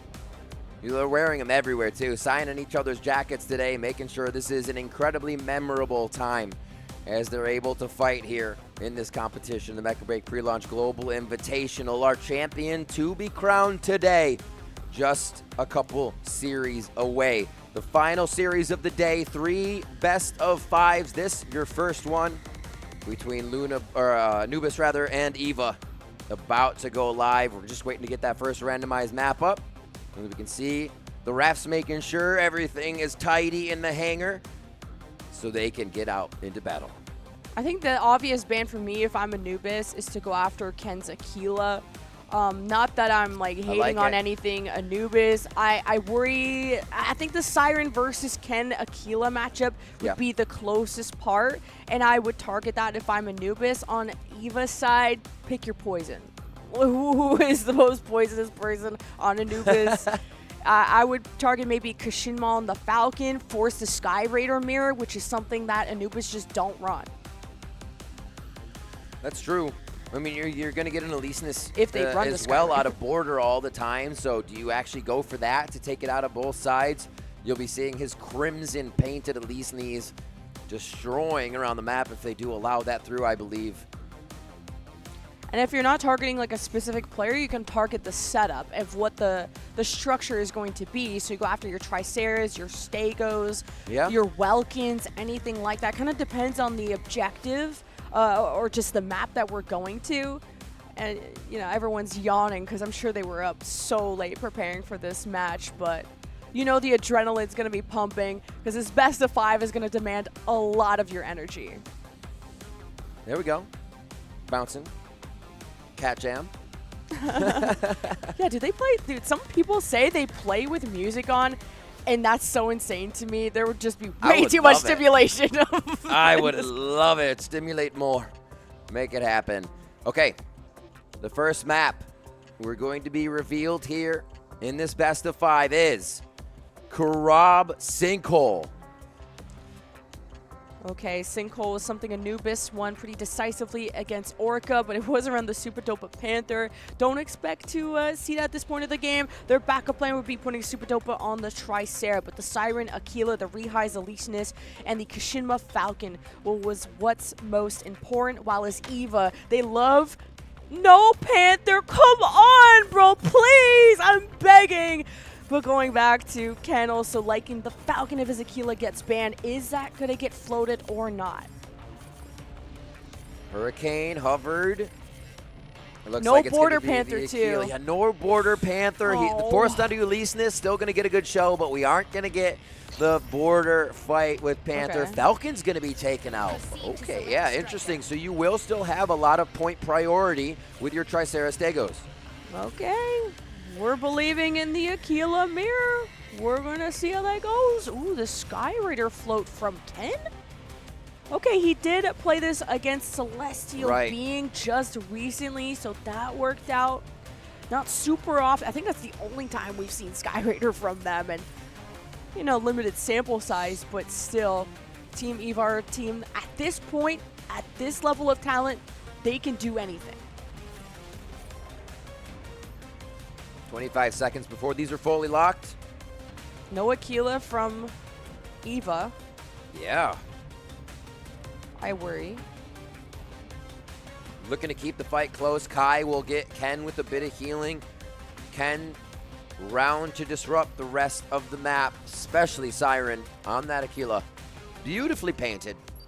So you'll definitely see it flying through the air. We're about to get on Karab Sinkhole to start off our best of 5. Either team losing only sends them to the lower bracket, but sends them to an incredibly prepared Celestial Being. Let's see how this one starts. Now that Sky Raider instead of the Aquila means you just want full disruption in the middle of the map and do as much as you can while also having some mobility to fly around and patrol the perimeter. And you saw the Eliseness in even our previous series is so important to either duo up with the Welkin in the middle of the map or go on its own adventure because Eliseness is still very mobile and the most versatile striker in the game. Super Dopa pointing to that brain. Let them know they're going to have the strats coming in here as we get started on Karab Sinkhole. This is going to be telling at the beginning. Anubis has gapped a lot of their opponents, and we'll see what kind of fight Eva can put up. We're already into the battle with the Flyers right now towards point A. There's a lot of scouting, already trying to go on a flank and put down suppressing damage. There's a Welkin up into the sky from Anubis, already trying to box down a Flyer, and Porter on the Eliseness is scrapping away. So low. Doesn't want to lose that armor just yet. Still wants to be annoying before they go down that fast to have to regen. And man, these shots already from Siren are doing a hell of a lot of damage. So close to that first pick. Anubis got to converge, but there's a lot of smoke and haze to get through. And somehow Zhang gets out. Minsk looking for that first cap and almost just now gets interrupted. First blood for Kishinma.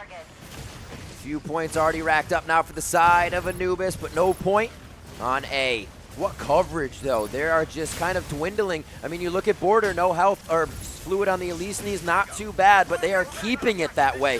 The regen comes up, and now he's going to have to attempt to keep this one alive for a while.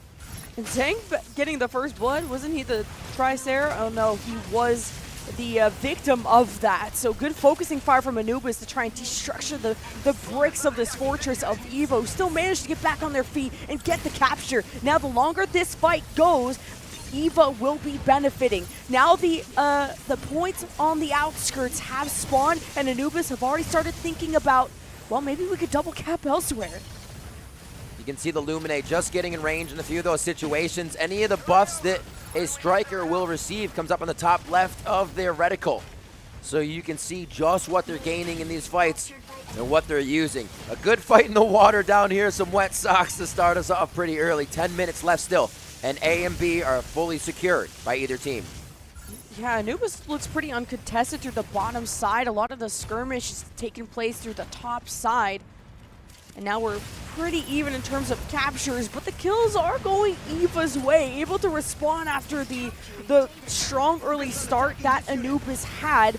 But will Eva be able to withstand with those kills? Can they actually claim C?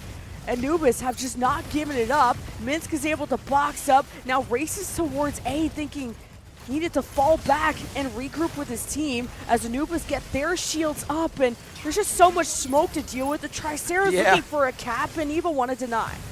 Everybody's basically on C. You see two other orbs on the map now pushing for A, so this could be a pretty good grab on that point as this focus is insane here. You can see Welkin shields going down the gas around. The Sky Raiders are in this area, throwing down the disruptors as well.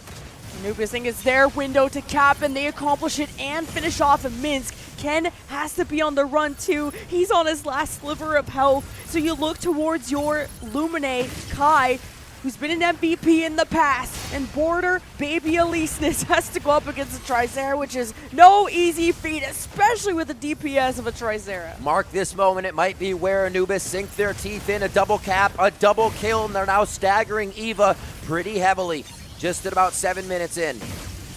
Oh, raining it down. Wait, Hunter, the Stego smoke kind of saved him, but Eva can only buy time. And now Anubis can just watch until that dissipates to finish off those kills. Fluid armor back online from Eva, but that just gets immediately shredded from just the infernal damage from Kishinma above. And there are those executions from Anubis. Triple cap. Yeah, you expected to see it. You had the outsides of Border and Ken respawn. Hunter and Zhengxiao go down. They are so staggered at this point, and Anubis is showing their prowess here as they continue to cap. Minima just keeping the team topped off. Look at the health bars even as the fluid armor goes down for Eva in these fights. Because Anubis are really not going anywhere too much solo. They look really grouped up, and whatever's happening at C, if it's a 1v1, It's a 1v1 that has just never ended. Every tick is 10 points. EVA are going to find themselves drowning if this goes past the 600 mark. Oh, let's meet up here. You can hear the comms actually coming out from the strikers as they ping an area, coordinating where they need to go. Border gets back with the armor, and now they just try to focus on one point. It looks like it's going to be between C and A, but it is not fruitful for EVA. And these heavies from Anubis look unkillable, and Reset is in dire straits. So the melees of EVA get involved. Spinning is the Welkin. Minsk needs assistance. And Anubis have Reset on last life, and EVA still can't finish him off. Anubis are so elusive. Finally, he goes down, but is that 6v5 really enough? EVA managed to cap. They know how to split off their damage and their objective focus. A little bit of pressure relief, but still enough to close out the game is held by Anubis. EVA has just seemed to be fighting an uphill battle this whole time. Every team that's fought Anubis has tried to climb this hill. And so far, it's going to be too tough as EVA just cannot get a grip. Hunter, so much damage from Kashinma, and Kashinma no focus. Drops one to the water, and now EVA not even staggered in death, but staggered in positioning. Yeah, and if Anubis are going to stay grouped up like this disruption from Ken is going to be huge, but only if EVA are ready to follow up with it. But because you gave up a triple cap for so long, Anubis still have a double cap. So EVA are learning how to walk when they really need to sprint forward. 800 plus for Anubis, ahead by 600. Just seems like the inevitable for Anubis to take map number 1. And Anubis is continuously getting these kills. We do finally see Supadopa go down. Siren actually low here too, so a point to capitalize for EVA. But it's going to be tough. The coordination on losing a member is still there for Anubis. They completely change up and have an audible to the strategy. And Anubis, they do lose one or two members down. They do have these number deficits, but they know how to switch to a more passive, safer style, one that is objective and disruption focused. And EVA need to know how to press, how to continue to be aggressive, to go for more and more. But unfortunately, just this effort is coming in too little, too late. 50 points away, and Anubis have barely dropped anyone in these last moments. Just the 30 points. The kills have been really staved off. I can't wait to see actually how many kills there were in this game and how many Anubis denied EVA in this situation. See, they won so quick, they didn't even get their pose in time. Good Lord, So Anubis, you see that? you are different.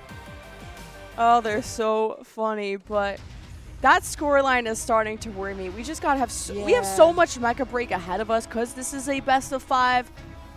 But that is a slow start from EVA. Like, yeah, they got triple cap. That lasted for a few minutes. They eventually got one, but they never, I think, had a double cap, unless it was at the very start of the game. No, yeah, Anubis is cleaning house right now, especially in that first series, or the first game of the series. So we'll have to see where we are going to go for EVA. What do they feel comfortable on? I mean, Graceland hasn't been played by Anubis, but do you go there to their house? Do you actually go and knock on the front door? Do not know. I think Palm Bay Harbor is going to be a back and forth that they could hit. Both have really nice scores going on that. I mean, they're both undefeated before this, so really good plays going on that, and coordination from the teams, I think, helps to excel what you can do with the payload. Just Ken looked really muted there, kind of put on the Sky Raider. For and once. For once ever, and that Aquila was possible for him to pick, and that's something he's played before. And not saying he can't play the Sky Raider, but it's not as many hours as before. Yeah. So I think EVA, it's hard to know where they're gonna pick because they haven't really ever been in this situation where they've had to pick. That's a great point. They'll have a comfort, but it won't be something that they're kind of used to so far. I think Anubis feels comfortable on every map. I do think Palm Bay would be one for him to go to. Another one where you can really get the switch up, where you might let Ken actually be a menace, is over to Cape Blanc Observatory. Something that can keep the range, keep Ken safe, and allow Ken to still kind of disengage on fights and just be a nuisance other than always in the eye of the opponent. Even an Eye of Mizrev you can force in a key, like you're forcing it at that point. Yeah. But then the fact they didn't even pick it here makes me worried that Eva just don't even want to mess with that. Are they putting too many eggs in the Ken basket? I don't know. But macro-wise, it was tough to see Eva kind of take things one step at a time. They did, deny the triple capture after some time, but progress wasn't made. No flips at all, and Eva were killing things. They had number advantages, but Anubis were so annoying with how they were escaping from these 4v6 situations. 5 kills for Eva. I think Kishinma got 5. You show the strength right now of Anubis as they play through these maps. You can always find a definitive powerhouse on that squad. Minima 007. Actually see Minima up there quite a bit in that top score area for what he is doing on the healer, but it is going to be Kishinma with the 5-0-1, just lacing damage in with the Inferno. Not dying too?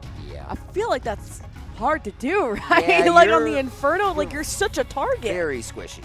Yeah. You are very squishy for what people want to achieve on you, especially if you can get in with an Elise, with a Welkin. It does not take very much to take down an Inferno. Yeah, because guess what happens when you ban out the Falcon from Kishinma? He gets MVP on the Inferno. That's what I mean about Anubis. You can't ban against them. You're only going to make them mad. And look what happens when you poke the bear. 1,000 to 275 was the end of that crop sinkhole. But Eva, the ball is in their court, literally, because they get to pick our next map. So we got to expect the best of the best. They drop this next map, it'll be series point. And then you got to play perfect from there on out. Just an easy ask. Just play perfect. Don't worry about it, right? I love it, though. They have to, because you almost need to play to Anubis' level and then above. A match against Anubis that's equal, I still feel like Dealer wins. Dealer wins the draw there. Oh, my God. The shadow boxing here by Minima. He lost. He lost to himself. He lost to himself. Sometimes the biggest enemy is yourself. For Anubis, you'd have to clone Anubis. I think that would be the ultimate enemy, but Eva have chosen to go to Observatory, and looking back, they've only played this once, and it was against Shuffle, the very first map of their very first match with the Falcon, Tricera, Stego, Illuminate, Welkin, Inferno. So, not going to the Aquila map that I thought, but maybe Ken making a return on the Falcon. Wow, the quickest Tricera ban there from Eva. Bye-bye. It kind of leaves Stego to be the only one there, so we won't have as much healing as before between the two brothers. And it is the Aquila, so they're going to say, no, you won't get that either. There's your Falcon. Double air. Hold it. We have seen it. It's kind of crazy, but it is one of those things that takes way more coordination in your squad. So they are putting the pressure on themselves on the side of Ava. I do expect a switch. But right now, they are showing us some wild stuff. Ooh, I'm liking some double flyer.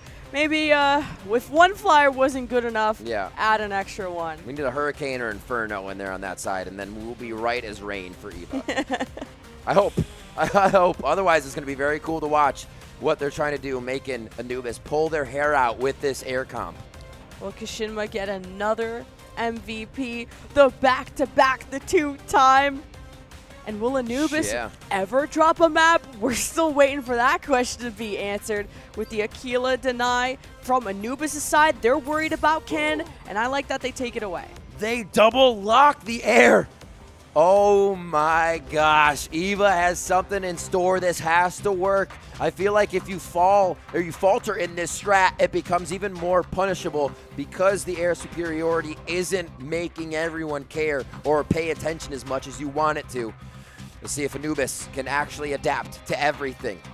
I love the double flyer because when you're kind of starting to base up on these mountains, these power positions that are overlooking the entire map, you can just poke it down, but you can also fly around. And just all these angles that you're taking around a grouped up structure forces everyone to look every type of different way. You cause chaos, and you're doing damage to boot. Because Sky Raider, all of that disruption, plus all the bombs on top, that's going to hurt. All right, pilots, let's get ready to fly, especially here on Cape Blanc Observatory between Anubis and Eva. the second match of this best of 5 upper bracket final. The loser does not go out of the tournament yet, but the winner will move on to the grand finals as we focus on Zhuhai's here. Ground mode with the Elise knees, looking for their first target. And you can see, like you said, Jen, or Lemon, they're setting up on both sides of the map already. The Elises does most of its damage at close range, so the Elises can poke and have some fun, but if you really want to be valuable, you gotta approach the other side. So keep in mind of how Anubis is going to set up around A. Zhuhai's already losing fluid armor, but with the collapse and with the combination of Super Dopa, it's first blood for Anubis. Leave the Welkin alone, Nad. Oh my word, they absolutely house Mincy. And now they're on to looking for the point. A isn't really capturable just yet. Stego Hayes is creating a big diversion around the area with the Sky Raiders coming in to disrupt as well. Just Eva's low HP targets are so accessible. It's like they have no energy left to escape, and Anubis are always within arm's reach, but the dismantle hasn't happened yet. You gotta thank the flyers from Eva from just causing so much damage. So now the Welkin box has to come up to allow this dismantle to go through, but Eva are still somehow around to make this annoying for Anubis. Second extractor. Looking to spawn, yes, easy. They didn't even see Kishinima on this, and we might even get that a few times here where they're playing so well off the fight to make sure they have these extractors. And this was like Ramen Rook, who we saw the other day, just capping and fighting right in the face of the enemy. Yeah, maybe that's just... You still have 1 flyer for Anubis, 2 for Eva. So the more this stalls out, the more you look towards who is going to be going on side quests and adventures. But 1 dismantle for Anubis. As Eva, again, the kills have been good. They do stagger Anubis, but you never know if the respawns, how far away they are, and who is respawning. The slow heavies, it's going to take a while to get back into the action, but we looked at the action around B, the power position up in the air, the Welkins boxing up, denying others from being involved, but it's teamwork for Anubis to go for the ace against Eva. Look at that, the 2 for 1. Anubis comes out on top of that as the air fight comes in with the Welkin boxes going for the Inferno. And they pay for it a little too much. B about to open here. The other extraction point looks to have faded, and now they will have a chance to get number 2. Oh, but Eva are all around this next extractor, and Anubis, this Inferno, raining it down there from reset. Super dope, oh, close and personal. Dispatches Hunter, and Anubis start to set up, but it's even with positions on the extractor. Anubis are poking at range, but when are they going to want to go in? They'll rely on Super Dopa and this Welkin to just kick Eva in the teeth. How are they not getting more focus on reset?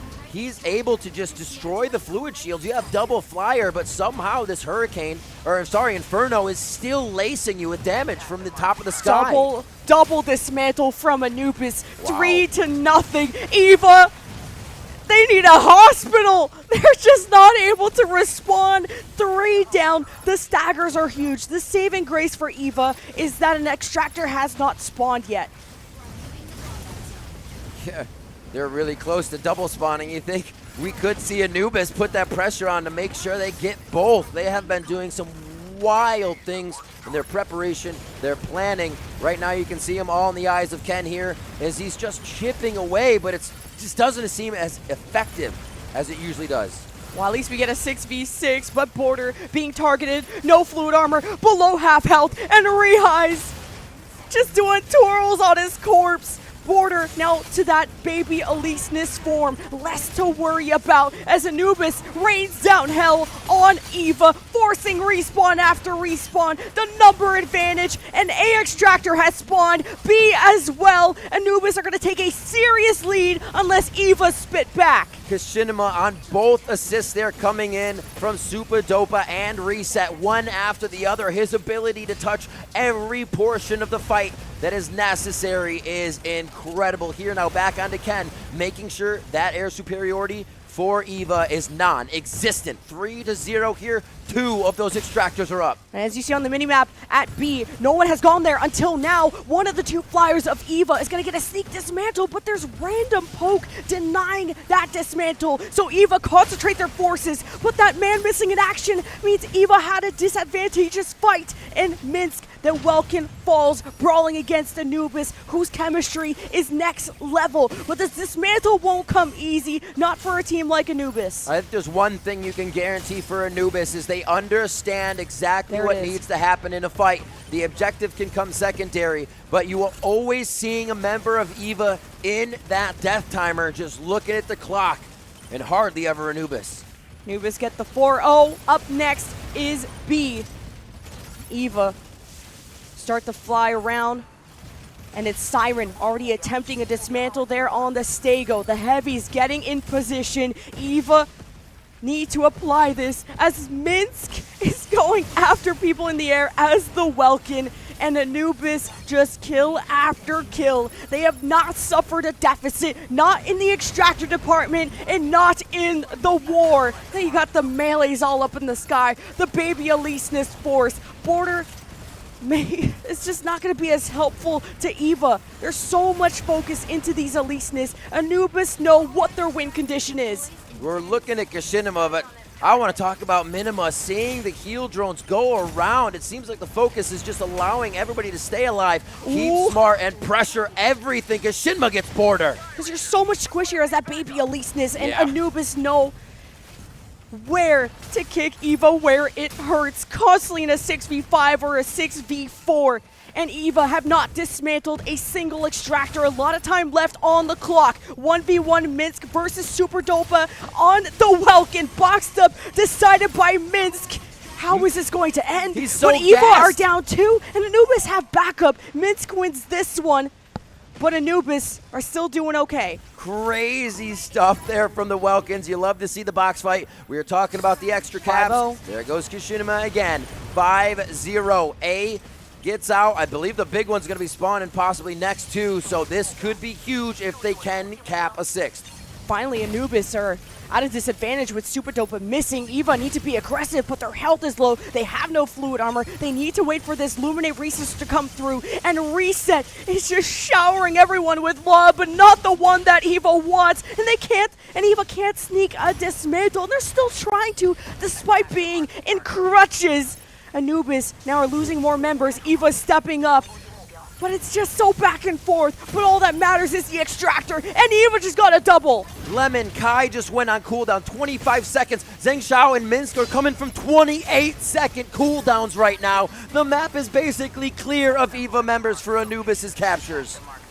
And they that's continue important. to move. Kai is that Luminate too, so everybody else is chalked if you don't have that healing, especially when Anubis still do. Reset is a menace, now a triple kill on that Inferno. Someone needs to contest it. You have 2 flyers for a reason if you're EVA, but there's too many fires in the kitchen and not enough cooks. And there is a 6-0 lead with Anubis almost going to series point. Full cap. This would end the game here for the side of Anubis. It is an all-out battle over the large extractor now here on Cape Blanc Observatory. EVA looking to bring the series to a tie, but Anubis is on the edge here to push a 2nd win in this best of 5. Reset easily, my MVP. You can hide, but you can't run easily. The kill farmer as Super Dopa trying for the dismantle. EVA haven't given up despite being in a 3v6 scenario, but the setups from the heavies are there. You just need some anti-rage. You need a Stego shield. EVA try to brawl up close, but Border has no armor, no health, and no life. We're pressing F to pay respects on this one. We just saw Super Dopa trying to get his hands on that extractor quite a bit. A lot of Sky Raider disruption here right around the Hurricane Bubble as well. They are doing everything. 2 members again down, 27 seconds on Kai. 12 just to get Border back, and they're going to have a little bit of room. This is not just a fight, this is a slaughter. Anubis have gotten back on their high horse. They're done playing with their food. They're eating EVA for dinner. Where is the EVA swing back? It's not just about going to first base, it's the home run. You have to come back from an 0-6 with only 2.5 minutes left. You can slow down Anubis, but you can't stop them. Super Dopa denied the dismantle. Look at the top of the screen. If the action's too crazy in the front, you can see the caps happening just under the players themselves. That 4, 2, and believe 18 or 8 on Super Dopa. They have so many kills right now. And you look at the side, 30 seconds for EVA. Yeah, Eva have died so many times, like they're just gonna have to wait till next year to get back into the fight. But still, Eva are disrupting so much range damage. You need an Anubis Welkin box or something just for a few more seconds. They've been so close to dismantling. A minute 40 left. Regardless, Anubis are setting themselves up for a victory. Absolutely, that timer goes out and it will still close Cape Blanc Observatory in favor of Anubis. A little low for Sarian, but expect that to be healed up. We hardly see Anubis going down as they push and pull from these fights. Over 31 seconds for Minsk. He'll finally get back in without the Welkin. It's going to be tough to really engage these fights fully. Good pressure onto someone like Reset. Eva had more to even get a pick earlier, so Eva have an advantage. They're trying, but it's Super Dopa still trying to sneak a dismantle while Eva lurk around. Now there's a second extractor to worry about. Eva have 2 flyers, but can they really spread themselves thin? Everything has to happen at once in the next minute for Eva. Really nice job by Zheng Xiao getting the Stego down onto the point. Eva is using that haze to keep themselves at least within the game, but 45 seconds mean it is slowly closing down around them. And slowly, Eva's vision will fade to black. Anubis shortly going to series point. It won't be a flawless 6-0 for Anubis as Eva managed to dismantle the side objective using those flyers. But Eva learned a little too late how to address Reset. Your eyes are gonna be wide open looking at his numbers. Doubles, triples, and more. Raining down hell on the setup of Eva, forcing them to constantly disengage and allowing Anubis to own the real estate. Incredible. The double flyer composition never throws Anubis for a loop. They know how to react to everything, and they react with a victory. Good job, Minima. Not even crazy. breaking a sweat. Not even stressed, not pressed in his lane. And one step closer to driving their way to the grand final. Guaranteed a top 2 in the first global invitational for Mecha Break. What a statement for Japan. And now we get to go to a 3rd map. We have our band still. Can we go to a 4th? That's our question. Do we break out of the box? Can Eva find a win? Because from what we've seen from Anubis, once they figure out the whole strategy, they go shoulder and head above everybody. It's kind of crazy how consistent they are, but this is what was expected from Japan's top team. There's only 3 other maps to go to, and that was Eva's choice. Yeah. And you're obviously going to go to your best map. So, and to be closed out this one-sidedly, 6-1, where even that last one extractor is sort of not even important in the equation. Right. And we got to see kind of the beauty of the double flyer, but just the kills didn't really happen. I don't know if it's a focus thing or what it came down to. A dream that kind of turned into a nightmare towards the end. Once you just saw everybody able to fly up towards the sky, you couldn't stop Reset what he was doing on Inferno. We saw a bunch of times Nins trying to jump into the air with Welkin, and Reset would be gone immediately, and the Inferno again is doing free damage without Welkin's energy to block for your team. So really great dancing around the situation. I think what we just saw was Anubis realizing extractors were going to be tough. Let's go for 30 plus death timers on the side of Eva, and that's going to make it hard when you're not playing the game. And now that the Aquila has been banned in that most recent map, you can't ban it again. Right.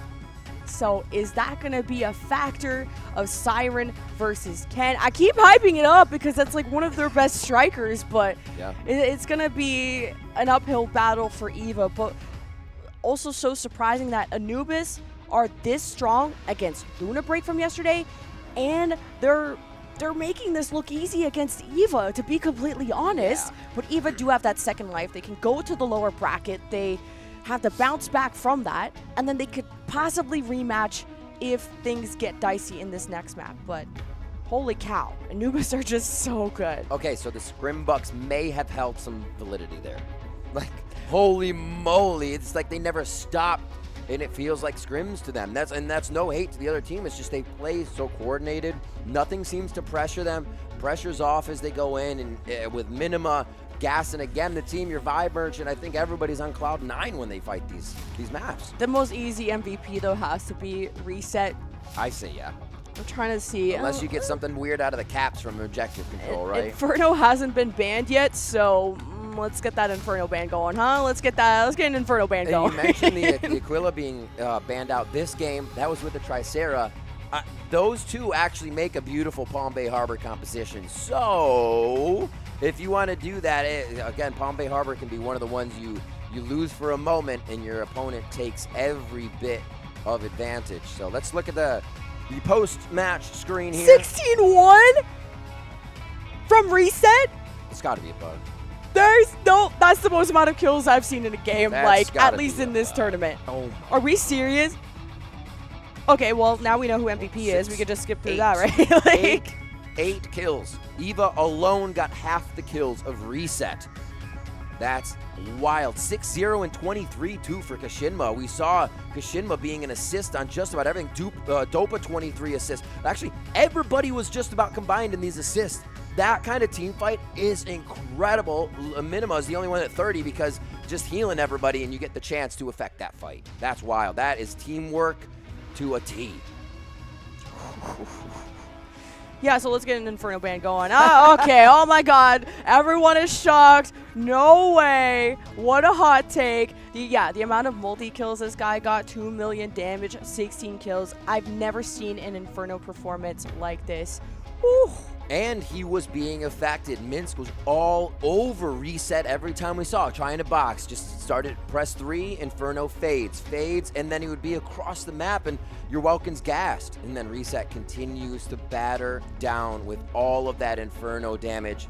And he's not a tanky person, so you have to play it smart. You have to play it very, very cautiously, but it's like right in the fight works for reset. Where do Team Eva want to go to next? I mean, just to reiterate the bans, Panther. What if that Panther ban was to just sort of allow you to have as many options as possible? Yeah. Because if we go all the way through this series, we're going to be banning like almost every striker in the game. So Panther and Falcon have been banned so far, and then the Aquila and the Tricera. So okay, Panther, Falcon, Aquila. Sky Raider still available. Aquila, Tricera. I'm still thinking Palm Bay Harbor. I feel like that's a big one. I'm thinking that's pretty solid too. And Eye of Mizra, because they did win that against Celestial Being, which is a feat in itself. And they did that without the Inferno. So yeah, I'm going to stop saying Ken Aquila because maybe I'm the one caster cursing it. And I'm just never going to, if I stop saying it, maybe I'll get it for Christmas if I ask Santa nicely. But yeah. Reset just looks so Reset looks so innocent in the camera, and man was he just a murderer on the field. Like 16-1 is a scoreline you just don't see every day. Yeah, that's a little wry smile. We know there's power behind that. So watching Super Dopa and Zhuhai go crazy. Look at that. They're just like, I got your back, diving onto each other, looking for the double down / parry, unparryable. And it was incredible teamwork here from the team. Oh, you can't even get off the ground. Oh my gosh. Just the brawlers from Anubis were such a nuisance. Because then Inferno gets to look and get MVPs sitting pretty in the sky. Because as soon as you think an Eva Welkin can go up there and try to say anything to this Inferno, you think that the rest of Anubis are just going to sit there and let their Inferno get pressured like that? There was such good peel, and that's why you saw the amount of assists across the board. Anubis always pounced with numbers, 2-on-1, 3-on-1. Yeah, the assists show that. Everybody had a hand in the pie if there was ever a fight going down. And a nice job here by Anubis to find themselves a second win. Yeah, I wonder how much, like, I know Evo were running double flyers, but using all that energy to get up into the sky to deal with this Inferno, and then you don't deal with them, and you try to use as much energy, really kind of taking the risk of gassing yourself to kill this Inferno. You don't. You drop to low HP. You drop to probably little energy, and then that's probably what ends up happening too. So that is a tough fight to balance. Palm Bay Harbor, you called it. Let's go. The crystal ball is working, and we are gonna duke it out on Palm Bay Harbor. I feel like a lot of this is actually going to be towards the early game. Usually we're okay with seeing A happen and B happen. But Anubis, they don't let go. They will run your payload back after destroying your team over and over. I don't think Eva has played Palm Bay Harbor either, so Right. not that you're like gonna show anything super crazy here, right? I mean, Eva did show the double flyer, which is interesting. Inferno! You got Banned. it. Reset what you got. Of course, Hurricane is available. Falcons, Aquilas. Oh gosh, I said it. Okay, Siren at least is gonna give me an Aquila. Border on the Eliseness. No Panther today. Ken's on the Aquila. Ooh. Please lock it in. I was like, wait, I saw the Panaka, but I didn't see that it was reset, so that's just a troll. Minima already has Lumine. And yeah, do we have the mirror composition coming through? I believe we do. It's just about all you want to be able to run if you don't have the Inferno here. But interesting to also see the no. Oh yeah, there is a Hurricane Kishinima. Okay. Caught that at the last second. Hell yeah. Yeah, Anubis had a quick day on day one, going to Palm Bay Harbor against NGT with the Welkin, Aquila, Tricera, Hurricane, Stego, Lumine. And guess what they're running? They are so well drilled on this composition, and Eva are staring down the barrel of going down to the lower bracket unless the reverse sweep starts here. All right. Anubis looking to solidify a grand finals position, undefeated so far at the Mecha Break pre-launch Global Invitational. An incredible feat here as they approach the challengers from China. Eva, now on Palm Bay Harbor.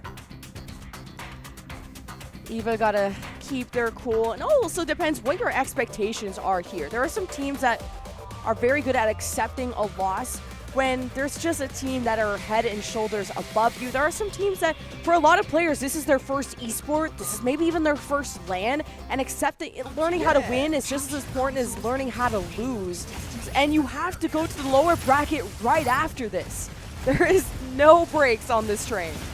And Celestial Being is watching every second of this game. Looks like we will see Eva take the high ground, but a little different here. From the other side, Anubis will get up for a moment, but they do take the trenches for a bit. At least Eva gotta go out with a bang. This has to be the best showing yet from them. And now that you remove the Inferno, which was an insane part of Anubis' success, a bulk of their damage, maybe Eva can find themselves in a closer situation, but it's a brawl up close. The Welkin looking to get involved, but through all the Stego smoke and all the haze, Anubis find each other. The group up and a low HP target to force that Eliseness out of armor. Yeah, the Aquila shots you see raining in from the right side, doubled up with the hits now from Supatopa. They cause him to regain. Re-armor up as the flashes of the Welkin boxes and the diffused energy shields come through to A site. It is 4-5 right now. The cap actually looking in favor of Anubis. So close, but they gotta deal with what the Triceras and all the heavies that could be setting up, and that takes a while to dismantle, especially with sort of the invulnerability when you break that composite shield. And there's a lot of good defenses from Eva. Their HPs are low. They're gonna give up that console I guess, control to Anubis so that Eva can conserve their lives. But the heals are coming in pretty slow. Border may just also still be in Baby Eliseness form, so Anubis not only could get this console, but kills to put them on a long respawn timer.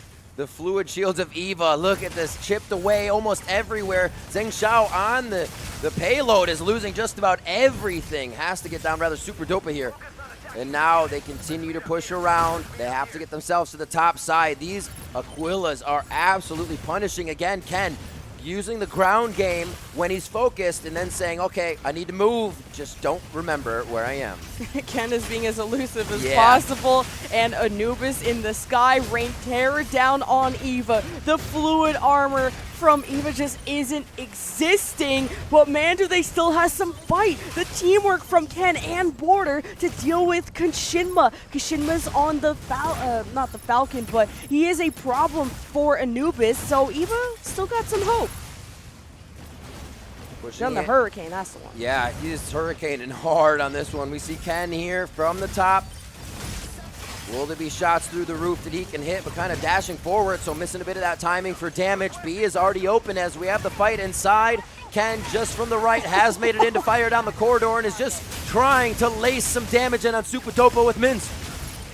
Yeah, just having a frontline blocker means Ken can sit back and be as mechanical as he needs to be in this console, earned there by Anubis. They have a 10% lead. EVA are on their tail, but EVA are so dangerously low, and you can't be so passive as Supadopa goes to finish off these kills, but EVA have managed to escape, but the Anubis leads grows more and more. And they're going to have Reset riding the payload the whole time. Zheng Xiao drops Kishinima, so they do have a bit of breathing room from that constant annoying damage he's been bringing to the table. These Triceras are also limiting the melees. They're staggering them. It's been so annoying to really get a good wombo combo going. Yeah. With Kishinima missing, though, you have less defenses as Ken's able to free poke into the payload. And the lead continues. Now the payloads have diverged, and the first ones out of the gate could be Anubis to set up for the next console. Jeez. Just Siren on the other side. Pounding in the damage. That hurricane releasing from the sky as Kishinima finally gets a little aggression. Just look how he organizes. Back behind the Stego. Hey, get the haze out. Let's get the regen, and then they go right back to the fight. EVA are just starting to get set up, but Anubis have been proactive this whole time. They were first out of the gates and first to send EVA to hell. In a 5v6, console still up. EVA have time to respawn, but they can't afford to stagger, and they're a little bit split. Now taking shelter inside of the building, Siren is above them with the Aquila, and the EVA have to keep looking around where the threats are, and Mintz carves out the front. He has to be the frontline blocker as the Welkin. The console's coming up soon.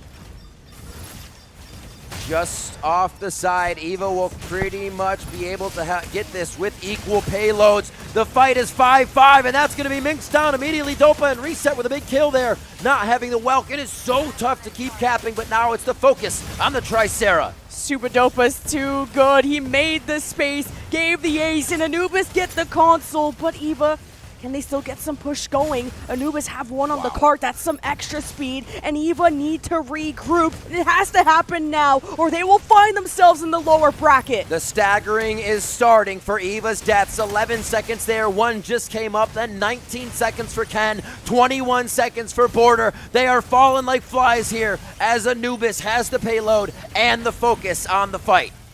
Kishinima on the Hurricane, causing a storm on the low ground, and EVA do their best to stay alive as a team, finding shelter, but there is no cover against Anubis. The low ground, the Welkins, the Hurricane in the sky, and EVA finding themselves now behind by 10+%. It all comes down to this final clutch moment, and it's not a win until the payload crosses the finish line. EVA is just trying to get Supadopa off the payload right now. They can't even focus on the real fight. Anubis is calling so many audibles here just to make EVA pull their hair out.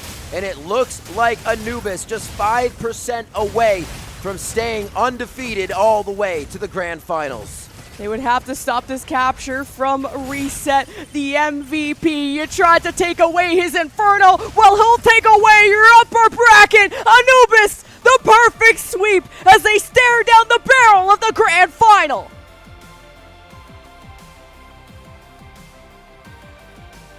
I bet there was never a moment when Anubis expected anything else than these victories. And they are the powerhouse this tournament talked about. Heading into the grand finals undefeated. And now in that best of three, that was a best of five, played to three rather, pushed onto different bands. And it didn't seem to affect them at all, Lemon. I was waiting for the Aquila matchup. Siren versus Ken. Ken, who had to constantly change positions, not able to. And I'm not even putting this on him.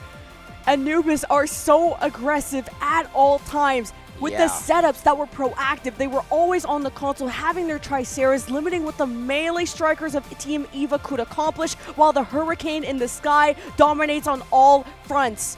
There is no banning a striker against Anubis. Oh, I like the kind of height. This is really satisfying. Oh, never mind. But congratulations to Anubis, Japan's #1 team, who could possibly pull off the perfect run.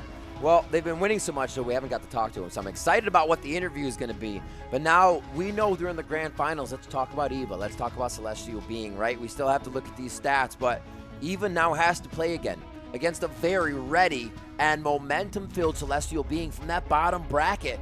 No breathing room for Eva. They have to reset right away, and they have to figure out how to get themselves back for that revenge match in the grand finals. Yeah, Manbu versus Ken. That's going to be a really fun Aquila matchup. Yeah. Easily Zero or Eliseness. You have the Vita versus Border Eliseness. I feel like Border got so targeted today. I don't know what's That was up. painful. Constantly getting The Panther- de-armored all the time on the Elises. We didn't get to see the Panther, and I wouldn't even risk it against a team as good as we have what's left in our bracket. Yeah. But this is going to be a seriously tough matchup, especially after Celestial Being, I would say, low-key kind of upset Luna Break. And Yeah. we'll see if Team Eva still have gas in the tank.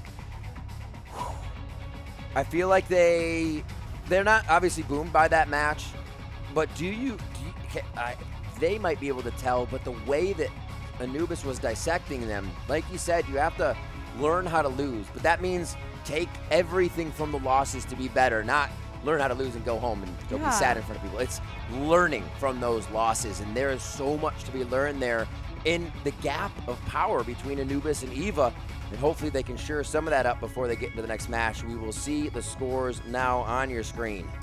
And I look at even Minsk versus Tuobi. Tuobi had so many MVPs to help Celestial clutch against Luna Break earlier. It was a massive effort. That went the distance. But at the end of the day, like, Anubis have so many stars on their team. Yeah. Always have number advantages. But it's also the macro play. You can't even underestimate the awareness and the plans of having progress, but knowing how to play that advantage, getting out the gates early, getting set up early, calling where Eva are rotating from, forcing them to hide. And even though Anubis could have killed them even more often than they were, but Eva cowering, waiting for their Lumine heals, bought even more time, more progress for Anubis. Just looking at the heals, I'm like, well, you know, it didn't do that much. Minimum might have just been getting in there, not even having to heal much because of the management of the shields here, being able to get everybody refreshed with rehighs too, and then you have Reset doing a bit of healing. So yeah, they really coordinated this amazingly, and it is gonna be that Tricera coming in with the MVP. Reset once again, the unkillable, even though a little bit harder on Tricera. Beautiful game on the Inferno, 3-0-1. Yeah, he tried to take away his Inferno and he still gets MVP. I wasn't kind of expecting that because, and even just looking at the kill department, this is not the 16-1 reset. Right. This wasn't even, Anubis barely got double-digit kills. It was just good objective play, good positioning around the map, forcing Eva to take pause after pause after pause. I mean, just to go to show, there was 6 kills on Anubis there and 3 kills on Eva. So not even that many kills were had throughout that match. It did require the positioning. It just required knowing where the next step of Palm Bay Harbor was going to go. The highlights of our 3-0 in favor of Anubis here as we glide over Palm Bay Harbor. And how much can you take away from this when if you're Eva? Like, I would trust them to be able to come back and like go the distance against Celestial Being and make that rematch happen. But this all has to happen today. The grand final isn't like some other day where you can go and digest this with a coach or do all kinds of crazy VOD review and really break down every micro play. You just have to go. And just Mecha Break is such a beautiful game, and we're seeing the top pilots from around the world stare us down and also show us how it's done. I want to see somebody focus the Vibe Merchant. Take that Lumine out. Take the heals out. Why him, man? Can you, because he does so much. I actually think the way you can see there's a green tracer that kind of tracks and resets itself. So you see a green line going through the air. It's a drone going to heal. And you'll see that. It's like Minima has a teammate call, looks up to the corner, fires, still within Stego, still with whatever, heals another, gasses the team, is affecting just about everything. And if somebody has to come just within range for help from him, it's crazy. Machinima's just everywhere. And just like I was saying, Mecha Break is such an incredible game. We've Yeah. got to catch this. These players have been playing for over a year. It's our first time, at least my first time in China. Just shout out to Mecha Break for putting on this invitational. Yeah, we have so absolutely. many more matches around the corner, but that's it for me and Riv. And we've just been so excited. Our voices are going out. We've had the most insane comebacks, like record-breaking series. And I just am so elated to be here. It was an incredibly fun match, being able to watch everybody from around the world develop new strategies. We had teams that came in saying we played this way, and we have completely flipped because we saw the way China or Japan did something, and then them focusing on what Ramen Rook was doing. We saw way more flyers, and the potential of Sky Raider this tournament has absolutely boomed everybody at beginning, but now we're seeing way more of it because of how it works. We're going to go ahead and toss it to the interview to see what our pilots have to say. Take care. Hello, pilots from all over the world. Welcome to the post-match interview. We are joined by Kishima from Anubis. Please say hi. はい、チームアヌビスの5人ぐらいいるエースのうちの1人を担当している木島です。 Hello everyone, I'm Kishima from 那我 Anubis. 想采访一下你，就是赢下这局比赛的一个心情，在赛 First 前有没有做过 question, 哪些准备？ what was your feeling and what's your preparation before this match? 気持ちを聞かせてください。そして、試合が始まる前に今日の試合のためにどのような準備をしましたか？はい、練習会の時などにエヴァとも対戦したのですが、剣のアクイラやボーダーのパンサー、リュウエンといったピックに悩まされ勝率が安定しなかったので、そこをしっかり課題点としてチームメイトと共有し、対抗策を見出して無事それが通用したことをほっとしています。 首先就是我们在 First 练 of 习赛 all, 的时候，其实是和 we EVA 战 played 队进行作战 scrims 过的。 with 当时呢， Eva. 我输给 At 了 that 对方 time, 的Ken 的we Aquina thought 以及 Ken's 的黑豹。但这次能够在比赛当中 Aquinas, 获胜，所以对于我个 Panther 人来 and 说是非常开 Listeners, 心的。 but we won 那 them. 来到赛 But 场， we 我 won 发 at 现你 this 们每 match, 天 so 在赛 I'm 前的这 very 个镜头都会设计一些小动作 pleased. 那有什么特别的含义吗？ We'll see 特你 you 看 have 的 many 镜头啊 interesting 喜 facial 爱 expressions の and 動 hand 作とか signs in the カメラ camera. に映し Does 出 this す have ポーズを any 取りました special 可 meanings? 愛いポーズとかまたかっこいいポーズもあります。これは何か特別な意味がありますか？まあ特段といった意味はないんですけど、まあ最初はミニマのお遊びです。ですが、ああいうことをすることでメンバー全員の緊張が程よくまあ緩んで、ちゃんとベストな能力を出すことにつながっているんじゃないかなと今は思っています。 其实这个动作并没有 Well, 特别的含 actually, 义。 we 最开 don't 始 have 是我们 any 队员 special 成员的 meanings 密码开始 on 的 that, 随后面 and 我 it 们纷 starts 纷 with 效仿，我们觉 Minima, 得这样做 and 是 all our 能够缓 members 解我们的一个 learn 紧 from 张的 him, 情绪。 and we're 然后我 trying 们 to 也 use 希望 this to 我们 relieve our 通过这 pressure 样的 and 一个 stress, 动作呀，来 and 缓 we're 解我们 trying 自己的 to 心情，来获得最终的胜 bring 利。 joy to all the 那对于 audience 你操 and 作的 bring 基本 victory 技 for 巧有 us. 什么可以分享给我们？ Next question, do you have any tips for your 得意な技巧は strikers, 何でしょうか？ main? そしてこれに対して何かコツがあればみんなに教えてもらいたいです。僕が一番得意だと思っていて、かつ、まあ、みんなにも認められているピックは、俺はファルコンです。ファルコンのコツはそうですね、難しい機体なので最初は失敗すると思うんですけど、それでも諦めずに長く楽しんで使い続けてほしいなと思います。 如大家所见，我最擅长的 Well, as you can see, 那我认为 my 王者的 best 诀窍就是 striker is 不放 Falcon, 弃。其实我一 and I 开始在 think 玩这 my 个机兵的 great, 时候，我也遭受过 my 很多 best 失 tips 败。 is to 那我觉 never 得最 give 重 up. 要的就是不放 We've 弃，坚持下去，享受这个游戏的乐趣。 meeting 好的， many 那也就 challenges, 像是我 and 们 I 选手 think 所 have 说的， fun and 永不 never 放 give 弃 up 才能 is 迎来比赛的 the 胜 most 利。 important 那也是 thing. 感谢选手 Thank you 接 for 受 the 我的采 interview. 访，期待在后续赛程中能够看到你们更加精彩的表现。那下一场呢，由 EVA 战队对阵 CB 战队，他们将会有怎样的赛场表现呢？让我们稍事休息，更多精彩马上继续。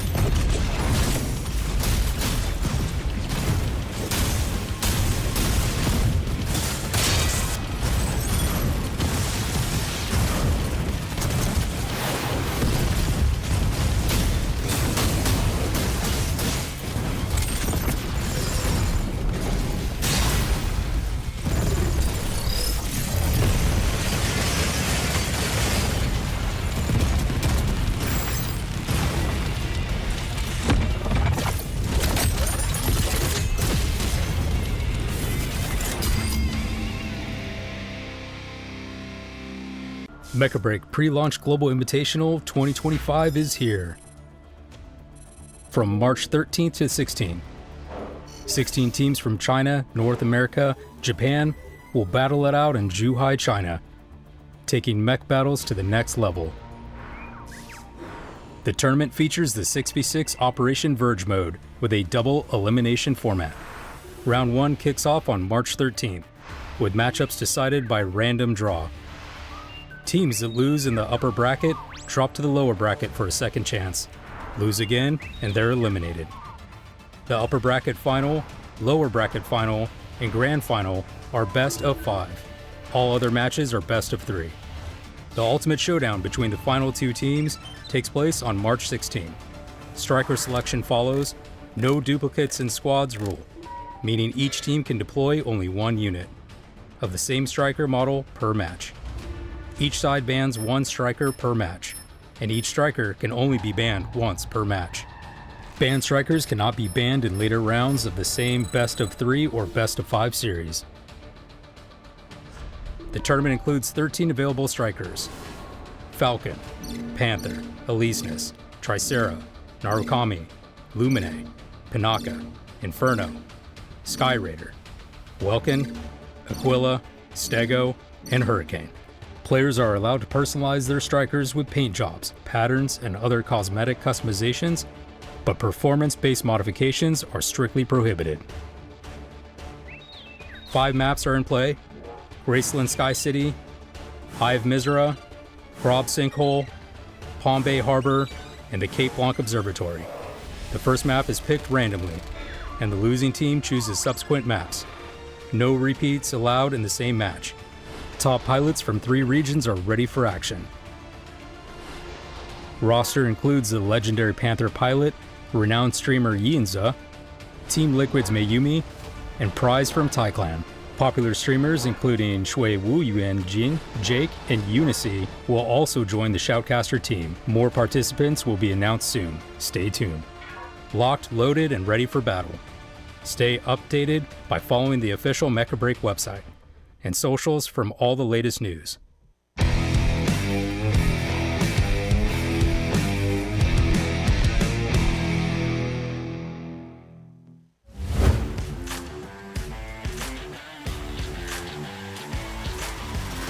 More objectives, a lot more fires for Celestial. Press and great shots from Manfu. I was waiting for that matchup. Same falls with Zex takes him down here. And now the Aquila's fighting a little bit, top, bottom, bottom, top, as they continue to fight around this B point. We might even get A to spawn before B even gets captured. It's just the place to be fighting right now. Eva waiting for this moment where Sabine didn't manage to deny the key, and they were limited in numbers because... Low on the Aquila fight. They're dodging and shooting at the same time. It's almost readable in their shots. They need to separate the 1 and the 2, and Ken comes out. That's this covered by both teams. They are throwing a party in there. 3's a crowd, and we almost have 12 in one spot. The ball is in the CB's court. As cool as their defense is, it needs to lead to an offense that shreds Eva and lets them actually happy to keep these fights going. They actually love the way that it's happening. They did lose 1. We'll have the respawn coming back in now, so not too much of a problem, but you can see they're still holding that 5v6 at this point. This key upload. What an awesomely close Eye of Mizra we have here. Remember, Celestial trying to keep themselves in this series and out of the lower bracket with Eva's first win so far on Grob Sinkhole. Just going for that key, trying to cap, trying to kill at the same time. Yeah, and if you let Eva upload 1 more key, it's Joe for not only this map, but the full series and CB. Also, don't want to be dying too much, because 9 kills or 4 kills could be enough. So Eva... Super dope is with the attacks, hardly spinning even in these box situations, knowing it's more of an advantage to quick and click and find that player or that striker once again and just give that pilot hell. In the break, need to find some signs of life quickly as Anubis are aggressive all the time. Super double with the down smashes to go through any fairies to get Yui still in a position where and the Anubis will still be denying extractors. There's so much good teamwork from Anubis too. They're always taking 2-on-1s, 3-on-1s, whatever it is, and that's why they're in the lead. That extractor away for Anubis to go to series point, and Luna Break just can't. You just see Super Dopa on the right target every time. Take right, Azra. Luna Break still have some fight in them, but how do they deal? Hot, and now there's a flyers in the sky, and Ramen's got some targets low, and he's looking for the finishing blow. Ramen is one of the most aggressive Falcons you will see. Track. Just before this, he was so far from the battle. You saw they lose track of him. He flies back in, gives Tutu hell, and now he's gonna cap with the team's control. To fight this, and Ramen goes uncontested, no damage. That's just a good defense. The fight instantly on one and more. The team is in the middle, trying to disperse them from the top side of Empyrean's defense. Group up, or this is gonna turn ugly. Both objectives are gonna spawn at the same time, and if MDY keep this up, they're not only gonna tie, they're gonna take a lead, Riv. An incredible, like you said, amount of perseverance here from MDY, bringing the momentum out of a lock. Losing a few members here and there, and somehow organizing in mid-fight to make sure they're still capping. There's the triple cap. Difficult things for this amount of time here. Orca has their work cut out for them, and it's already hell in here on the site. They do get a great kill on the Valkuma. That's a great assist as well coming in from Welkin. You see the double kill for him, so big work coming from the Welkin. Turn just flew away from B. So B was held by solo play. Now we're over to the other side. We're on C, and it is going to be a lot of box, a lot of damage. Energy shield. You have the poke to buy them some relief, but the energy low from Steel Haze as he tries to finish off some of these kills. John Welkin at a sliver of health, and actually turn with just the cherry on top, looking for that final cap. But it's 960 to 920. Just 4 more ticks and they're going to be in the lead. You have to believe me when I said it's amazing to watch these teams adapt in real time here at the tournament to different things. Now a triple cap from at least 600 points down. It looks like it is going to be the win.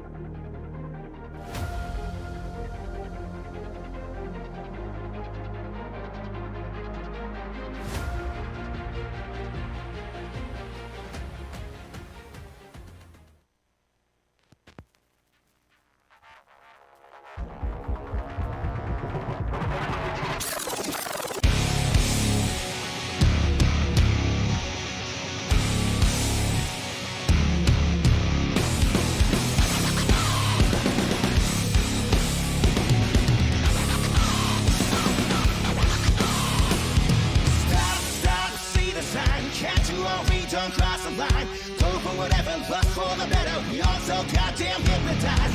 Chop, chop, spread the line. Don't you blame me, you're mesmerized. Birds of a feather flocking together. Join the countdown, we're one of a kind.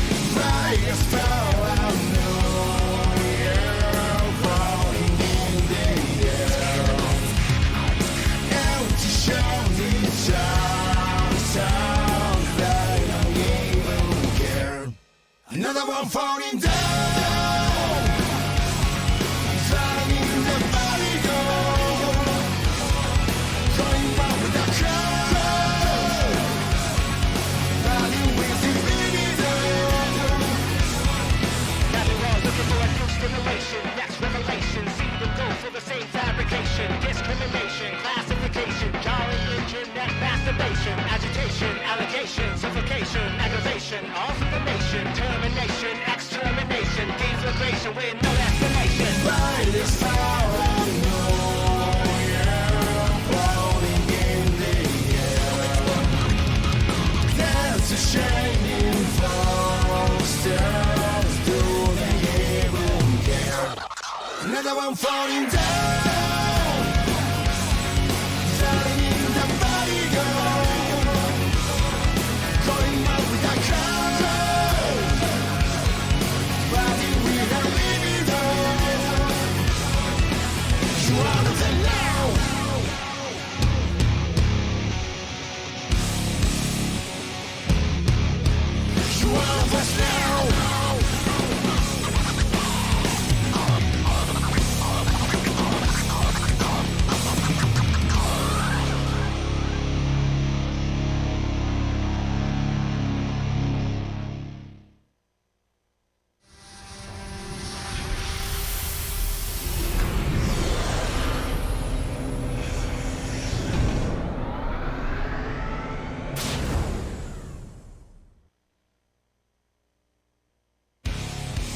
Get ready, the 2025 Mecha Break Pre-Launch Global Invitational is almost here.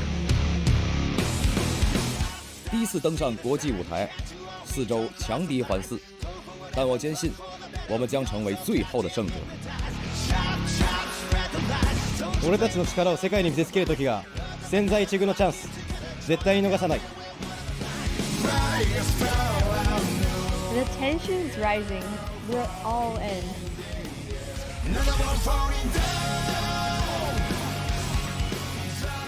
No matter who's in front of us, we're bringing the heat.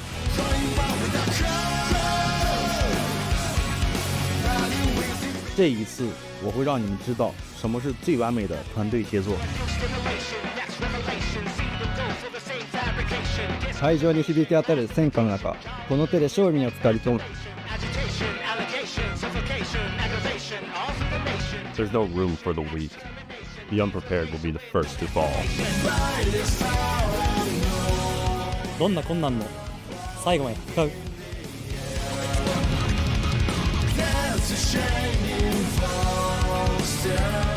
冠军奖杯，我们势在必得。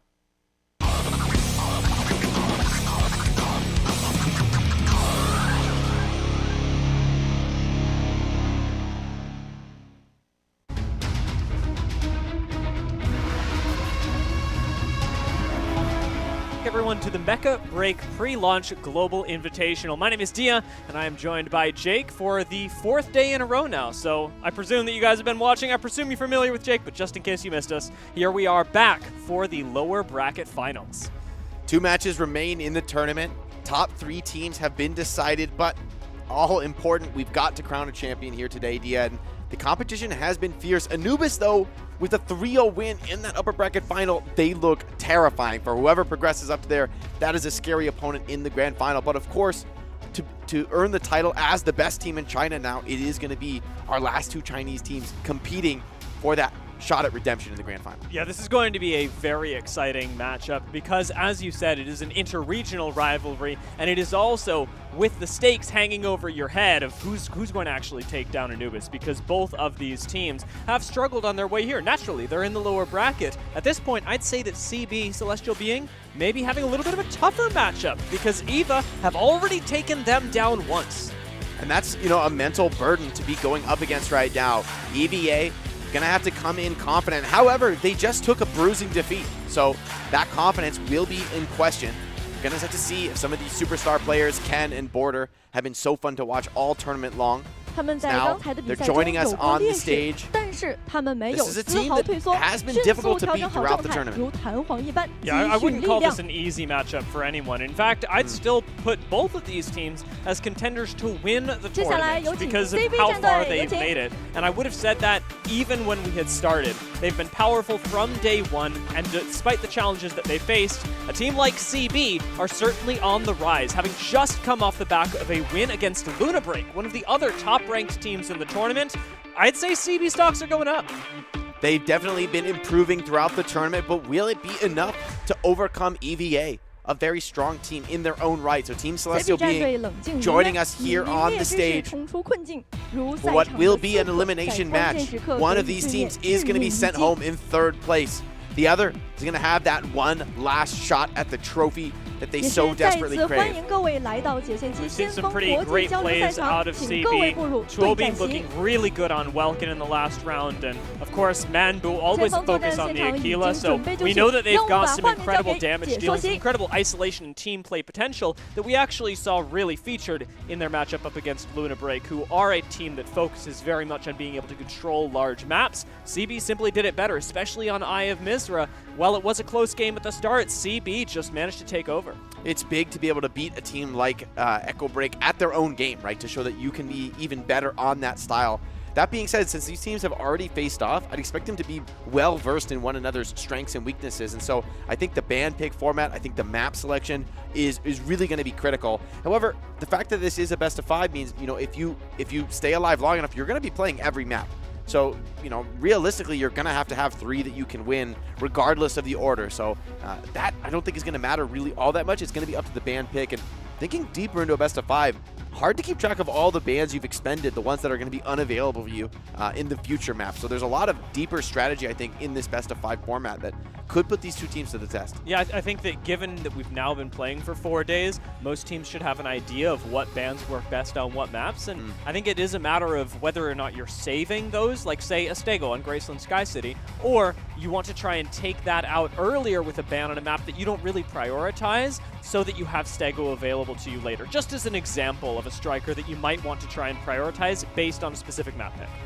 When it comes to just the pound-for-pound firepower from Team Extreme Victory Apex, I think they're a really impressive squad. The question is, can they bounce back? That was a bruising 3-0 we just watched in the upper bracket final. And so Team Celestial Being, they may have been dropped down to the lower bracket by EVA, but they had a couple wins, right? Their momentum, at least emotionally, should be in their favor. The question is that enough to overcome the raw firepower of a squad like EVA? Let's check the map stats, start to dig a little bit deeper into where they can expect to be strong in this best-of-5 series. This is actually where I'm just going to point just straight off to the left of the screen. Palm Bay Harbor really, really stands out. Going into the last round, I was wondering whether EVA would get a chance to play Palm Bay Harbor, and not only did they elected to do so.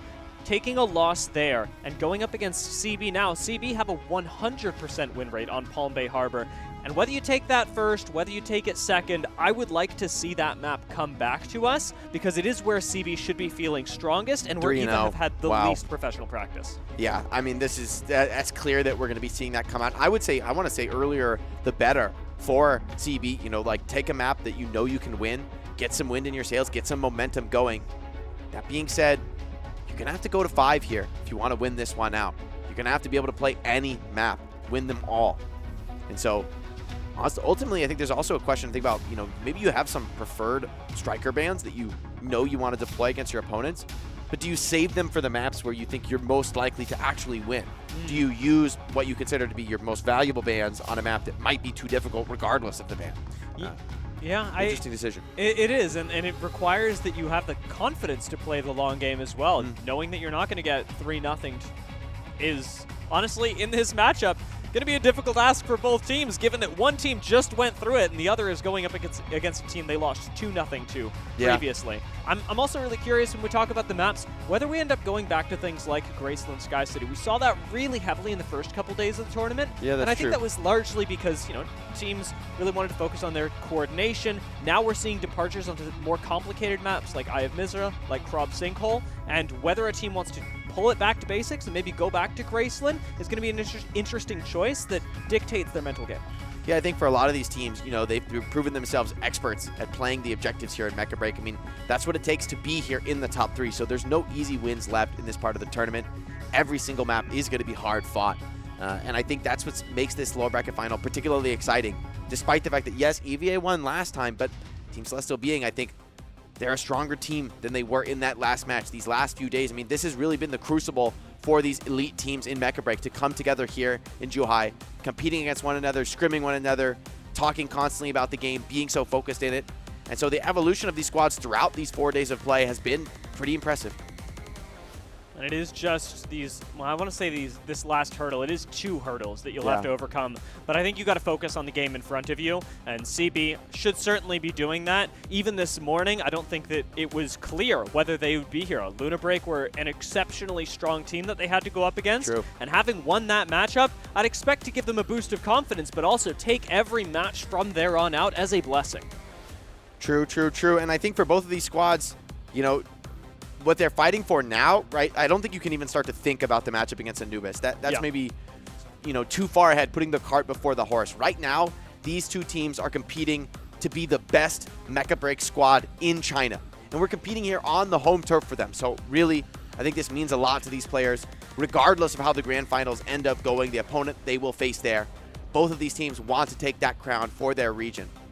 EVA started incredibly strong, and I dare say that even after the last match, they have continued to be a squad that I'd be scared of going up against. And I do wonder whether they still have that same mentality, how much the last match took the wind out of their sails, because it is something where when you see a team go unchallenged, as they so often do when you're still in the upper bracket, you haven't really dropped a game. In fact, looking over at EVA's stats, they hadn't dropped a single game up until they went up against Anubis just moments ago. Yeah, and that kind of reversal can be tough emotionally, right? For you're playing on stage, you've been flying high and having tons of success, beating all challengers really, and then you just get absolutely clapped down. It's a 180 turnaround. You have to play another match back-to-back right there on the same stage.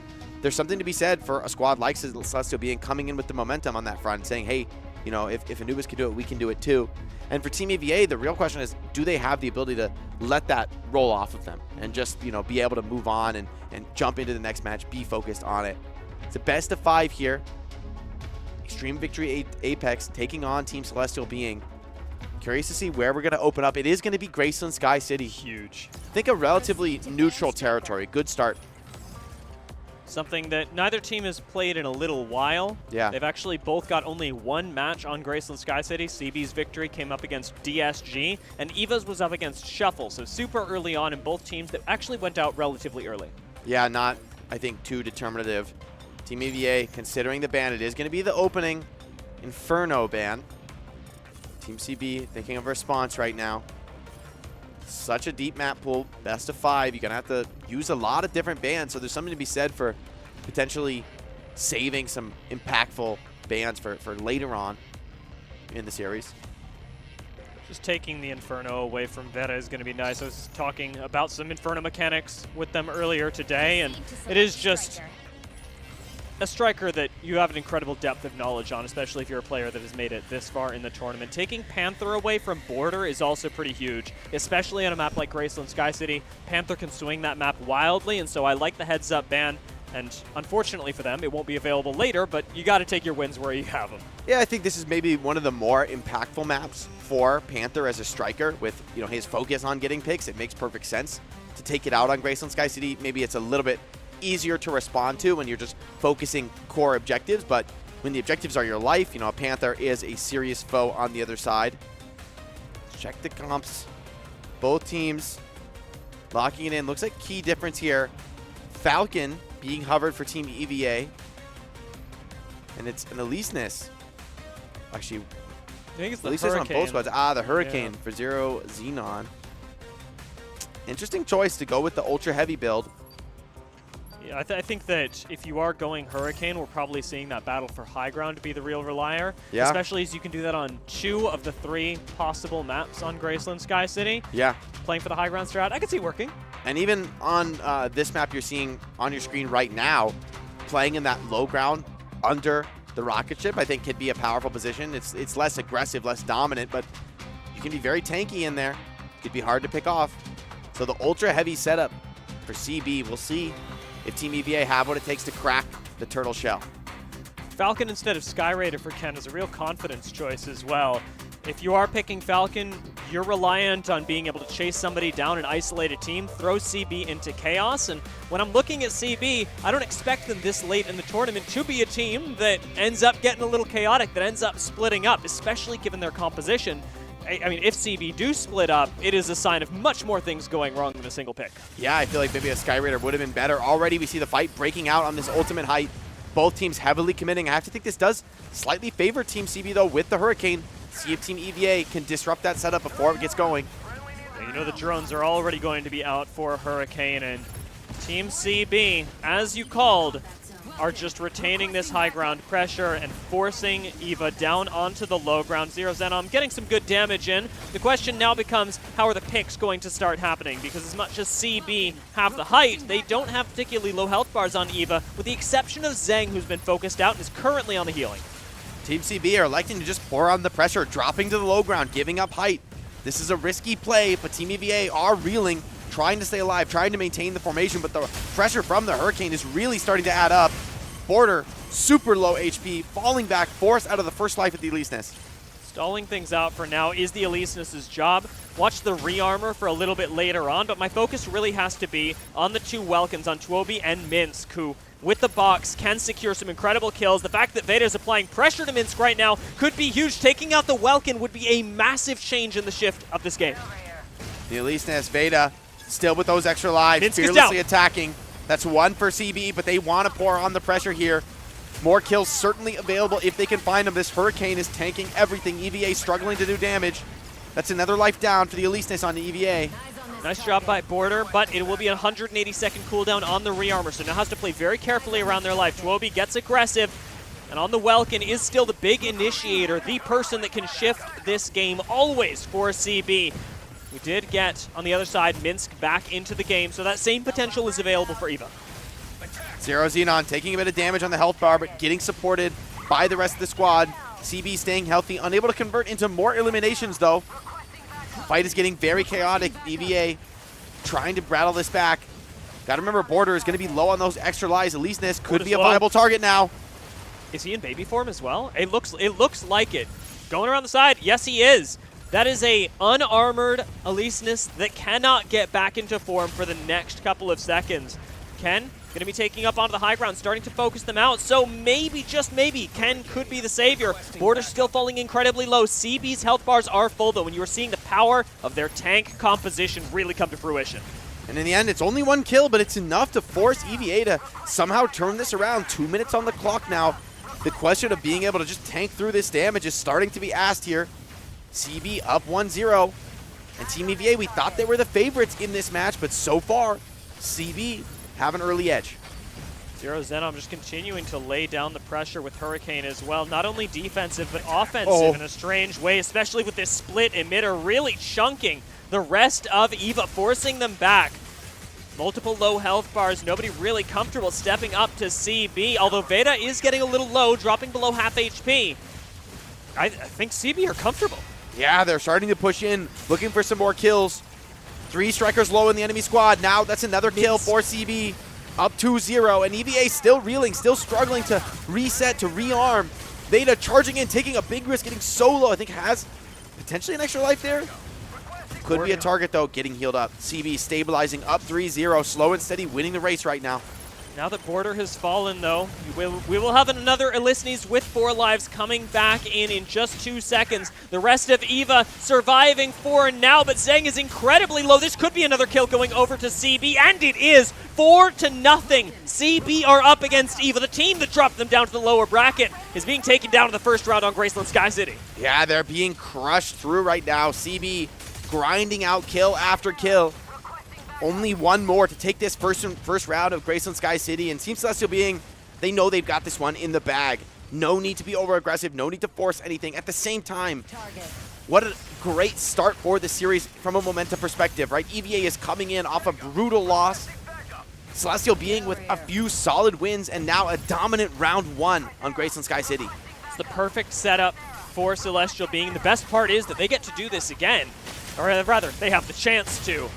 With 5 kills in their favor now, 12 seconds left. This first round looks to be going in Celestial Being's favor, but because we have to play best 2 out of 3 on Sky City, EVA are going to have to go through this again. And whether or not they're able to adapt is going to be the biggest shift in momentum of this series. Going into Graceland Sky City, you get slammed once, that's okay. You get slammed 2-0'd, and that's really going to hurt your mental against a team that you should know you can beat. Yeah, they know they can, but I think Team Celestial Being found the strat here. This ultra heavy stack now full committing on the high ground, and I wonder, can Team EVA even hope to challenge this Hurricane over the top, continuing to support the squad? It's an instant give up of this high ground as yeah, well. no hope. No hope trading with the main group. EVA like symbolically went for this, but they're not really going for it. I mean, and Ken is dumping massive amounts of damage, but I don't think it's enough. I don't think Team Celestial Being are really bothered by this. They're happy to tank through it, and Ken knows he could die at any moment overextending. Without the Welcome Box, though, maybe willing to take some risks. Yeah, the thing about Ken in this matchup, and Ken has been a player that, I mean, I've feared throughout the tournament. Very scary to go up against somebody who is so good on Falcon, on Aquila. He's very mechanically talented, and I think that the reality is that compositionally, Falcon just doesn't matter that much this game. Yeah, they're just annoying. Falcon just flying around like a little fly. I mean, maybe a Sky Raider would have had much more impact against this heavy tank setup from Celestial Being. At the same time, Celestial Being aren't really able to get any eliminations from this position either. So both teams willing to let the clock run low here, I think, and just kind of waiting it out. This could become an overtime game if neither team makes a move. Ken sees the box cooldown go down, so he can go in for another missile run, and looks like he's going to do just that. Not having to fear any crowd control that would otherwise constrain him. Zero Xenom as well, just completely unconcerned with bouncing off of this high ground. Gets to rejoin his friends, and like you said, we are running down the clock, but this is ultimately a game state that favors CB. Not only do they, that favors CB. Not only do they have height, but they've got time on their side. They're already up around, and they certainly don't have to worry about any kill threats from the side of EVA, especially because there's no Aquila, there's no Inferno in this game. And with the Hurricane as well, I think they're perfectly happy taking these long-term trades. Ken, at any moment, could be caught, could be punished, and so has to be very cautious. Giving up a kill would be disastrous in this position. Missiles being absorbed by the Hurricane. Most of the burst just going astray. I am liking what I see from the side of Team CB, who have at least set themselves up being able to, on this high ground, position above everyone, but by the same token, EVA are doing a really good job of surrounding them. There's now fire coming in from the sides, and maybe being able to take away at least the power of the Stego in the one-directional support could help. It's a lot of damage. Game of patience here, though. Very unlikely that we're going to see any kills come through in this position. It's going to be all about overtime. Maybe Team CB will go for a push when the overtime wick starts burning. But I think EVA know what kind of a massive threat is available if Team Celestial Being get to close range. Still looking out for that box. It just takes one misstep from Ken. We've seen so often Falcons overextend and just be taken out. Minsk starting to get aggressive as well. There is only a minute left in this game.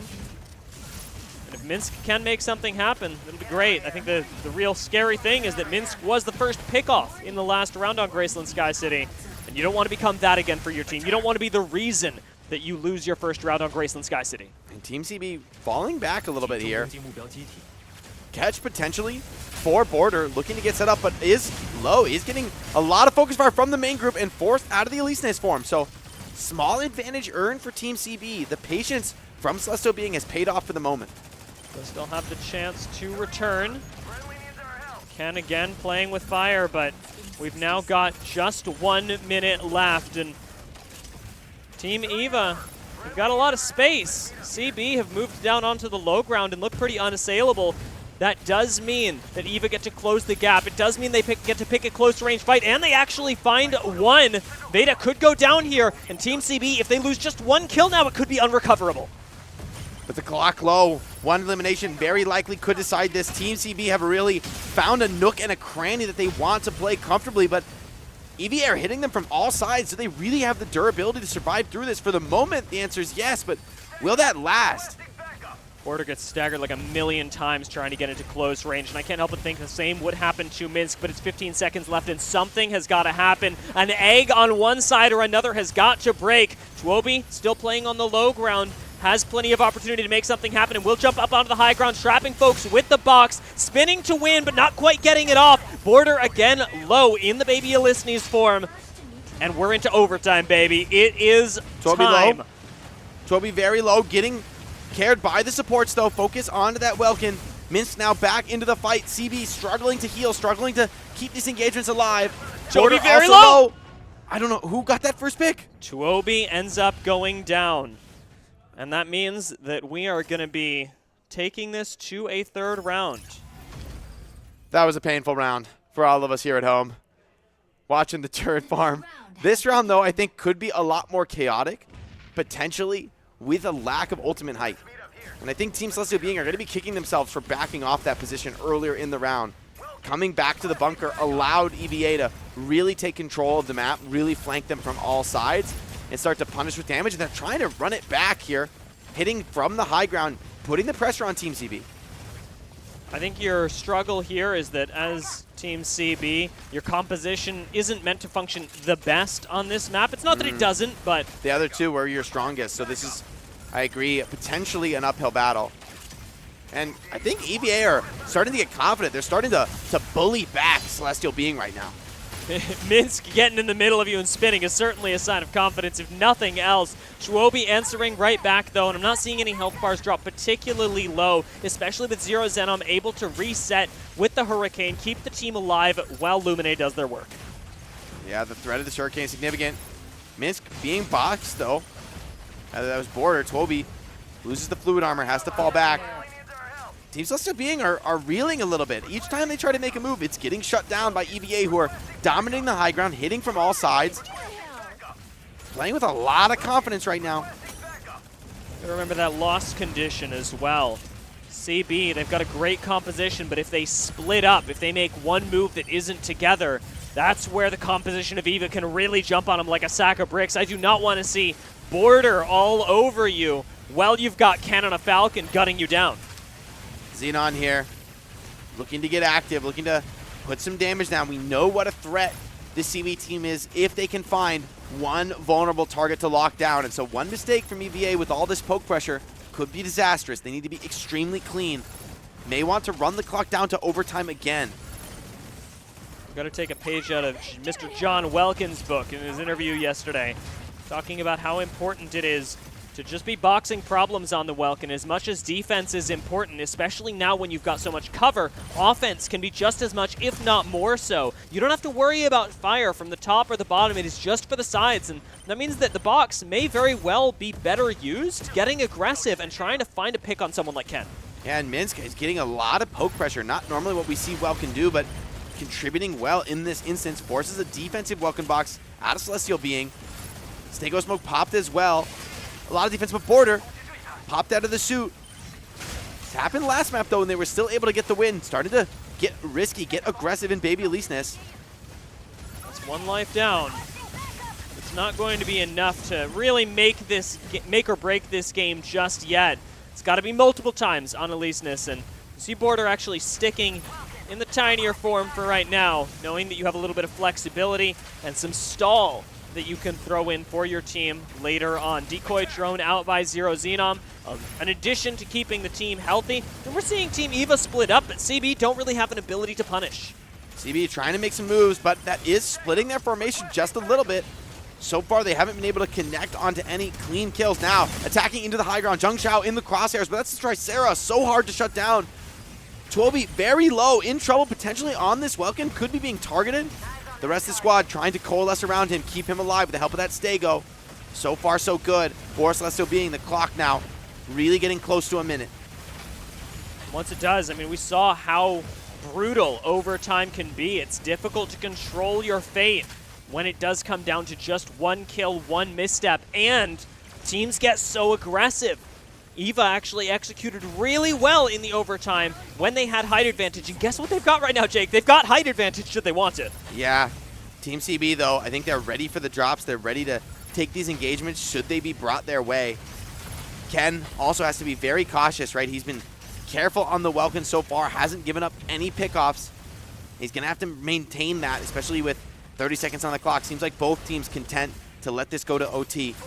EVA don't want to make any mistakes. I think this is a difficult compositional matchup for them, but they're playing it masterfully.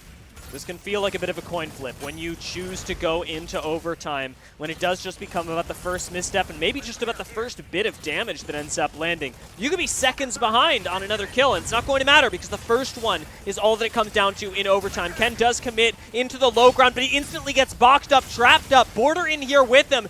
Border seemingly able to escape. Ken got low, so did Border, but EVA haven't dropped a member just yet, and in 4 seconds we're going into overtime. Border's health bar is extremely low, and that's got to be worrying for EVA. Big damage from the main group, forces another life out of Eliseness. Celestial Being still strong. Veda low as well, and now they're committing heavy, taking into this frontline trade. This is the advantage for Celestial Being, but will they drop a player before they can find that kill? Veda has to be so cautious, does not want to become a liability for the squad on Eliseness. Still has the airdrop available, so Veda, despite the low health bar, is going to be surprisingly tanky should he choose to be, but it's about when you choose to pop that stall right now. Minute 30 left in overtime, still till things start to become especially dicey. And we're seeing Welkin boxes thrown out everywhere, but none of them aggressively anymore, especially after that close call that EVA had with Border earlier. Both teams now licking their wounds, able to get that soft reset, get their cooldowns back and start to reset. Every time I see Ken dip in here, I'm sweating, knowing that Ken could be the reason that EVA go on. It could be the reason they get shut down in this first round. Huge correction either way from EVA has happened in this game. being able to keep this from being a 2-0 with a nice clutch last round and maybe the chance to do the very same thing here. They do get aggressive. Minsk in the faces of CB and still managing to stay at least above half health right now. The question is, can he get back out? Did he get back out? We have to wait and see. Oh, Team Celestial Being managed to get the first burst off there. That was ridiculously too close to call. I mean, that's the danger of overtime. I respect that you went for it, but we called it just before we went into overtime. When both teams are so happy to handshake that, you are kind of coin flipping around. Yeah, both teams, I think, nervous, right? No one wants to make a mistake. No one wants to be the team that gets caught making that first pick off, and so they go to overtime. But I think, honestly, Celestial Being had a stronger composition in that game. I think that like their heavy tank setup, although they made a mistake, I think, in the second round, falling back, that allowed Team EVA to like fully surround them and to hit them from all sides. I think they went a little bit too all in going into that tiny corner. Yeah. However, on the third map, they have a few options how to rotate in and out. Every time they get flanked, they have an escape path. And so I think they were able to play that a little bit more strongly. I don't think I've ever seen, though, the Graceland Sky City go into the full overtime where I guess the fog starts to burn them down when they get that deep in overtime. I didn't know that would happen. So somebody's got to die at some point in Graceland Sky City. Yeah. So, even when you're having a fun time, even when you're managing to keep it 0-0, you got to get to the next round. Unfortunately, we got that mechanic in there, so everybody, we do get to move on, and CB get to claim an important victory for them. It may not have been the crushing victory that I expected after the first round. Yeah. But a win is a win.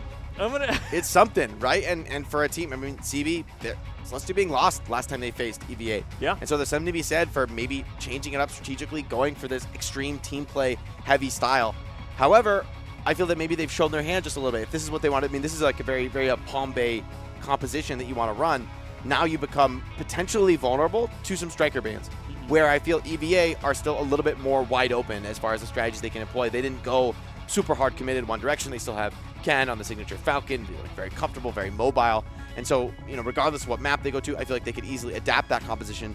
When you go for this quad ultra heavy with the Lumine Elise, I mean, that's like the end of the road for committing down on the team play style. You can go to Palm Bay, but I feel something like a Triceraban would really put some sand in the gears. Yeah, I'd agree. And now that you know that this is something that, even on Graceland Sky City, a map that doesn't necessarily dictate that you go that heavy tank style, if you know, as EVA, this is what CB is default doing, it must be what they're comfortable with, you're right. Like, the opportunity to target that out really becomes interesting. Now, I do wonder whether we are going to go to Palm Bay because, again, EVA, just from a purely statistical perspective, don't have that many wins on it in the tournament. They've 100% lost it in this tournament, but that was up against Anubis. So how much is that really going to shake EVA's confidence?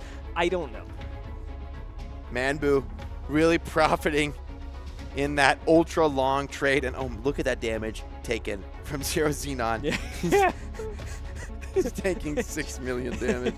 All right, yeah, no, it's just a day at the office for Hurricane. Yeah. Taking 6 mil. 006. That's how I do it.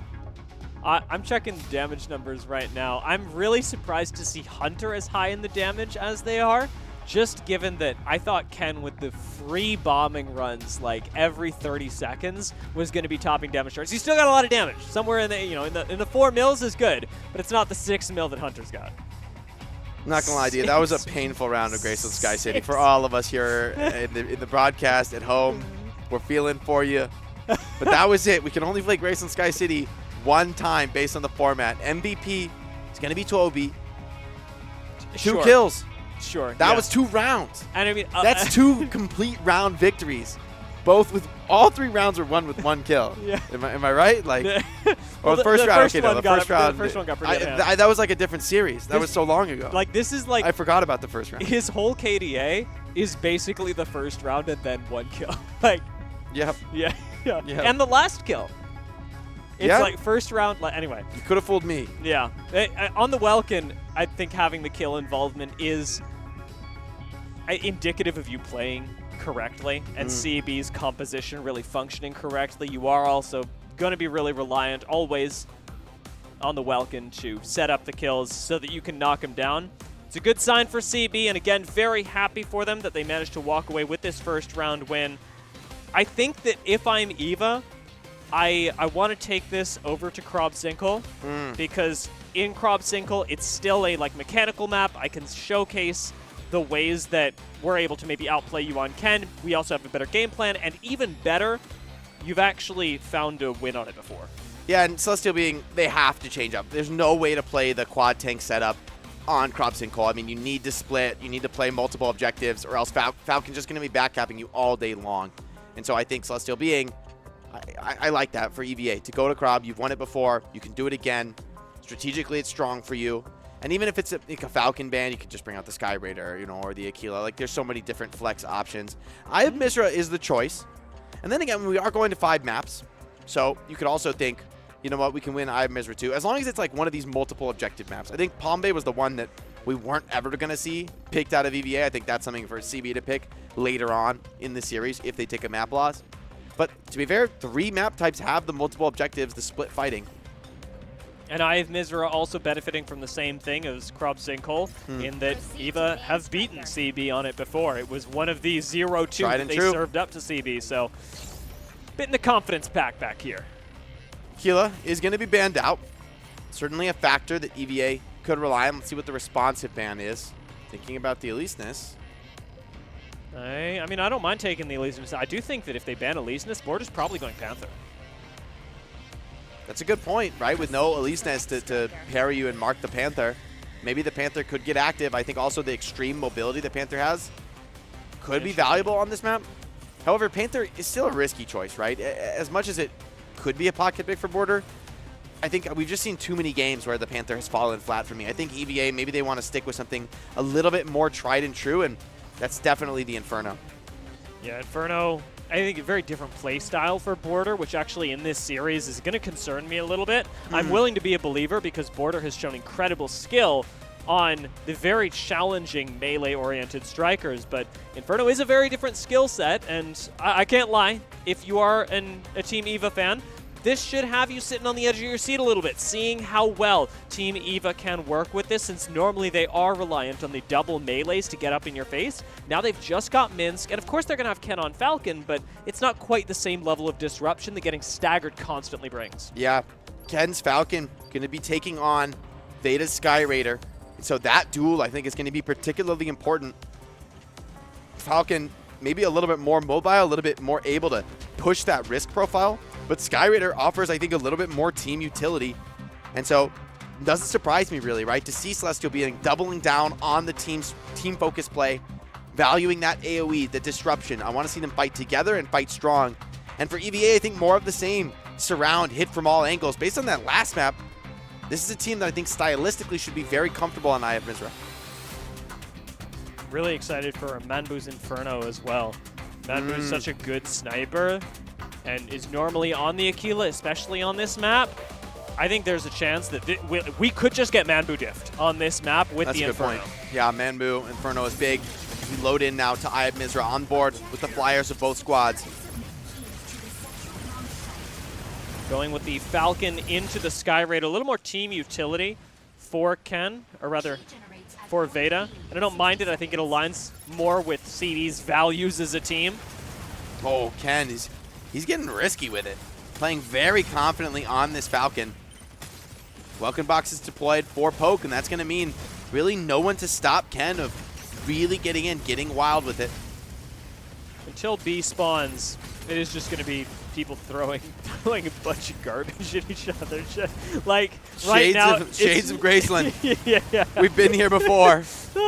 It's just cooldowns at the moment, and you know, maybe it turns into a pick. It probably doesn't, but with B just seconds away from spawning, that's where things are going to get really interesting, and where you will see teams have to take space, be forced into it. And I think I'd like to see Team EVA make that first move, since they do have a little bit of priority. I know that it's technically risky, but the composition should be okay to survive it. Keeping our eyes on Border as well.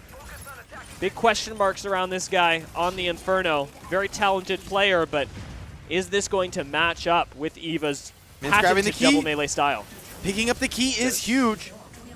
Now priority straight to the point. Minsk charging all the way through, and EVA going to get an early advantage, going to secure some capture time.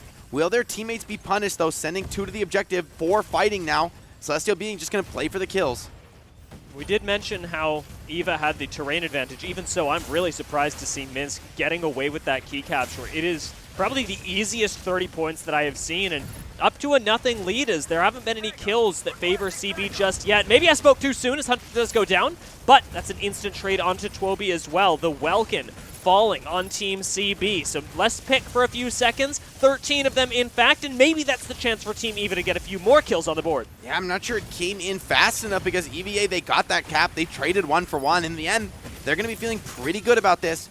Minsk on the Welkin wants to get in, wants to shut down Manbu's Inferno, but proving to be difficult with those duplicates online.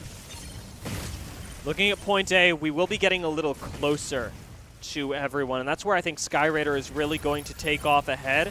If you are CB, I'm focusing especially on point A and the close range because your flyer should be getting a lot more value here. I'm already seeing Zhang ready to pick up the key when it spawns, but has to relocate. Even on this Tricera, you can't live forever.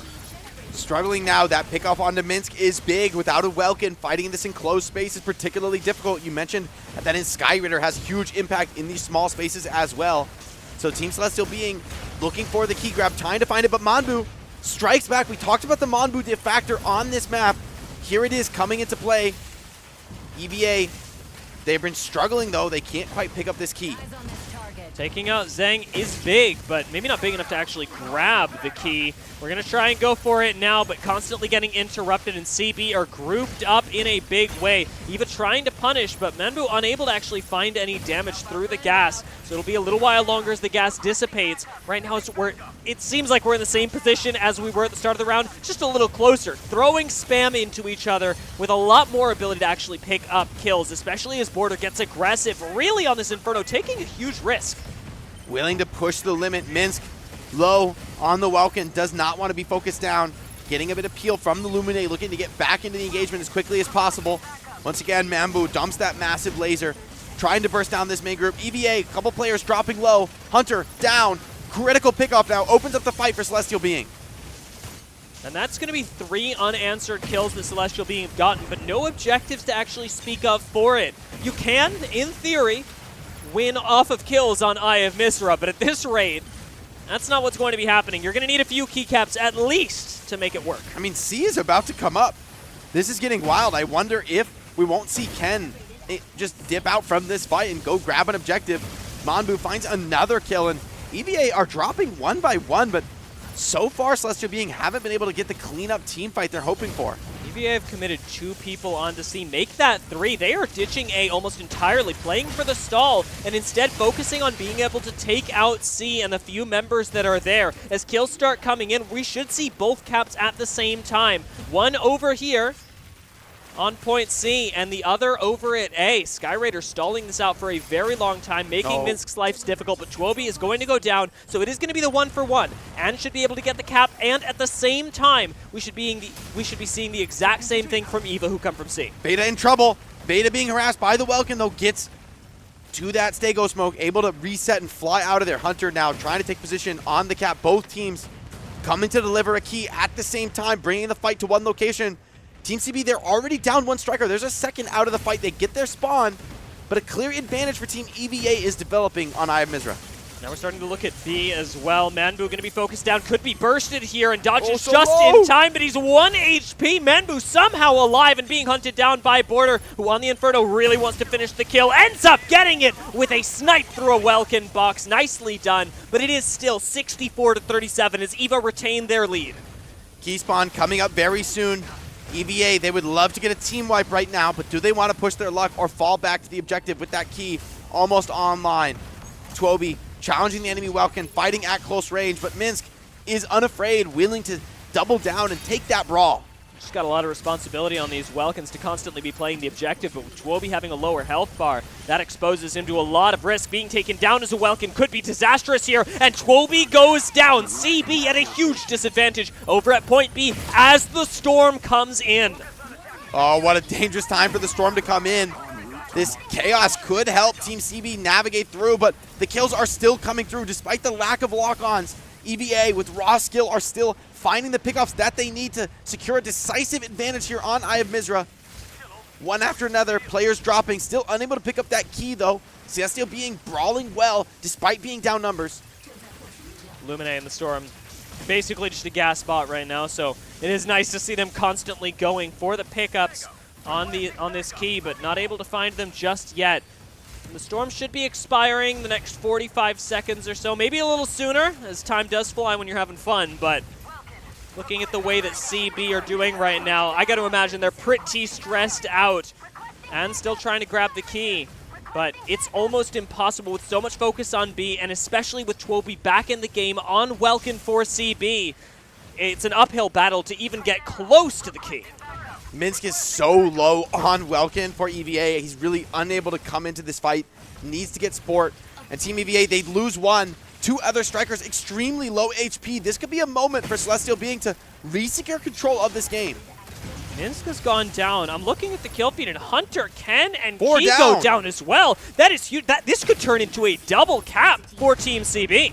Celestial Being could be making the comeback right now on Eye of Mizra. EVA down to their last striker. It's Zheng Xiao trying to deny some of these caps. The Tricera a difficult kill, but 1v6, surely even Tricera couldn't tank through that. Yeah, this is totally doable. Veda should be able to cap this key on Skyraider. I mean, you're not stopping a Skyraider from capping, especially on Eye of Mizra. He's going to get out of here. This is going to turn into a double cap for CB, and it's going to push them within a few points at the end of the game. They're going to get a massive advantage here. This could be the game. Skyraider dancing. Veda knows all he has to do is survive. It'll be enough with this one more cap. Celestial Being could be going up 2-0. The underdogs in this best of 5 now at a clear advantage on series point after losing in their last matchup against EVA. Now they're on the precipice of booking their ticket to the grand finals. If this was a best of 3, as CB were shut down in earlier, they would already have won. What incredible growth CB have undergone to not only win on Graceland Sky City, not a map of their choosing, but to then take this win in a map where EVA served them a loss in earlier rounds. That is really impressive. And that map was looking grim, right? It felt like EVA had the edge. It felt like those early fights went pretty decisively their way. And then Team Celestial Being, they weathered the storm, literally and figuratively, with a huge comeback victory on Eye of Mizra. I mean, comebacks aren't so common here in Mecha Break. Usually we see a team get an advantage, start to pressure the opposing team's spawn timers, and maybe snowball the game out of control from there. And so it really takes a solid squad to be able to endure that pressure and come out on top on Eye of Mizra. And most of the time when we're looking at these games, I have a pretty... I'm looking at it, you can see everything that's going on, you understand how the team fights are happening. I want to go back and see that team fight again, because 4 kills happening within 10 seconds of each other is very, very rare in Mecha Break. It's the storm, right? Like, that storm adds so much chaos. Yeah. And for both teams, right? They're both taking damage, they're unable to communicate or see things nearly as well. Puts a lot of pressure on the human element, right? Are people just willing, can they remain calm? Can they make the right decisions? And it was Team Celestial Being who outfought in that scenario. Yeah, and that's twice now.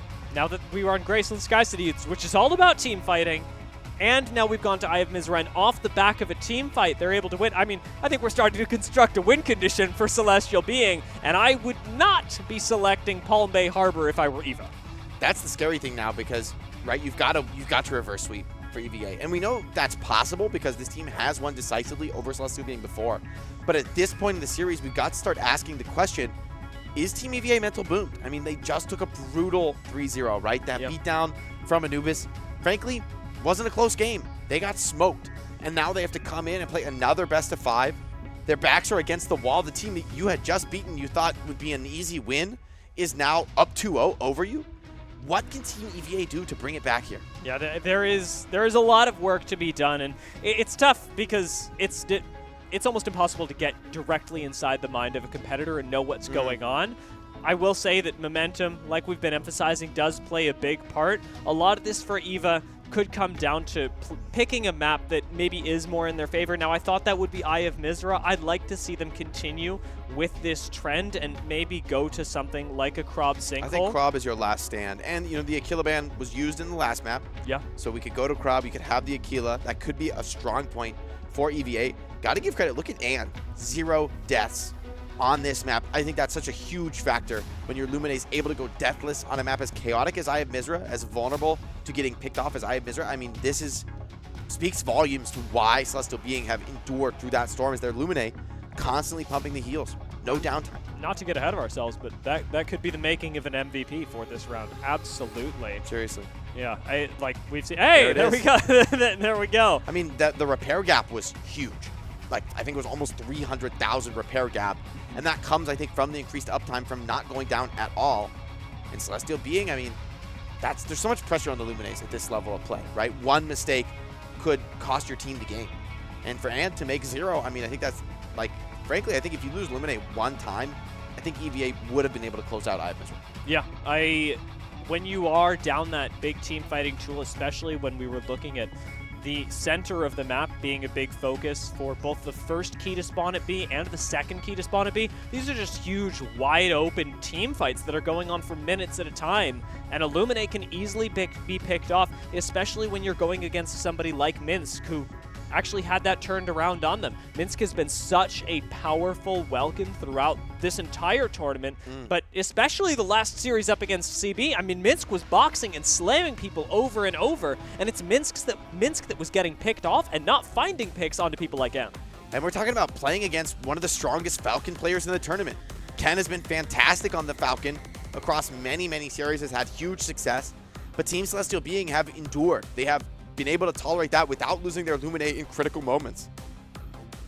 I will say the Falcon on this map, I thought was going to be able to do a lot more, especially with the swap up. I also, I don't think that the Border Inferno was necessary. I think we probably could have gone something else. Inferno is a good pick, to be sure. Yeah. But I'm not looking at this and going, okay, well, Border needs to be banned on Inferno, for example. I think this is something you can realistically let through, and it didn't make a huge difference for Team EVA in the team fights. Yeah, these Infernos were able to be dealt with, which is surprising because, you know, throughout the tournament, we've seen so many Infernos have huge games, make decisive advantages, you know, blow open, rather, some of these heavier tanking setups.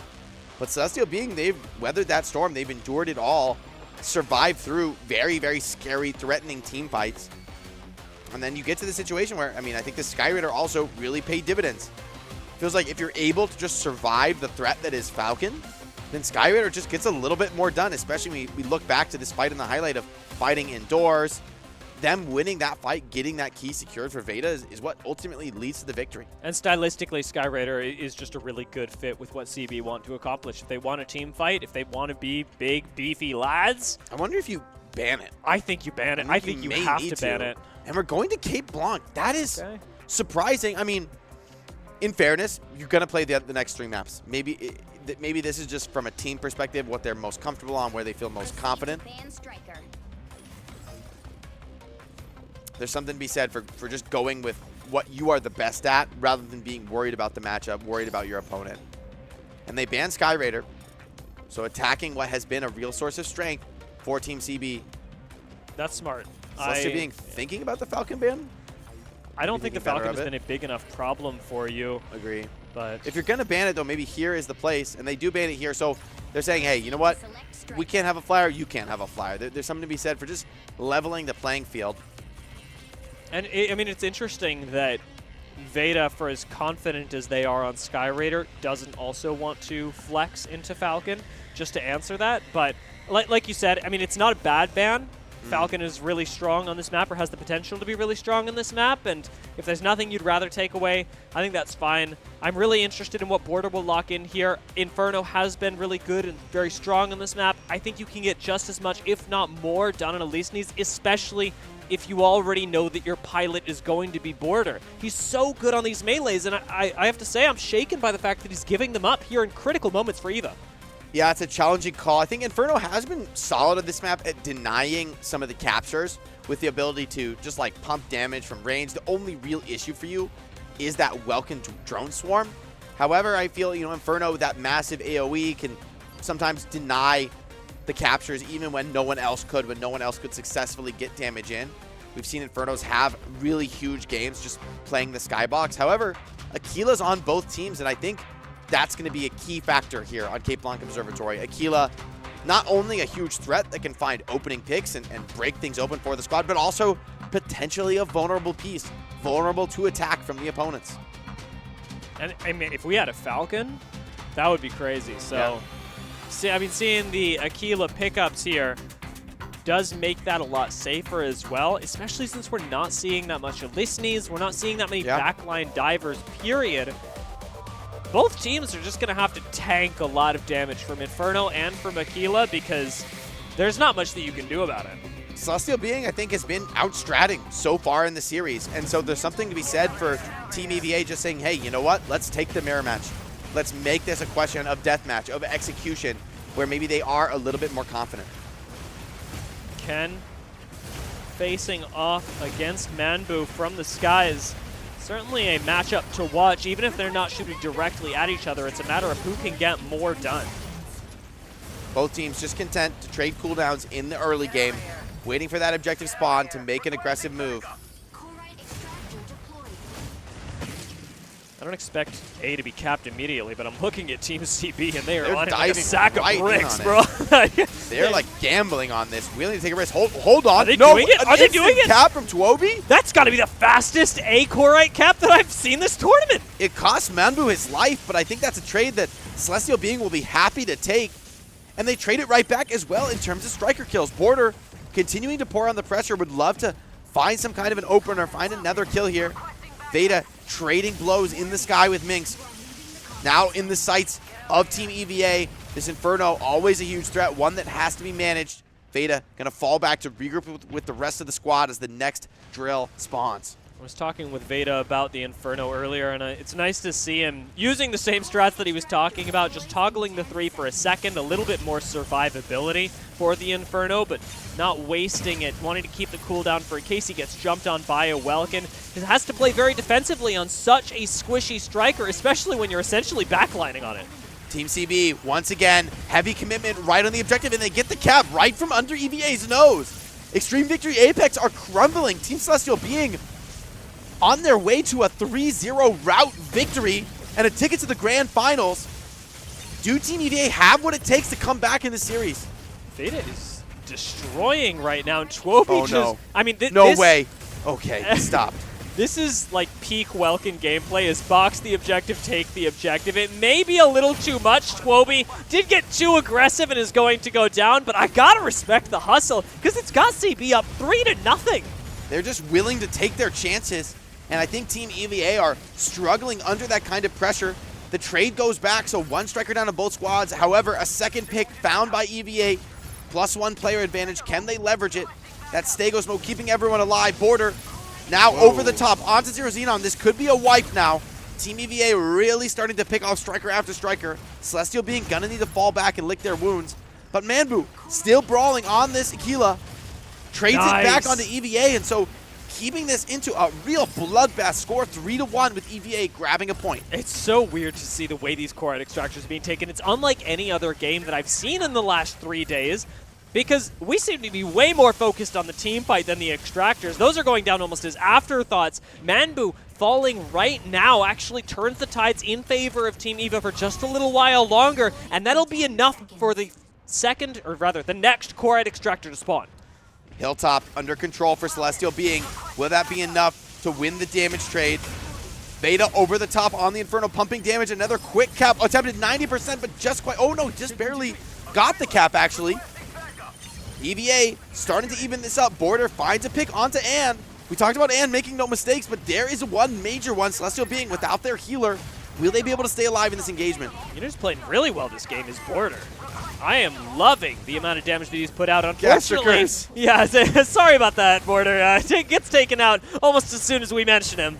But we'll be back in just 12 seconds, bolstering Team EVA once again. This is a temporary advantage for CB, who are, again, right on over that Corite extractor. They are going to get piled on, however, by EVA. So both teams, I think, recognizing the meta that's developed within this particular game, it is get on top of that Corite extractor as fast as possible.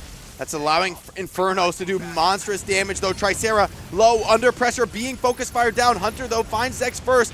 2 pickups by Hunter. Celestial Being on the cusp of 2 striker kills, couldn't find either and dropped 2 themselves. EVA going for this cap, wanted to even the scoreboard. Can't quite get it just yet, but a major player advantage starting to build. Pick by Manbu. and French assist there as well, but 3 down now for CB. Surely they can't fight this out. I'm still just watching Veda from the sky. You can tell because it's like a disco ball in the air, just raining down damage. Same thing happening on both sides, but Veda has been managing cooldowns really well so far. Hunter, unfortunately, going to be the victim of that as Zero Xenon takes them out 3-3, and we get nearly another dismantle, but it's canceled just in the nick of time, and An is lucky to get out with their life. Team CB will end up capping the extractor, and it is just as we're about to get the next. Oh, Team EVA were on the cusp of something huge there, but they couldn't quite get it done. Celestial Being snatched victory from the jaws of defeat. Now multiple strikers down for Team EVA. Border falling back, trying to get the reset, but Aquila locked on, chasing down the frag. I mean, the split here is deadly. Key is certainly going to be taken out next, especially when you've got Manbu hovering on you like this. There's just no safe place to be. Veda the one to actually claim the kill itself. But now with 2 people down, Team EVA are at a severe disadvantage with Team CB about to cap their 5th core at Extractor. It's a scary place to be. Players down, a key objective online. It's capped for Celestial Being. Team EVA electing to regroup. I think that's a wise choice here. Staggering more players would be extremely costly. Celestial Being, though, having an early setup on this core extractor before it comes up. For the rest of this map, that's been a huge advantage. Border here, though, trying to flank, trying to stop that cap with the flanking damage. Welkenbox was a little bit early, so the defense faltering from Team CB. Watch it go up again off the point. And Ken is just popping up for these pot shots, but Manbu dialed in on taking out the opposition sniper. Border going to drop down low here once again, just trying to deny the cap on B, but through the Stego smoke is having a difficult time actually doing so. Needs to drop down and yes, get a little more active. Spray and pray as Border finally does so from ground level. There will be no capturing on his watch as EVA again lose 2. They trade 1 out, so CB will be missing a striker for now. That pilot going to come back shortly. Maybe the opportunity to cap for CB. 3 strikers down for EVA. That's a 4th. Celestial Being on the cusp of making it to the grand finals, of claiming the throne as the best team from China here in Zhuhai. They get another extractor, next one to spawn very soon, and it's a rout. Team EVA, 3 strikers alive. They have to back out. They have to regroup. Under so much pressure right now is Border, being assaulted by this Welkin, in so much trouble, getting chain stunned and cleaned off the map. EVA, this is their last chance to stay alive in the tournament, but Celestial Being finishing them off. This looks like a foregone conclusion right now. Large core at Extractor going to be 2 points. Large core at Extractor capture means that CB take a clean wipe up against EVA. What a reversal of fates from the upper bracket to the lower bracket. CB grow and decimate the opponents that put them here. I was worried that this match would be a rehash of the last time these 2 squads faced off. EVA won dominantly. But here, Celestial Being comes with a new strategy, a new look, and a new determination. They're going to be going to the grand finals. It'll be a new team challenging Anubis. It's time for Celestial Being to get their shot.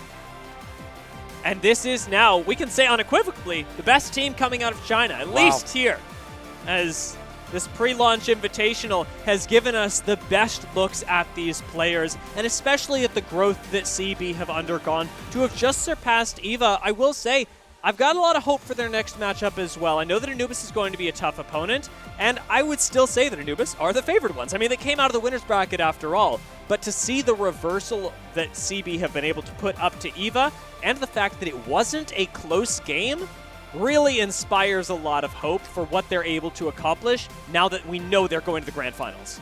You can see the relief, the excitement on the faces of these players from Team Celestial Being able to claim a top 2 finish.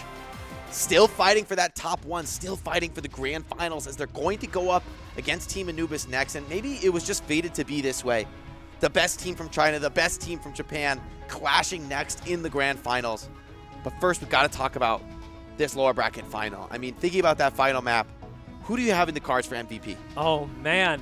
I wasn't even thinking about it. I was just so shocked by what was actually happening. I think you could go Manbu because of the snipes, but I almost want to go Twobi. Just on the Welkin, there's an incredible amount of value that Welkin can provide here. There's also, I think, a world where we give it to Ann again. I think Ann got a lot of those captures on Lumine.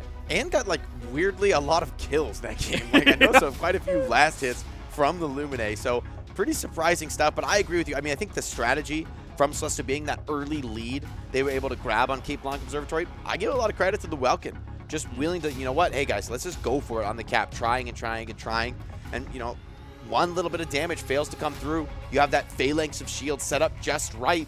Damage can't stop the cap. And Celestial being, I think you got to give them credit for willing to just risk it, for not being scared, seizing the chance to win. 8 million repair. Am I reading that right? No. No, 800,000. 800,000. Yeah, 800,000. Whew. I saw the 8 and was like, no way, actually. I mean, that is a lot. And it's telling that on both teams, in a map where we were constantly team fighting, that it's the Lumines on both sides that are standing out above their teammates. Honestly, this was a really close map. Yeah. You know, I think that you got to give credit to EVA. It's a good map to go out on because they fought hard, they fought well. But Celestial being, we're the stronger team, front to back in this series. A few of these maps were difficult, were close, were hard fought. I mean, think like the Graceless Sky City, that was, both teams were very cautious, very trepidatious coming into the series. But by the end, it felt Celestial being had picked up that momentum, had started to gain confidence that they are the team that deserves to be in the grand finals. They are the team that deserves to represent China. And we really saw the tipping point on Eye of Mizra, because the start of that actually looked really good for EVA, and just a little while later, whether it be CB locking it in and figuring out what worked for them, or EVA losing their cool, it's hard to say which when we're looking from the outside. It could have even been both, but there was a tipping point in the middle of that game, because while the next map was hard fought, it was also decidedly CB favored. Yeah, Manbu had a really impressive game there on the Aquila. A lot of opening pickoffs, 7 kills. Pretty massive on Cape Blanc Observatory, when a lot of times it's those kills that open up the team fights for your squad to capture objectives, for someone like Illumine to slip in and grab the cap. It's because the enemy team is just down strikers. They don't have the damage to prevent it. Yeah, there's a reason why we saw Manbu's Aquila banned so often. This is still a player that I'd be looking out for once we get into the next series as well. Manbu's got a lot of responsibility to shoulder some damage on the side of CB. Huge props to Veda as well, though. Veda's Inferno was crushing it, especially in the last 2 maps on Eye of Mizra and when we went here to Cape Blanc Observatory. And the Sky Raider Flex for a typical DPS player is actually, I mean, that's really, really important to have. Knowing that you have a player as flexible as Veda, who can play Elysnes, who can play Sky Raider, and who can play Inferno is a huge multi-tool to have when going into a Grand Finals. Team Celestial being, I think they're well set up to go into this Grand Final. They've got a diverse panoply of strategies. They've been playing the super heavy tanking setup. They've been able to play wider maps with the Aquila, the Inferno. They're the team that maybe could give Team Anubis a run for their money. That being said, I agree. I think Team Anubis, they are the team to beat here. Yeah. They are the clear favorites in the tournament. Still undefeated. Have made no errors. But David versus Goliath, I mean, you still got to give Celestial being a serious shot coming in so hot after that last series. No surprise to anyone, especially if you looked at the last 4 screen. dismantles. That is huge. Yeah, I am amazed. But not after looking at the stats screen. I think this is just the mark of an incredibly powerful Lumine player, and this is going to be another matchup, another player to keep our eyes on, because it's not like Team Anubis are going into this blind, nor should you be going into it as CB. I think you have to look at this and go, this is our most important player. How are we going to make sure that Ann stays alive? Because as mobile as Lumine is, Ann can't do it by himself. There's so much pressure on the Lumines in these matches to stay alive, to make no mistakes. As we take a look at some of the highlights from that final map of the series, Celestial being were able to get it done here on Cape Blanc Observatory, beating Team EVA on 2 of EVA's map picks, 2 comfort spots for them, and Celestial being still came out the stronger. Yeah, seeing this go to Cape Blanc Observatory was an interesting move, because EVA have the 50-50 win rate on Cape Blanc Observatory. Their most recent loss served up to them by Anubis. CB had only ever won, but they'd also only ever played DSG. This is a very different matchup to Team DSG, and it was nice to see them, I think, fully unleashed onto this map in a way where we could really test their quality. And getting active in the comms there. You see the focus, the intensity on their faces as they started to realize this was their series to win. And now on to the grand finals. Celestial Being versus Team Anubis is going to be up next. I'm excited for this one. Honestly, this is the dream setup, right, for a close grand finals. For both teams to come in off 3-0 victories, both teams to be feeling confident and hot. Titans of Japanese Mecha Break and Rising Stars. I mean, CB were not top ranked. EVO was top ranked, and yet they've blown through that ceiling. CB are on a roll, and it's really cool to watch this peak Chinese team now, who have grown into it over the course of the last 4 days, now crash up against Anubis and see if they can break through that wall as well. That's going to be a scary wall, though. That's many teams have tried, many have failed, fallen short. Anubis have sent a lot of opponents packing with without much of a question, right? With just very, very dominant games, huge map wins.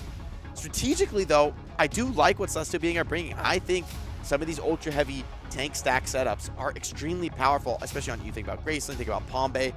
Maybe you can't run that every map, but there's a few maps where I wonder, even a team like Anubis, will they be too reliant on like these high-skill strikers, you know, believing in their individual skill? Maybe a team like Celestial Being coming in with that ultra focus on team play could get it over the line, especially on some of those, you know, more grouped up objective maps. Especially if you are, I mean, just planning on playing out the whole series.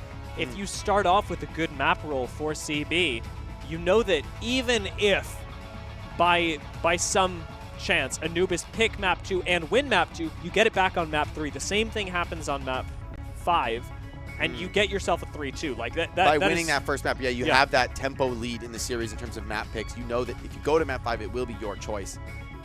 So we've got an interview down on the floor. Let's hear it from the players. Hello, pilots from all over the world. Welcome to the post-match interview.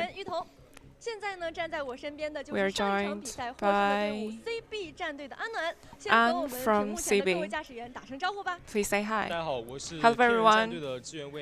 I'm the supporter An from CB. One thing that touched me the most is that Eva and CB was very familiar with each other and very friendly, and you were cheering for each other before the match. So in this whole series, are you satisfied with your performance? I know. I think I'm now is on heat. What do you want to say to yourself and your teammates? I think my teammates today, after 3 series, staying at their best forms is very important and very great for us, and I thank them for that. Now you're gonna face Anubis, a very strong opponent. What do you think your strengths are? I think we are on a very great momentum. Are you confident? Yes. 那也是非常期待啊，同时也是希望你们放下压力，轻装上阵，尽情享受决赛，感受解线机的魅力。那么接下来呢，下一场比赛是由安努比斯战队对阵 CB 战队，他们会在赛场上有怎样的表现？让我们稍作休息，更多精彩马上继续。Bottom, top. As they continue to fight around this B point, we might even get A to spawn before B even gets captured. It's just the place to be fighting right now. We're waiting for this moment where Zhuhai didn't manage to deny the key, and they were limited in numbers because... Low on the Aquila fight. They're dodging and shooting at the same time. It's almost readable in their shots. They need to separate the 1 and the 2, and Ken comes out. That's this covered by both teams. They are throwing a party in there. 3's a crowd, and we almost have 12 in one spot. But the ball is in the CB's court. As cool as their defense is, it needs to lead to an offense that shreds Eva and lets them actually Happy to keep these fights going. They actually love the way that it's happening. They did lose 1. We'll have the respawn coming back in now, so not too much of a problem. But you can see they're still holding that 5v6 at this point. this key upload. What an awesomely close Eye of Mizra we have here. Remember, Celestial being trying to keep themselves in this series and out of the lower bracket with Eva's first win so far on Krop Sinkhole. Just going for that key, trying to cap, trying to kill at the same time. Yeah, and if you let Eva upload one more key, it's Joe for not only this map, but the full series. And CB also don't want to be dying too much because 9 kills or 4 kills could be enough. So Eva or Super dope is with the attacks, hardly spinning even in these box situations, knowing it's more of an advantage to quickly click and find that player or that striker once again and just give that pilot hell. In the break, need to find some signs of like life quickly as Anubis are aggressive all the time. Super double with the down smashes to go through any fairies to get Yui still in a position where he and Anubis will still be denying extractors. There's so much good teamwork from Anubis too. They're always taking 2-on-1s, 3-on-1s, whatever it is, and that's why they're in the lead. That extractor away for Anubis to go to series point, and Luna Break just can't. You just see Super Dopa on the right target every time. Take right to Azra. Luna Break still have some fight in them, but how do they deal? You're hot, and now there's a Flyers in the sky, and Raman's got some targets low, and he's looking for the finishing blow. Raman is one of the most aggressive Falcons you will see track. Just before this, he was so far from the battle, you saw. They lose track of him, he flies back in, gives Cuckoo hell, and now he's gonna cap with the team's control. To fight this, and Raman Rook goes uncontested, no damage. That's just a good deep. The fight instantly on one and more. The team is in the middle, trying to disperse them from the top side of Empyrean's defense. Group up, or this is gonna turn ugly. Both objectives are gonna spawn at the same time, and if MDY keep this up, they're not only gonna tie, they're gonna take a lead, Riv. An incredible, like you said, amount of perseverance here from MDY, bringing the momentum out of a lock. Losing a few members here and there, and somehow organizing a mid-fight to make sure they're still capping. There's the triple cap. Difficult things for this amount of time here. Orca has their work cut out for them, and it's already hell in here on the site. They do get a great kill on the Valkuma. That's a great assist as well coming in from Welkin. You see the double kill for him, so big work coming from the Welkin. Turn just flew away from B.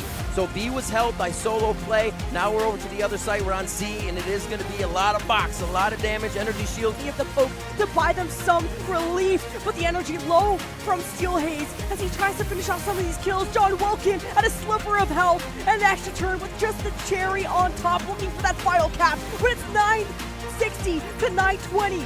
Just 4 more ticks and they're going to be in the lead.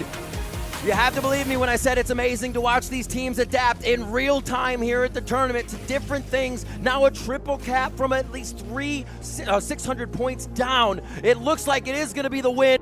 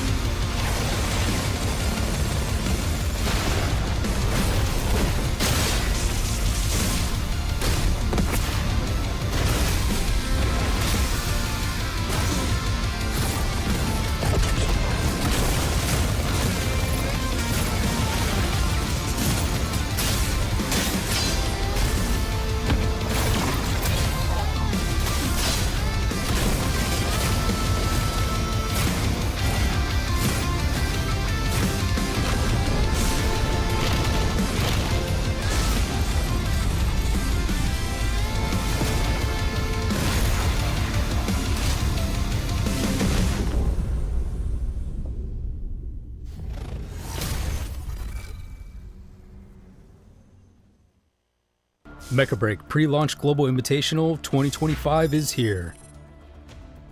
From March 13th to 16th, 16 teams from China, North America, Japan will battle it out in Zhuhai, China, taking mech battles to the next level. The tournament features the 6v6 Operation Verge mode with a double elimination format. Round 1 kicks off on March 13th, with matchups decided by random draw. Teams that lose in the upper bracket drop to the lower bracket for a second chance, lose again, and they're eliminated. The upper bracket final, lower bracket final, and grand final are best of 5. All other matches are best of 3. The ultimate showdown between the final 2 teams takes place on March 16. Striker selection follows, no duplicates in squads rule, meaning each team can deploy only 1 unit of the same striker model per match. Each side bans 1 striker per match, and each striker can only be banned once per match. Banned strikers cannot be banned in later rounds of the same best of 3 or best of 5 series. The tournament includes 13 available strikers: Falcon, Panther, Elysinus, Tricera, Narukami, Lumine, Pinaka, Inferno, Sky Raider, Welkin, Aquila, Stego, and Hurricane. Players are allowed to personalize their strikers with paint jobs, patterns, and other cosmetic customizations, but performance-based modifications are strictly prohibited. 5 maps are in play: Graceland Sky City, Hive Mizra, Prob Sinkhole, Palm Bay Harbor, and the Cape Blanc Observatory. The first map is picked randomly, and the losing team chooses subsequent maps. No repeats allowed in the same match. Top pilots from 3 regions are ready for action. Roster includes the legendary Panther pilot, renowned streamer Yinza, Team Liquid's Mayumi, and Prize from Taiclan. Popular streamers including Shui Wu Yuan Jin, Jake, and Unicy will also join the Shoutcaster team. More participants will be announced soon. Stay tuned. Locked, loaded, and ready for battle. Stay updated by following the official Mecha Break website and socials from all the latest news.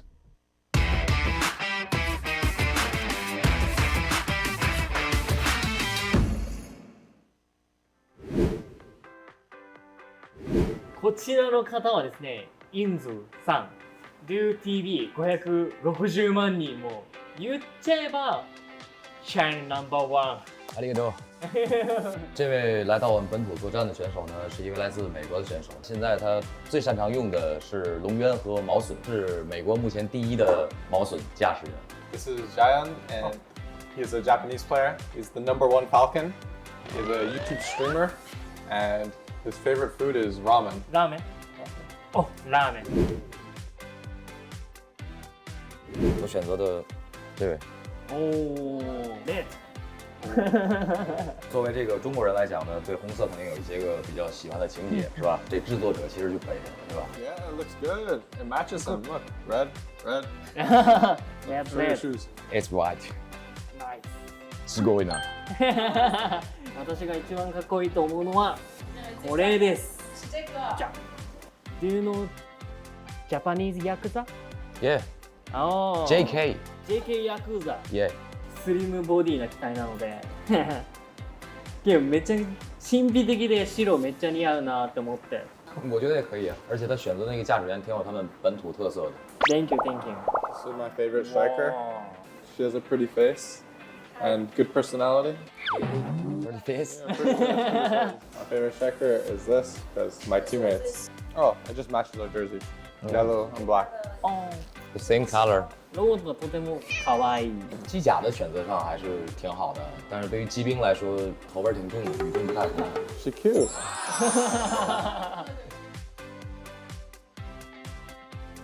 然后选择最抽象的是这位。哇，绝对是最丑，没有说这个其他选择了。配色来选，我选这个。因为我觉得它颜色太杂乱了。実は私ももう選んでまして。Look. のモンスター。No kawaii. 我们两个都是一样的，是吧？いろんな色があってわけわかんないおもちゃみたい。I don't know. I think the pilot is definitely the most unconventional. 实至名归。 This one. I think this guy kind of looks weird. His face. Here, look at his face. Oh. Looks like a Joker. Yeah, he looks shocked. Oh. Yeah. He's like, okay, this one, my teammate made it, but he messed up. He didn't use enough black. Like there should be more black, but he used too much gold. Yeah, too much yellow. 方がパイロットの目がってなったのは気になってます。他比较抠细节。Kawaii not sexy. Kawaii. Kawaii. Big lips, big lips. Oh, Agree? Look like Julie. Angelina. Big. Alright, perfect. I figured it out. Oh. Better, right? Very good. Very good. I like short. Short hair? Yeah, short. Oh, this is like Mikasa, you know, Attack on Titan? Mikasa. Yeah. Okay. All black. All black. Okay. Look like ninja. Ninja. Oh? まあ普通。Big. Big. Oh. Big.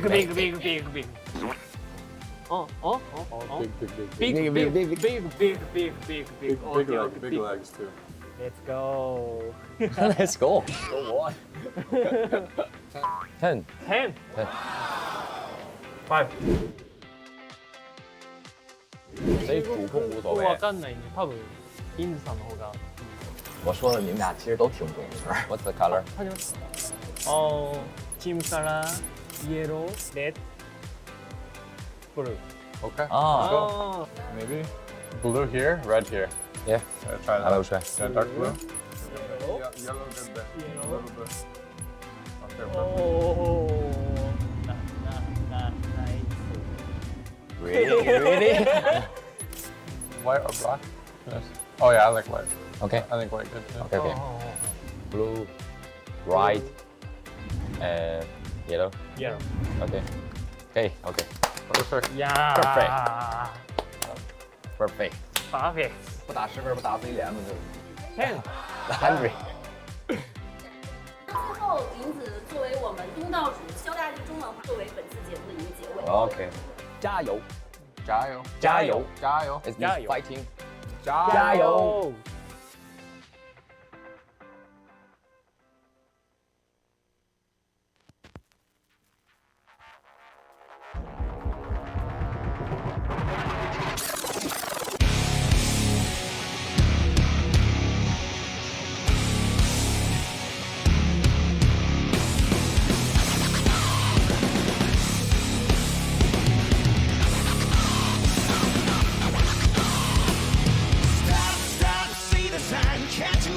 ！Don't cross the line. Go for whatever, look for the better. We all so goddamn hypnotized.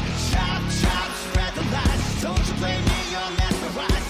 Birds of a feather flocking together. Join the count here, we're one of a kind. Fire star, I know you're falling in the air. Out to show these songs that I don't even care. Another one falling down. Driving the body go. Going round with the crowd. Riding with the rhythm. Nothing wrong, looking for a new stimulation. Next revelation, see them go for the same fabrication. Discrimination, classification, jarring internet masturbation, agitation, allegation, suffocation, aggravation, all through the nation. Termination, extermination, deflagration with no explanation. Brightest star I know you're floating in the air. Dance a shining fall, stars do they even care? Another one falling down. Driving the body go. Going out with the crowd. Riding with a rhythm. You are the now.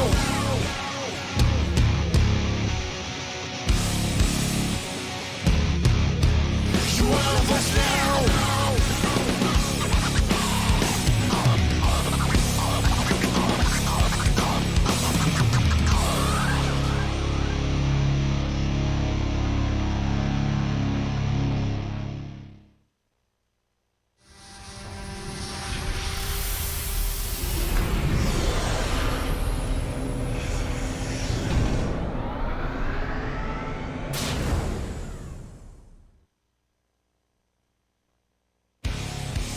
Get ready, the 2025 Mecha Break Pre-Launch Global Invitational is almost here.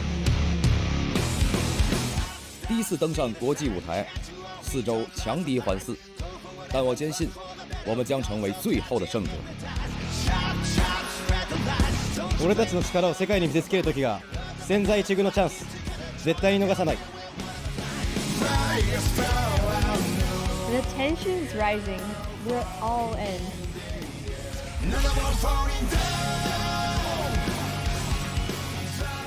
No matter who's in front of us, we're bringing the heat.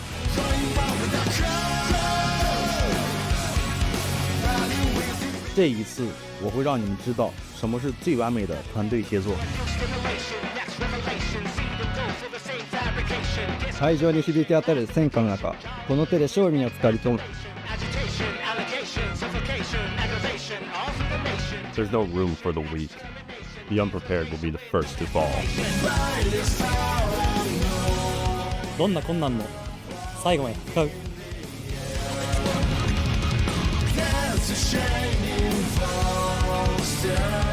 冠军奖杯，我们势在必得。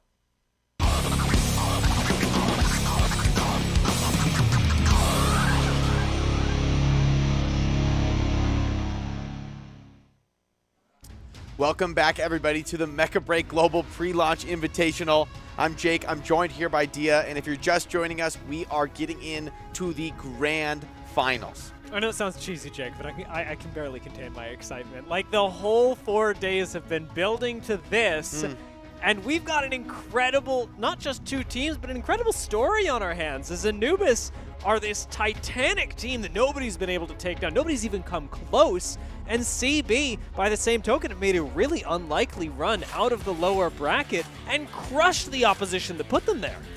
Team Anubis, they're the undeniable favorites. I mean, they haven't lost a map. They've been perfect. They've been untouchable. Coming to the stage first, there's good reason, right? They came straight through the winner bracket. They dominated all challengers.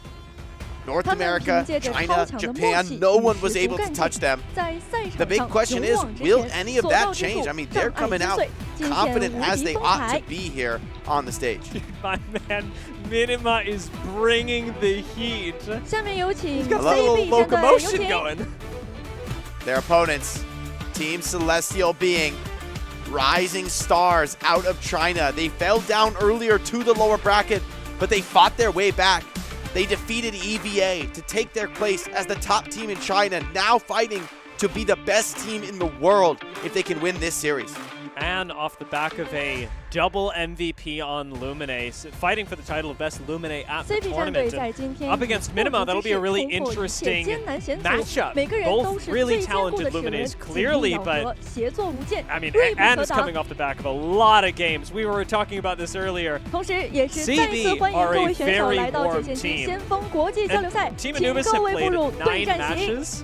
Or not, rather 9 games. They've dropped into 9 games, and they played 3 of them today. On the other side of this, Team Celestial Being have played 15 games of Mecha Break. They played 8 of them today. Over half their matches are today. I mean, this is the interesting spot to be, right? Like, there's something to be said for being the team coming in with momentum. I mean, Celestial Being, they are warmed up. There is no question about that. The challenge, though, is if this goes long, if this is a drawn-out best of 5, if we go to 5 maps, will there be fatigue that starts to set in for Celestial Being? That's maybe the advantage for Team Anubis coming in from the upper bracket. They got to watch that last match, see if they can spot any holes in Celestial Being's play. At the same token, if they maybe they don't have the momentum in their sails the way that somebody like Celestial Being will in this series.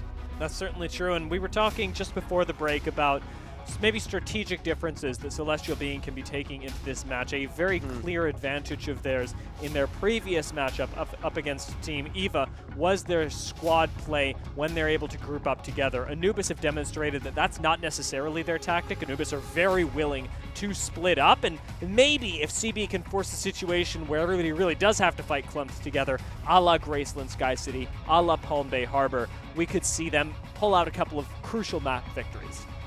Yeah, I think there's going to be some key team fights that decide this entire series. But the bigger question in my mind is, strategically, who can come out on top. And you see, I mean, the stats, they honestly don't tell you that much from Anubis because they don't lose. Everything is perfect. So where's the weakness? Where's the strength? I don't know from these map stats. Surely this team from scrims, they have their comfort zone where they're going to, you know, elect to take us first should they lose a map. But if they will, I mean, that's a question. On one hand, CB have played every map at least twice. I'd love to see what Anubis looked like on Graceland Sky City because somehow they've avoided actually playing it at all to get here. On the other hand, you know, we have a pretty good idea of what CB are good at, where they maybe struggle a little bit. And I'm looking at Krob Sinkhole, and even though they have at least the one map win on it, it may be because it came so early in the tournament, can't be said that it's indicative of what they can perform like against a team of the caliber that Anubis has. Definitely, we can see this team's identity, though, in their success on Palm Bay and Graceland. They're a team that likes to group up. They like to stack together, play off that team fight utility. And that's a strategy that has been growing in popularity.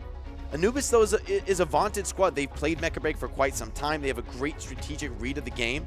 And so I think for the folks at home, this is going to be a great display for a team like Anubis of how do they attack this Porcupine setup that Celestial Being have been running. How do they try to break that apart? What strikers will they deploy? How will they use the band pick format? I think this is going to be definitely instructive from both squads. So funny that we've come full circle on that, hey? From the very start of the tournament, where the question was how do you break Stego Tricera, and we saw teams innovate on ways to deal with that, to make their own stronger. We've seen squads move away from it, and now with Celestial Being's rise, we're seeing the team that rises up to be Anubis be the one that has not abandoned that strategy, but rather really reinforced it. Yeah, they've doubled down. Now, here into the finals, neither team is an unknown quantity, right? They've played many, many matches. They've both had the opportunity to scout one another out. Almost assuredly, these teams have been practicing against one another. Interesting to see, though. Top team from Japan, top team from China. There's a lot of pride riding on a match like this for these two teams now to be in the top two definitively in the world in Mecha Break, and now to have the opportunity to claim that trophy. It just takes one more match win to do it.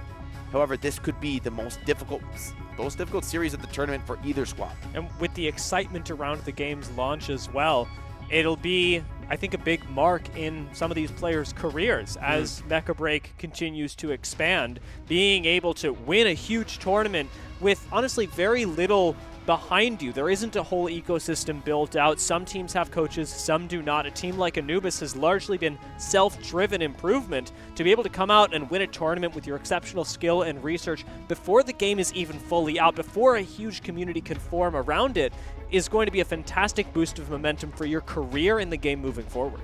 Yeah, it's definitely a grassroots effort from both squads, so it's awesome. Got to give a shout out to Amazing CSUN Games for bringing us all together here in Zhuhai to have this incredible competition. Here we see Team Celestial Being confident, number one being flashed. Got to respect this. This is a team that's come off some solid wins today. Momentum is in their favor. You can see it on their faces. They are looking confident. I'm impressed with that considering the foe that sits across the room from them.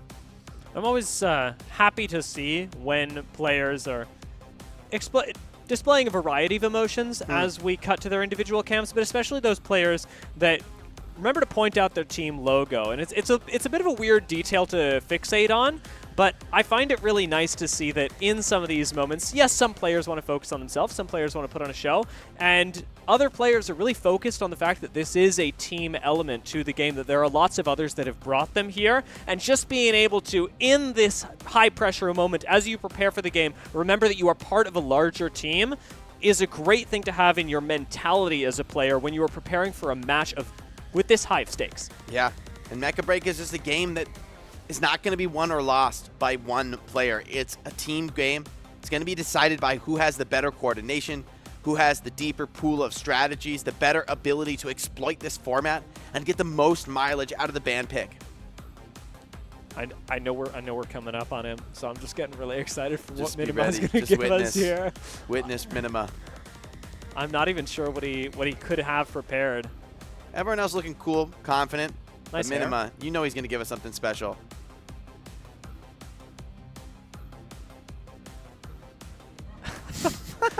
You know what's crazy is that he's on beat.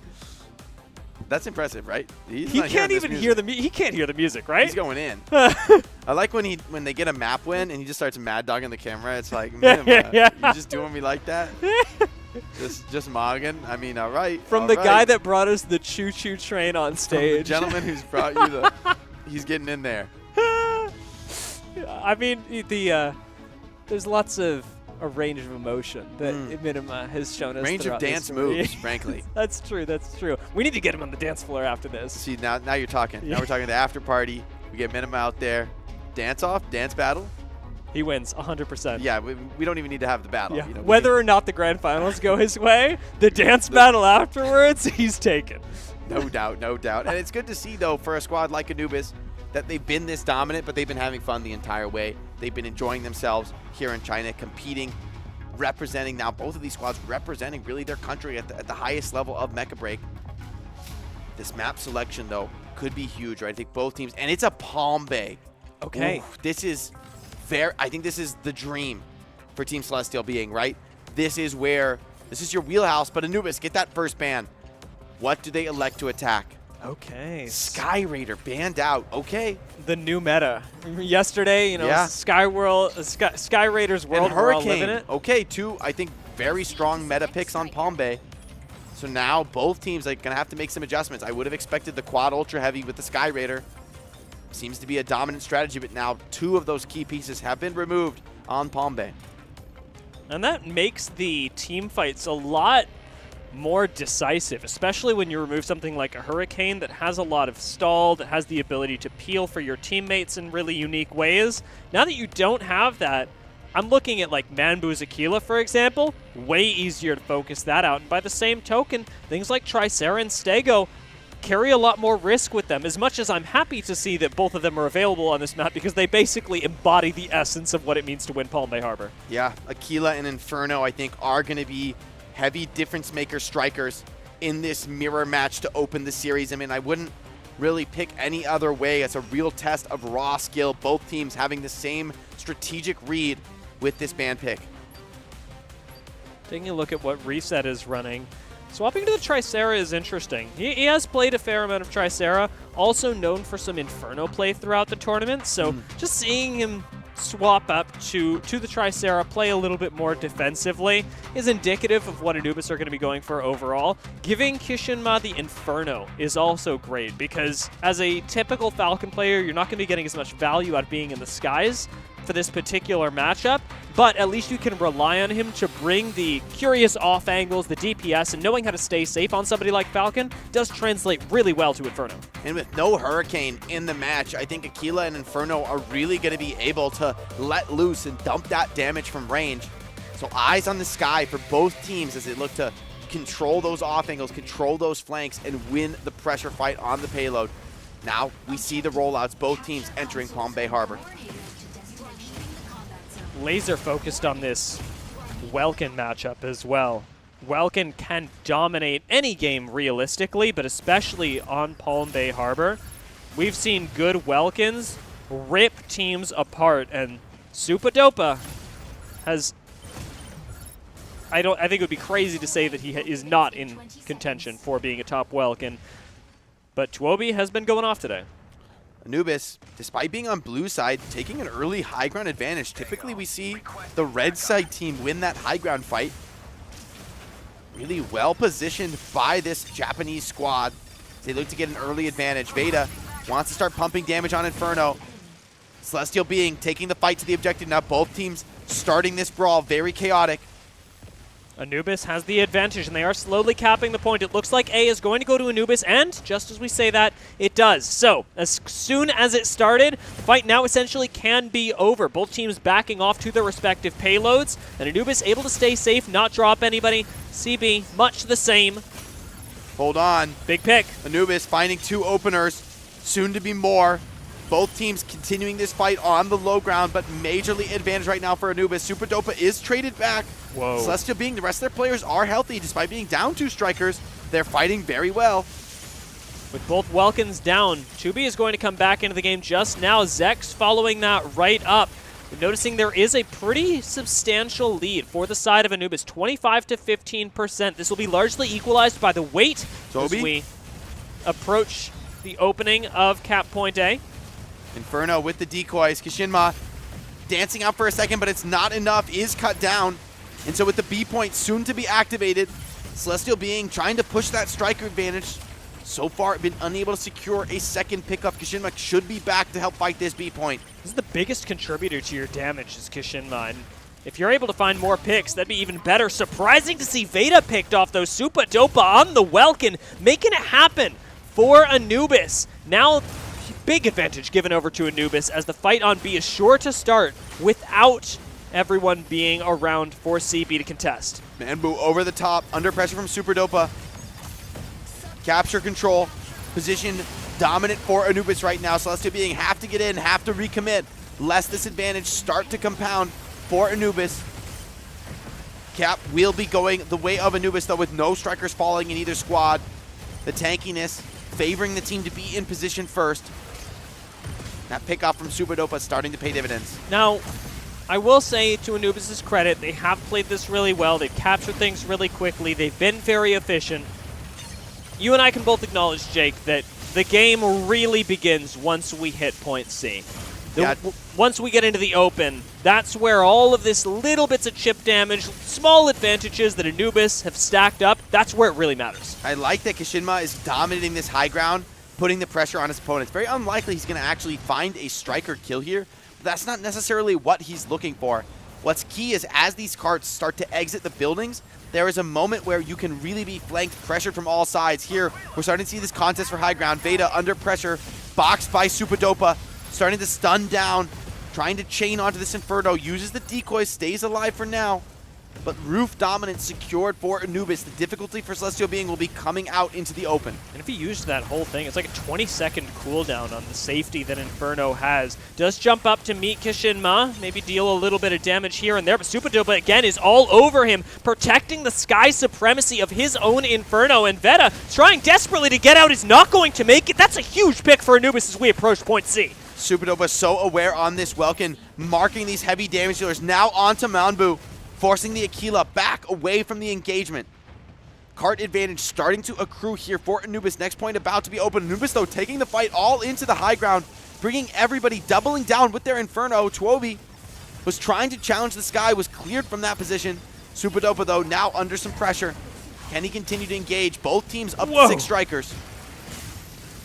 I mean, Tuobi is just second to the play. Super Dopa has the Welkin advantage in this particular game, is making first move, is getting up in the face of the enemy team. Massive amounts of damage dealt out by Super Dopa. However, Veda is back in the game, and that's a chance for CB to open things up. Well, point C's already been capped, and it is Anubis that have the advantage. It's by a little under 10%. But that's going to be more than enough to force CB to pile onto Anubis' cart and take the fight there. Kishinma trying to grab a back cap, can't quite pressure it just yet. Bringing the damage from this Inferno onto that main group from Celestial Being. Both teams very, very tight on the objective progress, but a clear advantage for Anubis means they don't necessarily have to stop Celestial Being's progress. As long as they maintain this status quo, they're going to be happy. It is going to come down to a final fight. I'm surprised to see CB maybe not committing to this a little more to try and unseat Anubis. Here it comes. But all 6 players are going to have to get in on top of Anubis' cart to stop this, and they're going one by one for now. Veda playing up on the high ground, but Zex extremely low right on the cart as Tuobi on the Welkin is struggling to even get involved in the fight, gets cut off by Super Dopa, and finally is spinning all over the payload. Will it be enough, though, or is it too little, too late for Tuobi? Is getting some healing right now to stay in the fight, get there a little bit longer, but the spins aren't connecting for much damage, and Anubis, without stopping for air, set us up with 100-86 in round 1. Minima unfazed, unsurprised here in this player game. Not even happy. Just deserving that win. As if there was no other option. And Anubis was just immovable that entire game. I mean, they had their game plan. They executed perfection in position earlier on the objective 3 times in a row. Closed out that game. I mean, Celestial Being felt like they were just a step behind. I mean, running a very similar strategy, but getting outplayed at key moments. I'm thinking back to the Welkin. I'm thinking back to Super Dopa punishing the Inferno, being willing to leave. We've seen so many Welkins focus very much on boxing their team's main group, using that shield defensively, tanking a ton of damage. Yes, that is important, but Anubis are able to send their Welkin out on the map to earn kills, create advantages, and at the same time, their main group is never in question. They've never lost that key turret setup. And it requires a lot of trust from the team to be able to extend like that, to have a huge playmaker, but also safety tool like Welkin away from the core group. And that's a big deal. But when somebody's doing it as well as Supadopa is, it's hard to say, I'd rather have you with me, when he and Kishinma together are creating huge openings. The amount of fights over B and C specifically that started without Vera, CB's Inferno, even in the game at all, was a huge factor in Anubis being able to capture 3 points and maintain the lead. They never slowed down. And as far as MVP goes, I'm not sure what the technical calculation is going to be, but I think you've got to look at Supadopa as being that difference maker. Yeah. Being the one to mobilize wherever sometimes he is playing the main group and playing that shielding playstyle. Other times he makes the read that it's more important to help secure his team a key position, such as that high ground exiting onto point C. And he makes the move confidently, shows up there and turns that into kills, turns that into an advantage that snowballs into the point C capture, which, as we see on Palm Bay, often that point C cap does dictate the outcome of the match. Yeah, I do think, mathematically, I wouldn't be surprised if we got a Supadopa MVP either. He's doing a lot of damage, often on the point, especially around capturing objectives, not necessarily the payload, but Welkin big, Welkin good, and when we talk about being behind the play, Welkin also a great indicator of who's first to it. We called it out, especially in the fight over at point C, but Tuobi, through no fault of his own necessarily, was doing everything that Supadopa was doing, but 30, 45 seconds later, and it just wasn't enough at that point. This is exactly the start I think that Anubis wanted in the series. It's a close Palm Bay. I mean, I don't think there was any world in which this would be like a crazy blowout. Celestia being are too good for that. However, it wasn't that close, right? Anubis was in control the whole time. You know, the best Celestia being was able to do was to equalize the card at moments, but they never had an advantage. They never had the lead. From an opening decisive team fight where kills just went the way of Anubis, they pressured better, and even on the blue side, who I think conventionally has a bit of a harder time in the very opening fight of Palm Bay, Anubis are still able to get the advantage right there and just snowball it.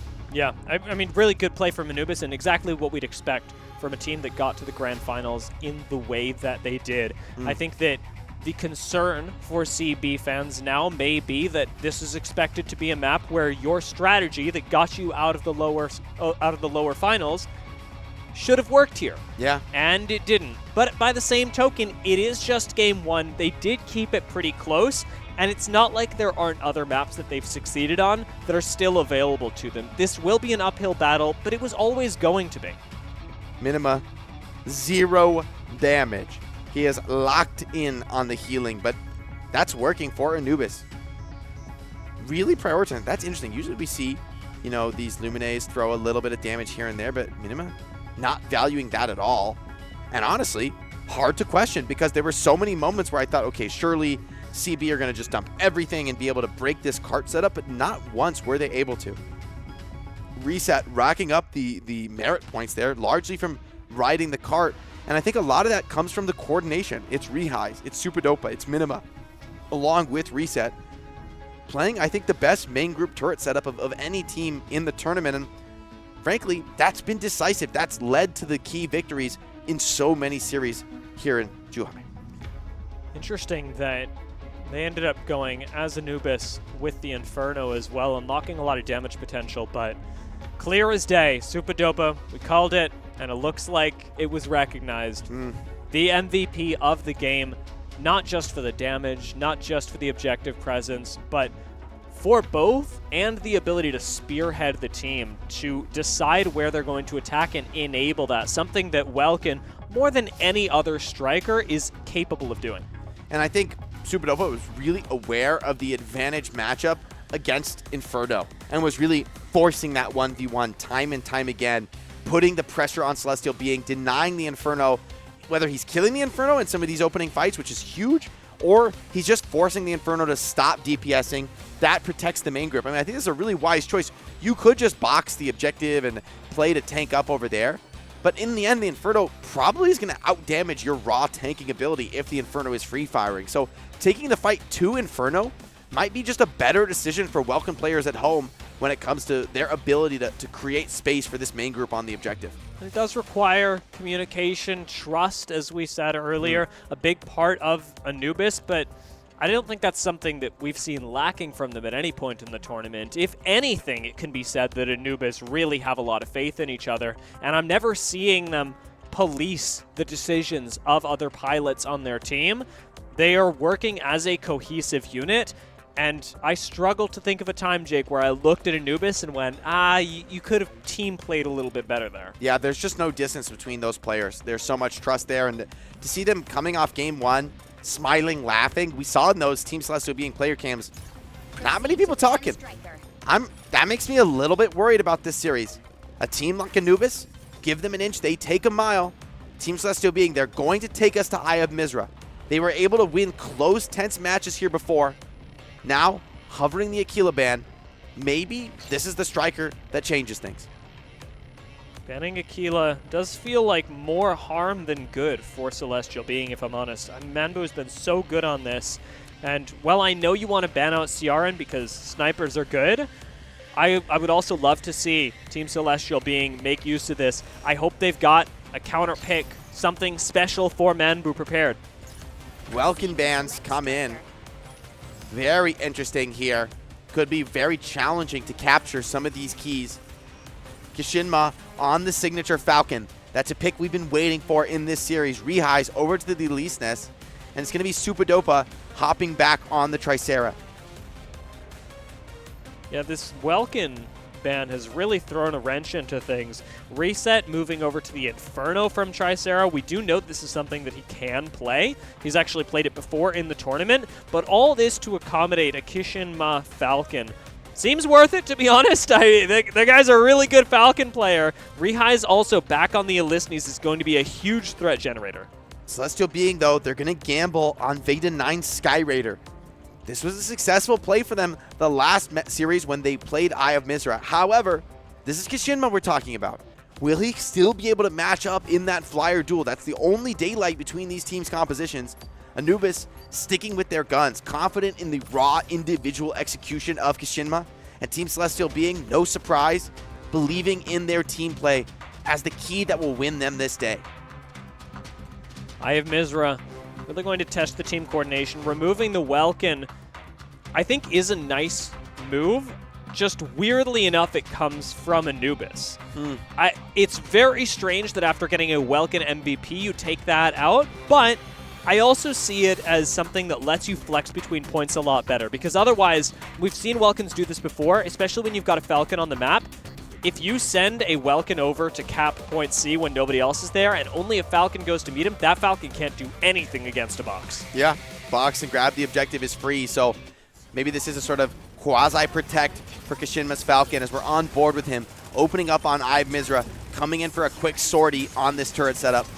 And with no box, I think he can also push the limit quite a lot harder in terms of being willing to take risks, dive in, reset absolute max range on this Inferno, pumping damage.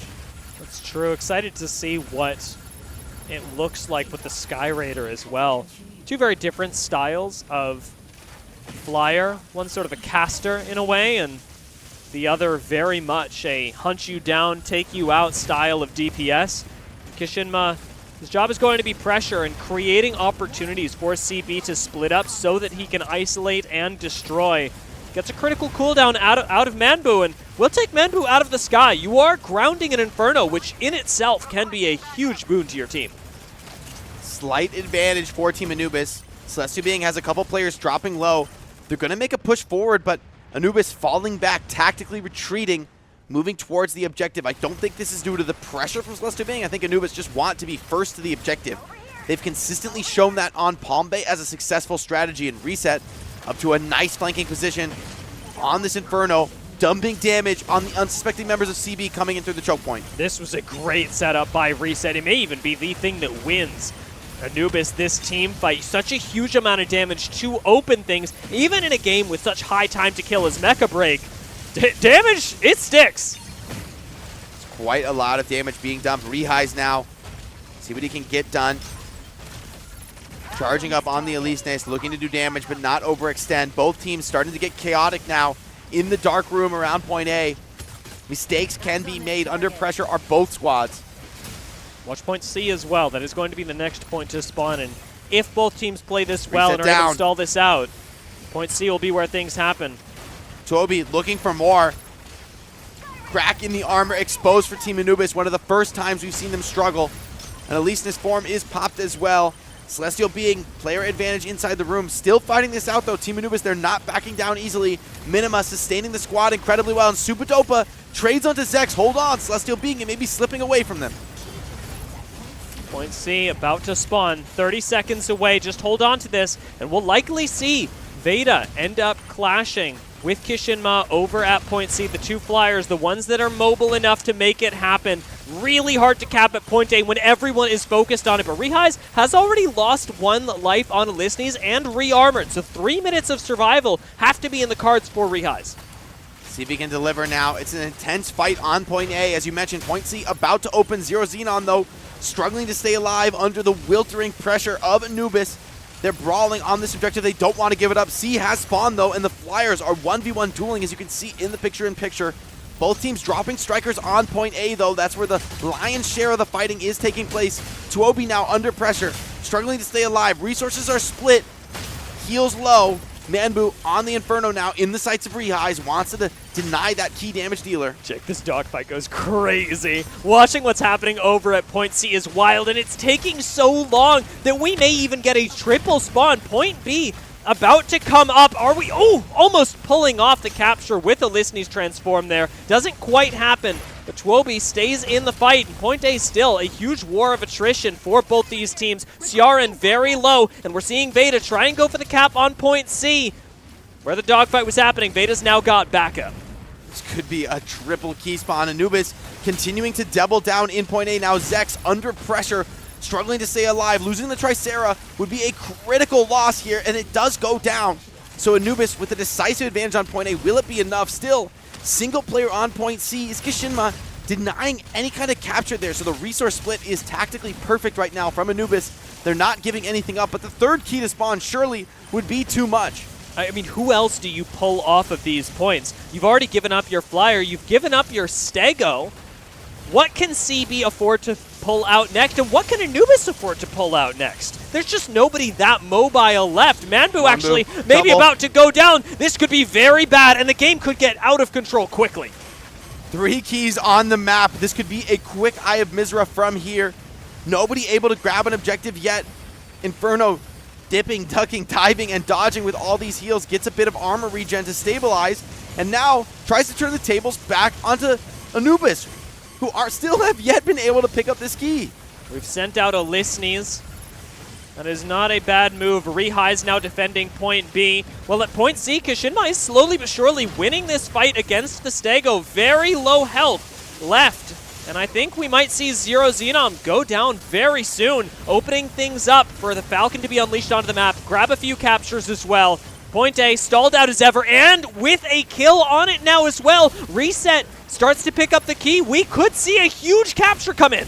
Another player came. Veda came to try to bail out on point C, but the Stego had already fallen. So Kishinma won that 1v1. Key is picked up on point A. Now Anubis going to move towards that capture point. Start to secure a bit more value. Coming into an early lead here on Eye of Mizra.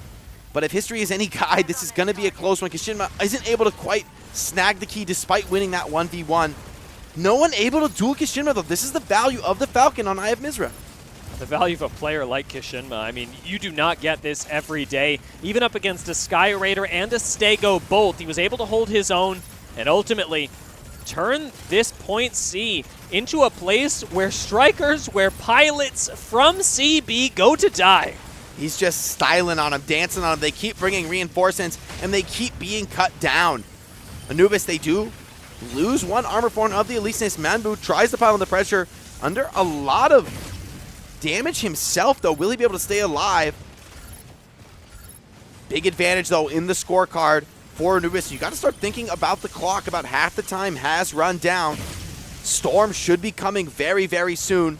Can only imagine the level of chaos that is going to happen when we get that. And it's only small advantages that are stacking up for Team Anubis, but it's enough. 37-2 is a pretty sizable gap to make up if you're not able to cap any of these keys, and all Anubis have to do is keep that from happening. With a kill landing onto Zex, Ciaran secures that possibility for at least the next little while for his team, while Kishinma 1v2s at point C and isn't even breaking a sweat. He's generating so much value here, and the death timers are starting to add up. Team Celestial Being have given up quite a few points from these deaths, and Anubis have just been untouchable. No one has been able to break their main setup, and now the pressure seems to have wilted. Celestial Being down 3 strikers, a 4th potentially in trouble, and doing their damnedest to stay alive to keep this brawl going, but without key targets to heal, it's so difficult even on Lumine. Anubis securing that key, illegal too. I mean, so many more points about to go their way, just as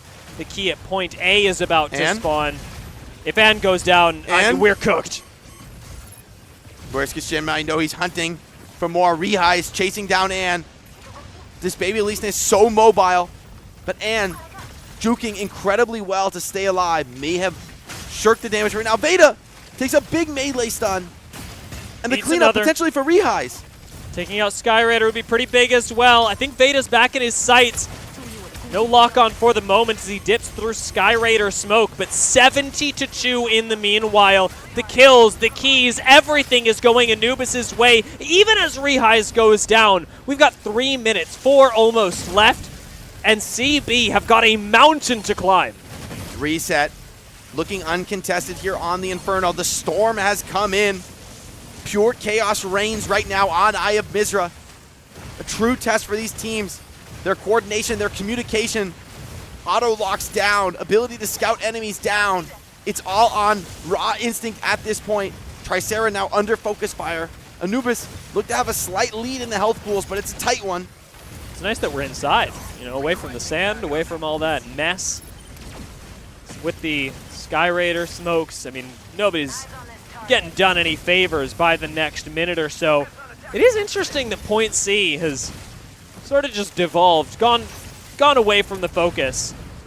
If we're going to have Kishinma live there, Kishinma's just going to live there. Now what's curious is that point B is about to come up, and nobody was there up until we just had one show up.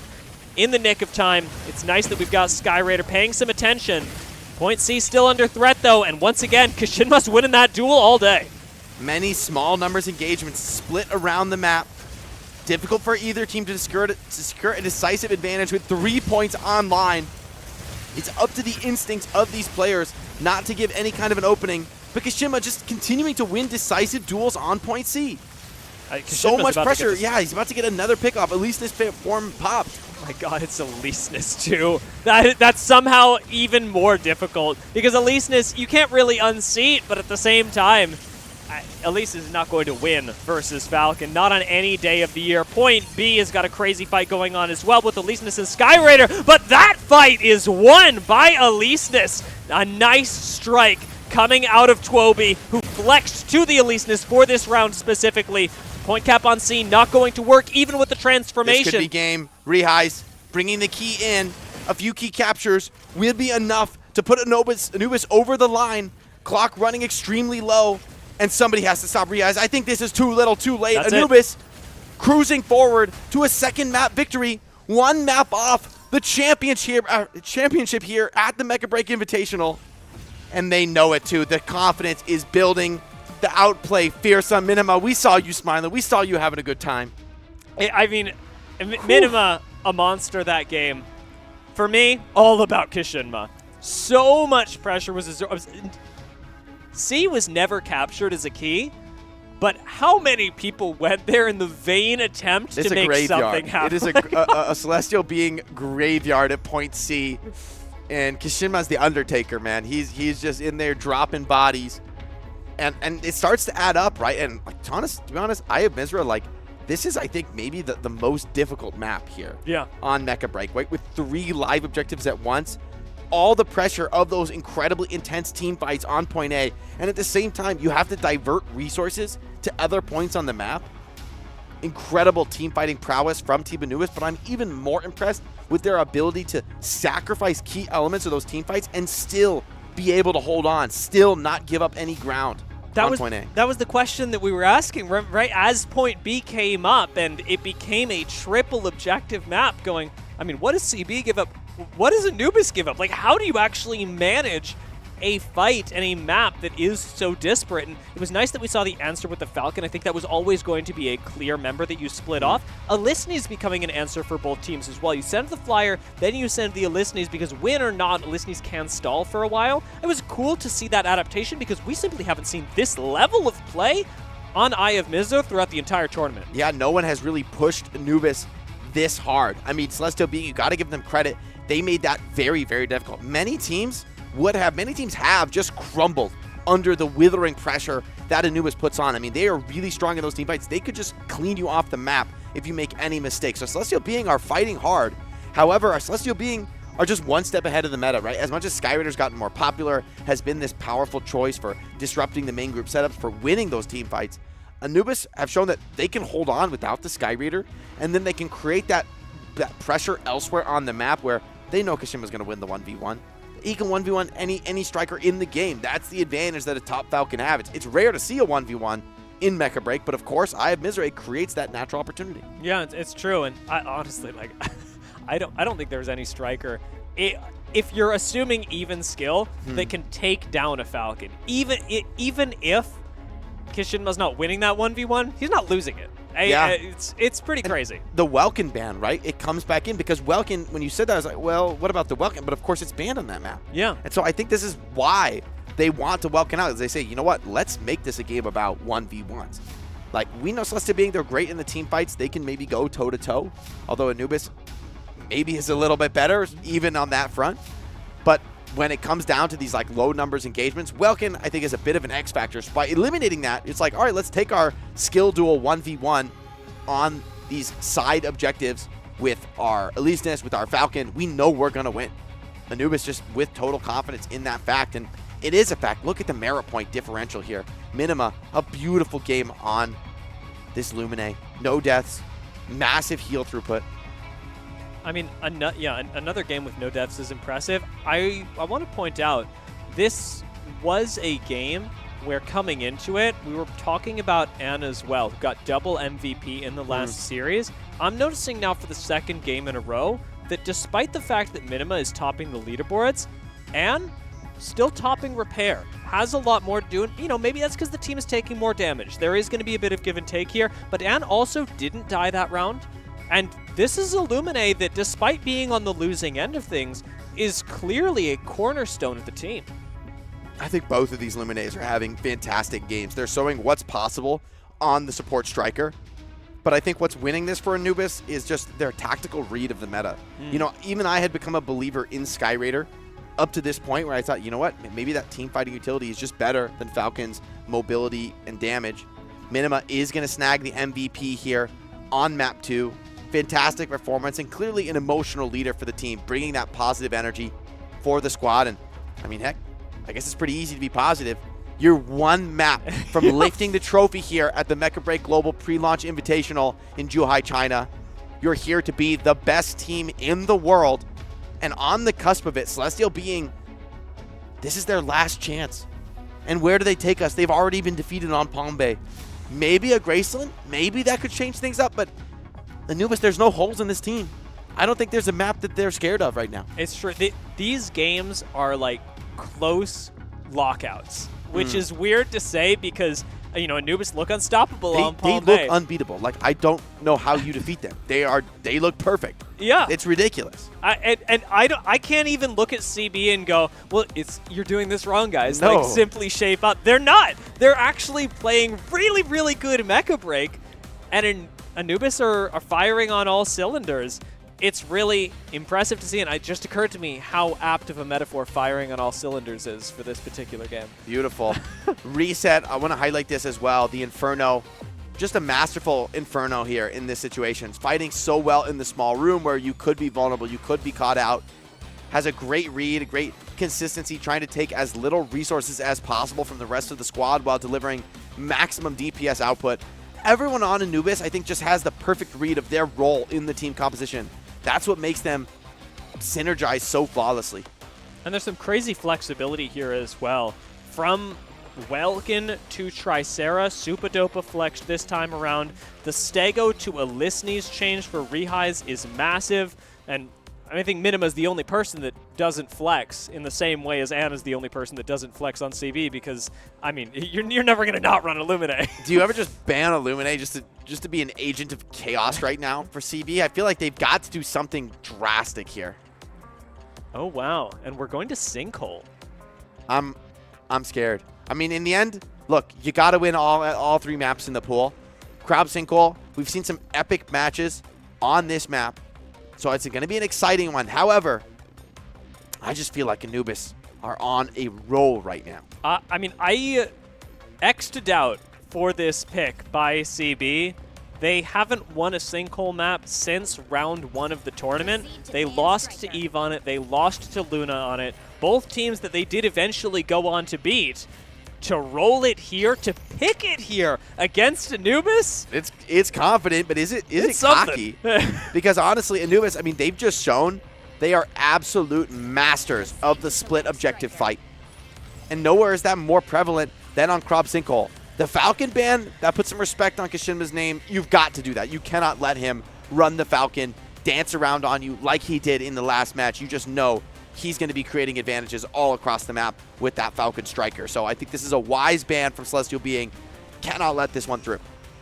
Glad to see that we have Manbu back on the Aquila, taking out the Elisnes from Anubis. It's an interesting move. Normally, Zhuhai is still really good on the Elisnes. Going to go back onto the Stego this time, opening up Kishinma for the Inferno. I'm not seeing any crazy comp plays out of either of these two. One more mirror match. Run it back. Yeah, my eyes are really drawn to this Ciaran Manbu, though. Ciaran's been a really good sniper. Hasn't drawn eyes like Manbu has, maybe because he's just playing on a team with such high skill levels, so he's matched.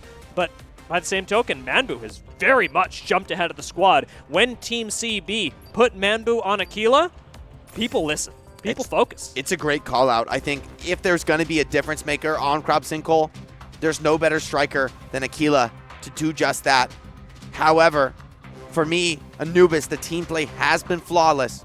This mid-fight on Crab Sinkhole, Celestial Being, I think this has just got to go their way. While you could make a comeback, I just don't know if that's achievable against a squad like Anubis. You think they're going to give you a triple cap? Keep dreaming. Yeah, they're not going to go down without a fight. And if it is that CB win this, it is going to be close. But they've picked it for a reason, right? We haven't seen them find a win on it just yet, or at least in recent history. Can CB do it here? Because if they can find another victory on Crab Sinkhole here, that could be the start of the reverse sweep. And I think that's just what you got to hope for at this point. Early Aquila trades on the rollout. Both teams looking for that early edge. Both teams taking that flanking angle. High ground battle for the Inferno. It's so interesting to see these two teams clash. They have both such similar reads in the meta. Twobi under pressure from Super Dopa, though. We've seen how important it is for Super Dopa to look for those pickoffs in the sky. And Veda on the Inferno, always going to be a target when he tries to pump that damage. It's so funny because of the last game. I forgot how scary Super Dopa was on Welcome, but then I see him in the literal sky chasing down your Inferno, and I go, oh yeah, that's right. That's why this thing gets banned. Commitment onto the point early for Anubis. They're trying to gamble for a quick cap. Twobi from behind, though, making sure that doesn't come to fruition. Veda over the top on the Inferno, denying that as well. Manbu extremely low, though, on Celestial Being. It's got to be careful. Anubis healthy across the squad. 2 players now dropping to the precipice. And an early advantage. Super Dopa opens it up onto Ann. That's a critical death. Manbu falls just behind. Supports down. Super Dopa, it costs him his life, but hasn't he done enough? 4 striker kills already on the board for Anubis. This is assuredly going to be an A-cap. No Welkin box to come back and answer Twobi, but Shinma chasing him down. Shutting down the Welkin would be huge. No A-cap to come in just yet, but with BNC about to come in, this is where I'm expecting to see a huge shift, because Anubis do nothing better than play the entire map.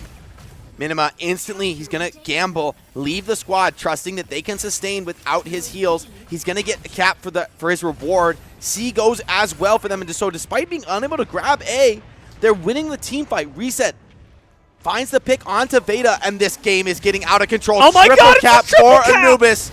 They want to finish this with a shutout. Celestial Being struggling, down 1 striker, down 2 now. Anubis, high HP across the board, smothering Celestial Being, not able to find any purchase whatsoever on Crab Sinkhole. Manbu and Ciara in the 1v1 that I came to see. When so much pressure is on Manbu. Manbu's falling back. Can he escape though? He's in trouble. Ciara smells blood in the water. Looking to chase, but not too much. Great discipline. Not taking unnecessary risks. Knows the advantage his team has. Kishinma wins a fight here in the main group. Celestial being crumbling. And Anubis, they can taste that win.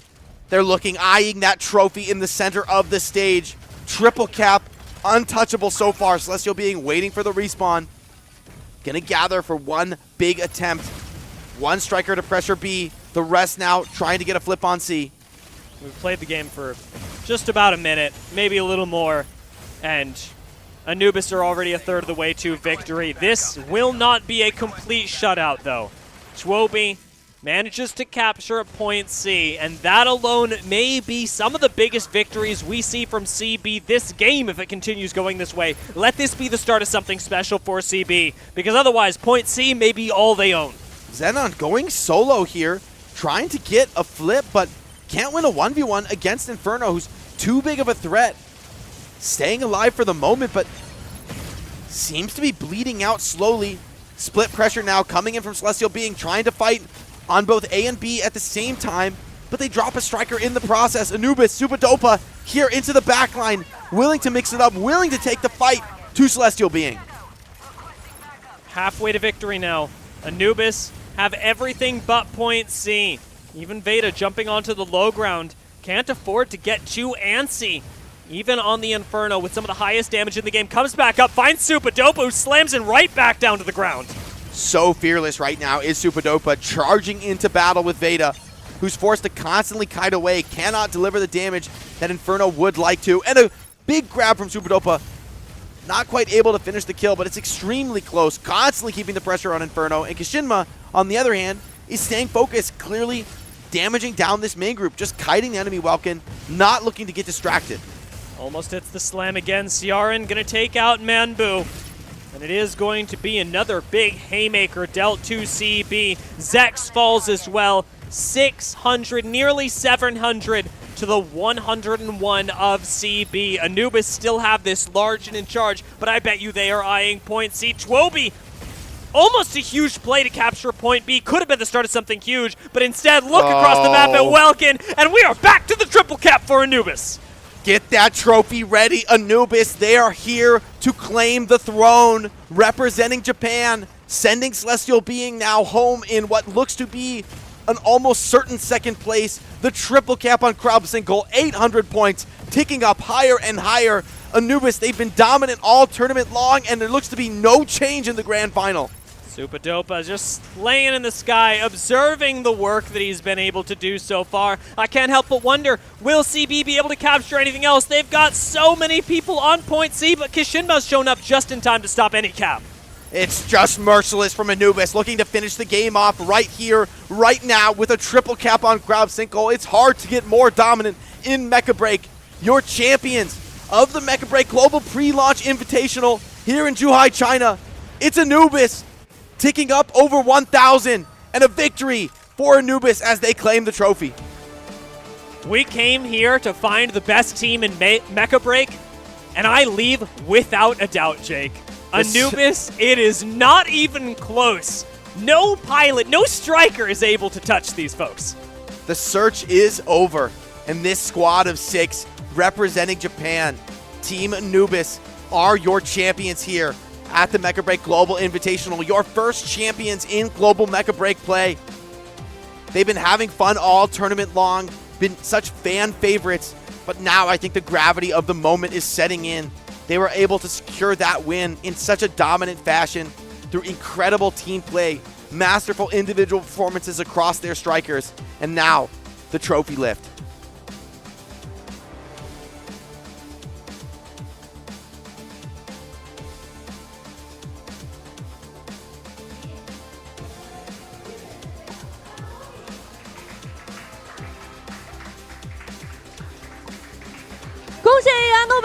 Congratulations to Anubis to win the 2025 Mecha Break Pre-Launch Global Invitational Champions. 再次恭喜 Congratulations again 请先移动 to 至左 Anubis. 手对战席前。 Please 有请 move to the left 有请 side. 我们的 Anubis 战队移动至我们的左手对战席前。有请。 Please move to the left side seats. Thank you. 在为期4天的 In these 4 days of the 2025 Mecha Break Pre-Launch Global Invitational, we experienced the charm of Mecha Break with players from 3 different regions and witnessed the champions are crowned. Now, let's welcome the Senior Vice President of Kingsoft Corporation, CEO of Amazing Season Games, producer of Mecha Break, Mr. Chris, to present the FMVP. 再次欢迎 Chris。 Welcome. 相信屏幕前的驾驶员也很期待是谁获得了 I believe all the pilots were expecting the FMVP. Please, Chris. Kishima is your FMVP. 恭喜 Kishima 选手。 Congratulations to Kishima. Please come to the middle of the stage. 恭喜你拿到这次交流赛的 Congratulations FMVP on the 下面我们将有 FMVP. 请 Chris 先生为选手颁发 And 2025 please, 显先机 Chris, 先锋 present 国际 the 交流赛 FMVP medal FMVP 奖 for 牌。 Kishima. 感谢 Chris， 请两 Thank 位 you, 面向 Chris. 摄像机站好， Please 合影留念。 stand and take a photo with us.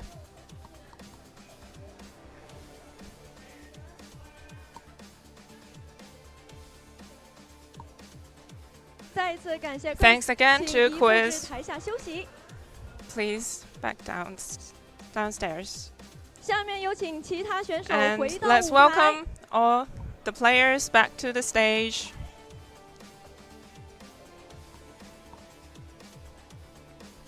相信几位拿到冠军后一定 I 有很 think 多感想想要 you'll 分享。 have 那 many 现在我们 feelings 就请依 after 次介绍 this 一下自己 championship. 并分享一下 So 获奖 please 感受吧。 introduce yourself and share what was your feeling. What is your feelings right now? 聞かせてください。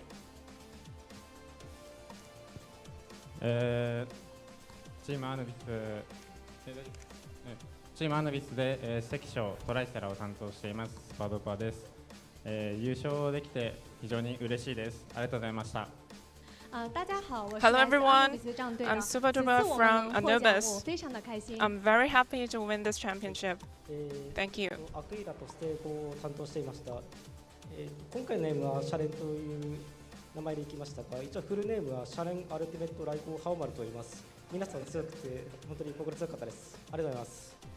大家好，我是来自 Hello 阿努比斯 everyone. 战队的 Sarah。 I'm 此次 Sarah 能在 from 这边 Anubis. 参加此次大赛，我 I'm 非常 very 的开心。 happy to participate in this global invitational. Thank you. リセットと言います。今回このようなチームで大会に出れて優勝もできたので本当嬉しく思っております。大家好， Hello 我是来自 everyone. 阿努比 I'm 斯战队 Reset 的 Reset。 from 我在 Anubis. 其中主要是使用三角龙。 I was a 请大家多 Tricer 指教。 main. Thank you. チームアヌビスの、ファルコンと、インフェルノ、あとハリケーンを主に担当しています岸間です、今回は MVP まで受賞させてもらったということで非常になんというか心がいっぱいです。ありがとうございます。大家好， Hello 我是来自 everyone. 阿努比斯战 I'm 队的 Kishima from 然后 Anubis. 在游戏当中呢，我多使 I 用的 mainly 是地狱 use 火。那此次 Inferno 呢也 and 能获得 Hurricane. FMVP， I'm 我个人 very 也是非常 thrilled 的 to 开 be 心， the 非常的荣幸 FMVP. 的。にはこんにちは。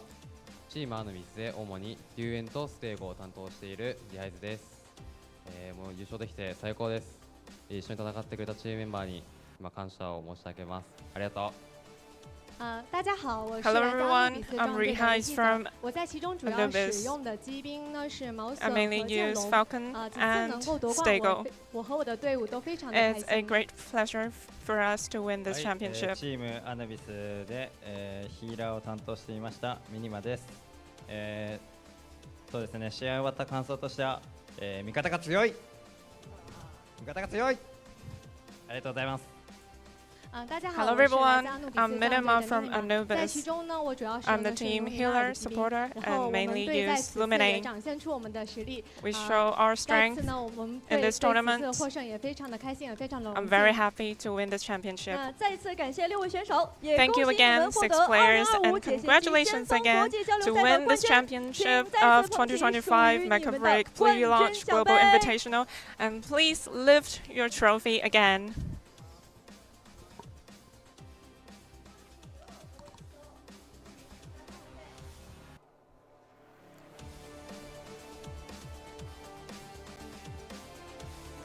$2025 Mecha Break Pre-Launch Global Invitational has come to an end. In these 4 days, we witnessed many great plays and all the efforts of all the players.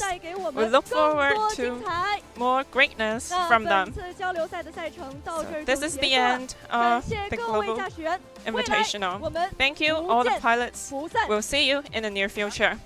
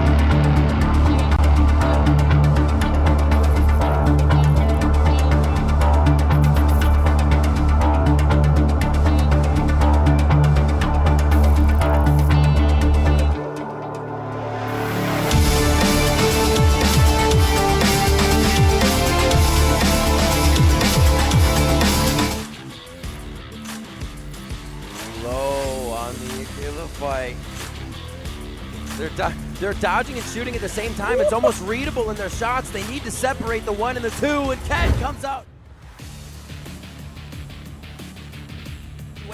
That's this covered by both teams. They are throwing a party, and there are 3's a crowd, and we almost have 12 in one spot. The ball is in CB's court. As cool as their defense is, it needs to lead to an offense that shreds EVA and lets them actually Happy to keep these fights going. They actually love the way that it's happening. They did lose 1. We'll have the respawn coming back in now, so not too much of a problem. But you can see they're still holding that 5v6 at this point.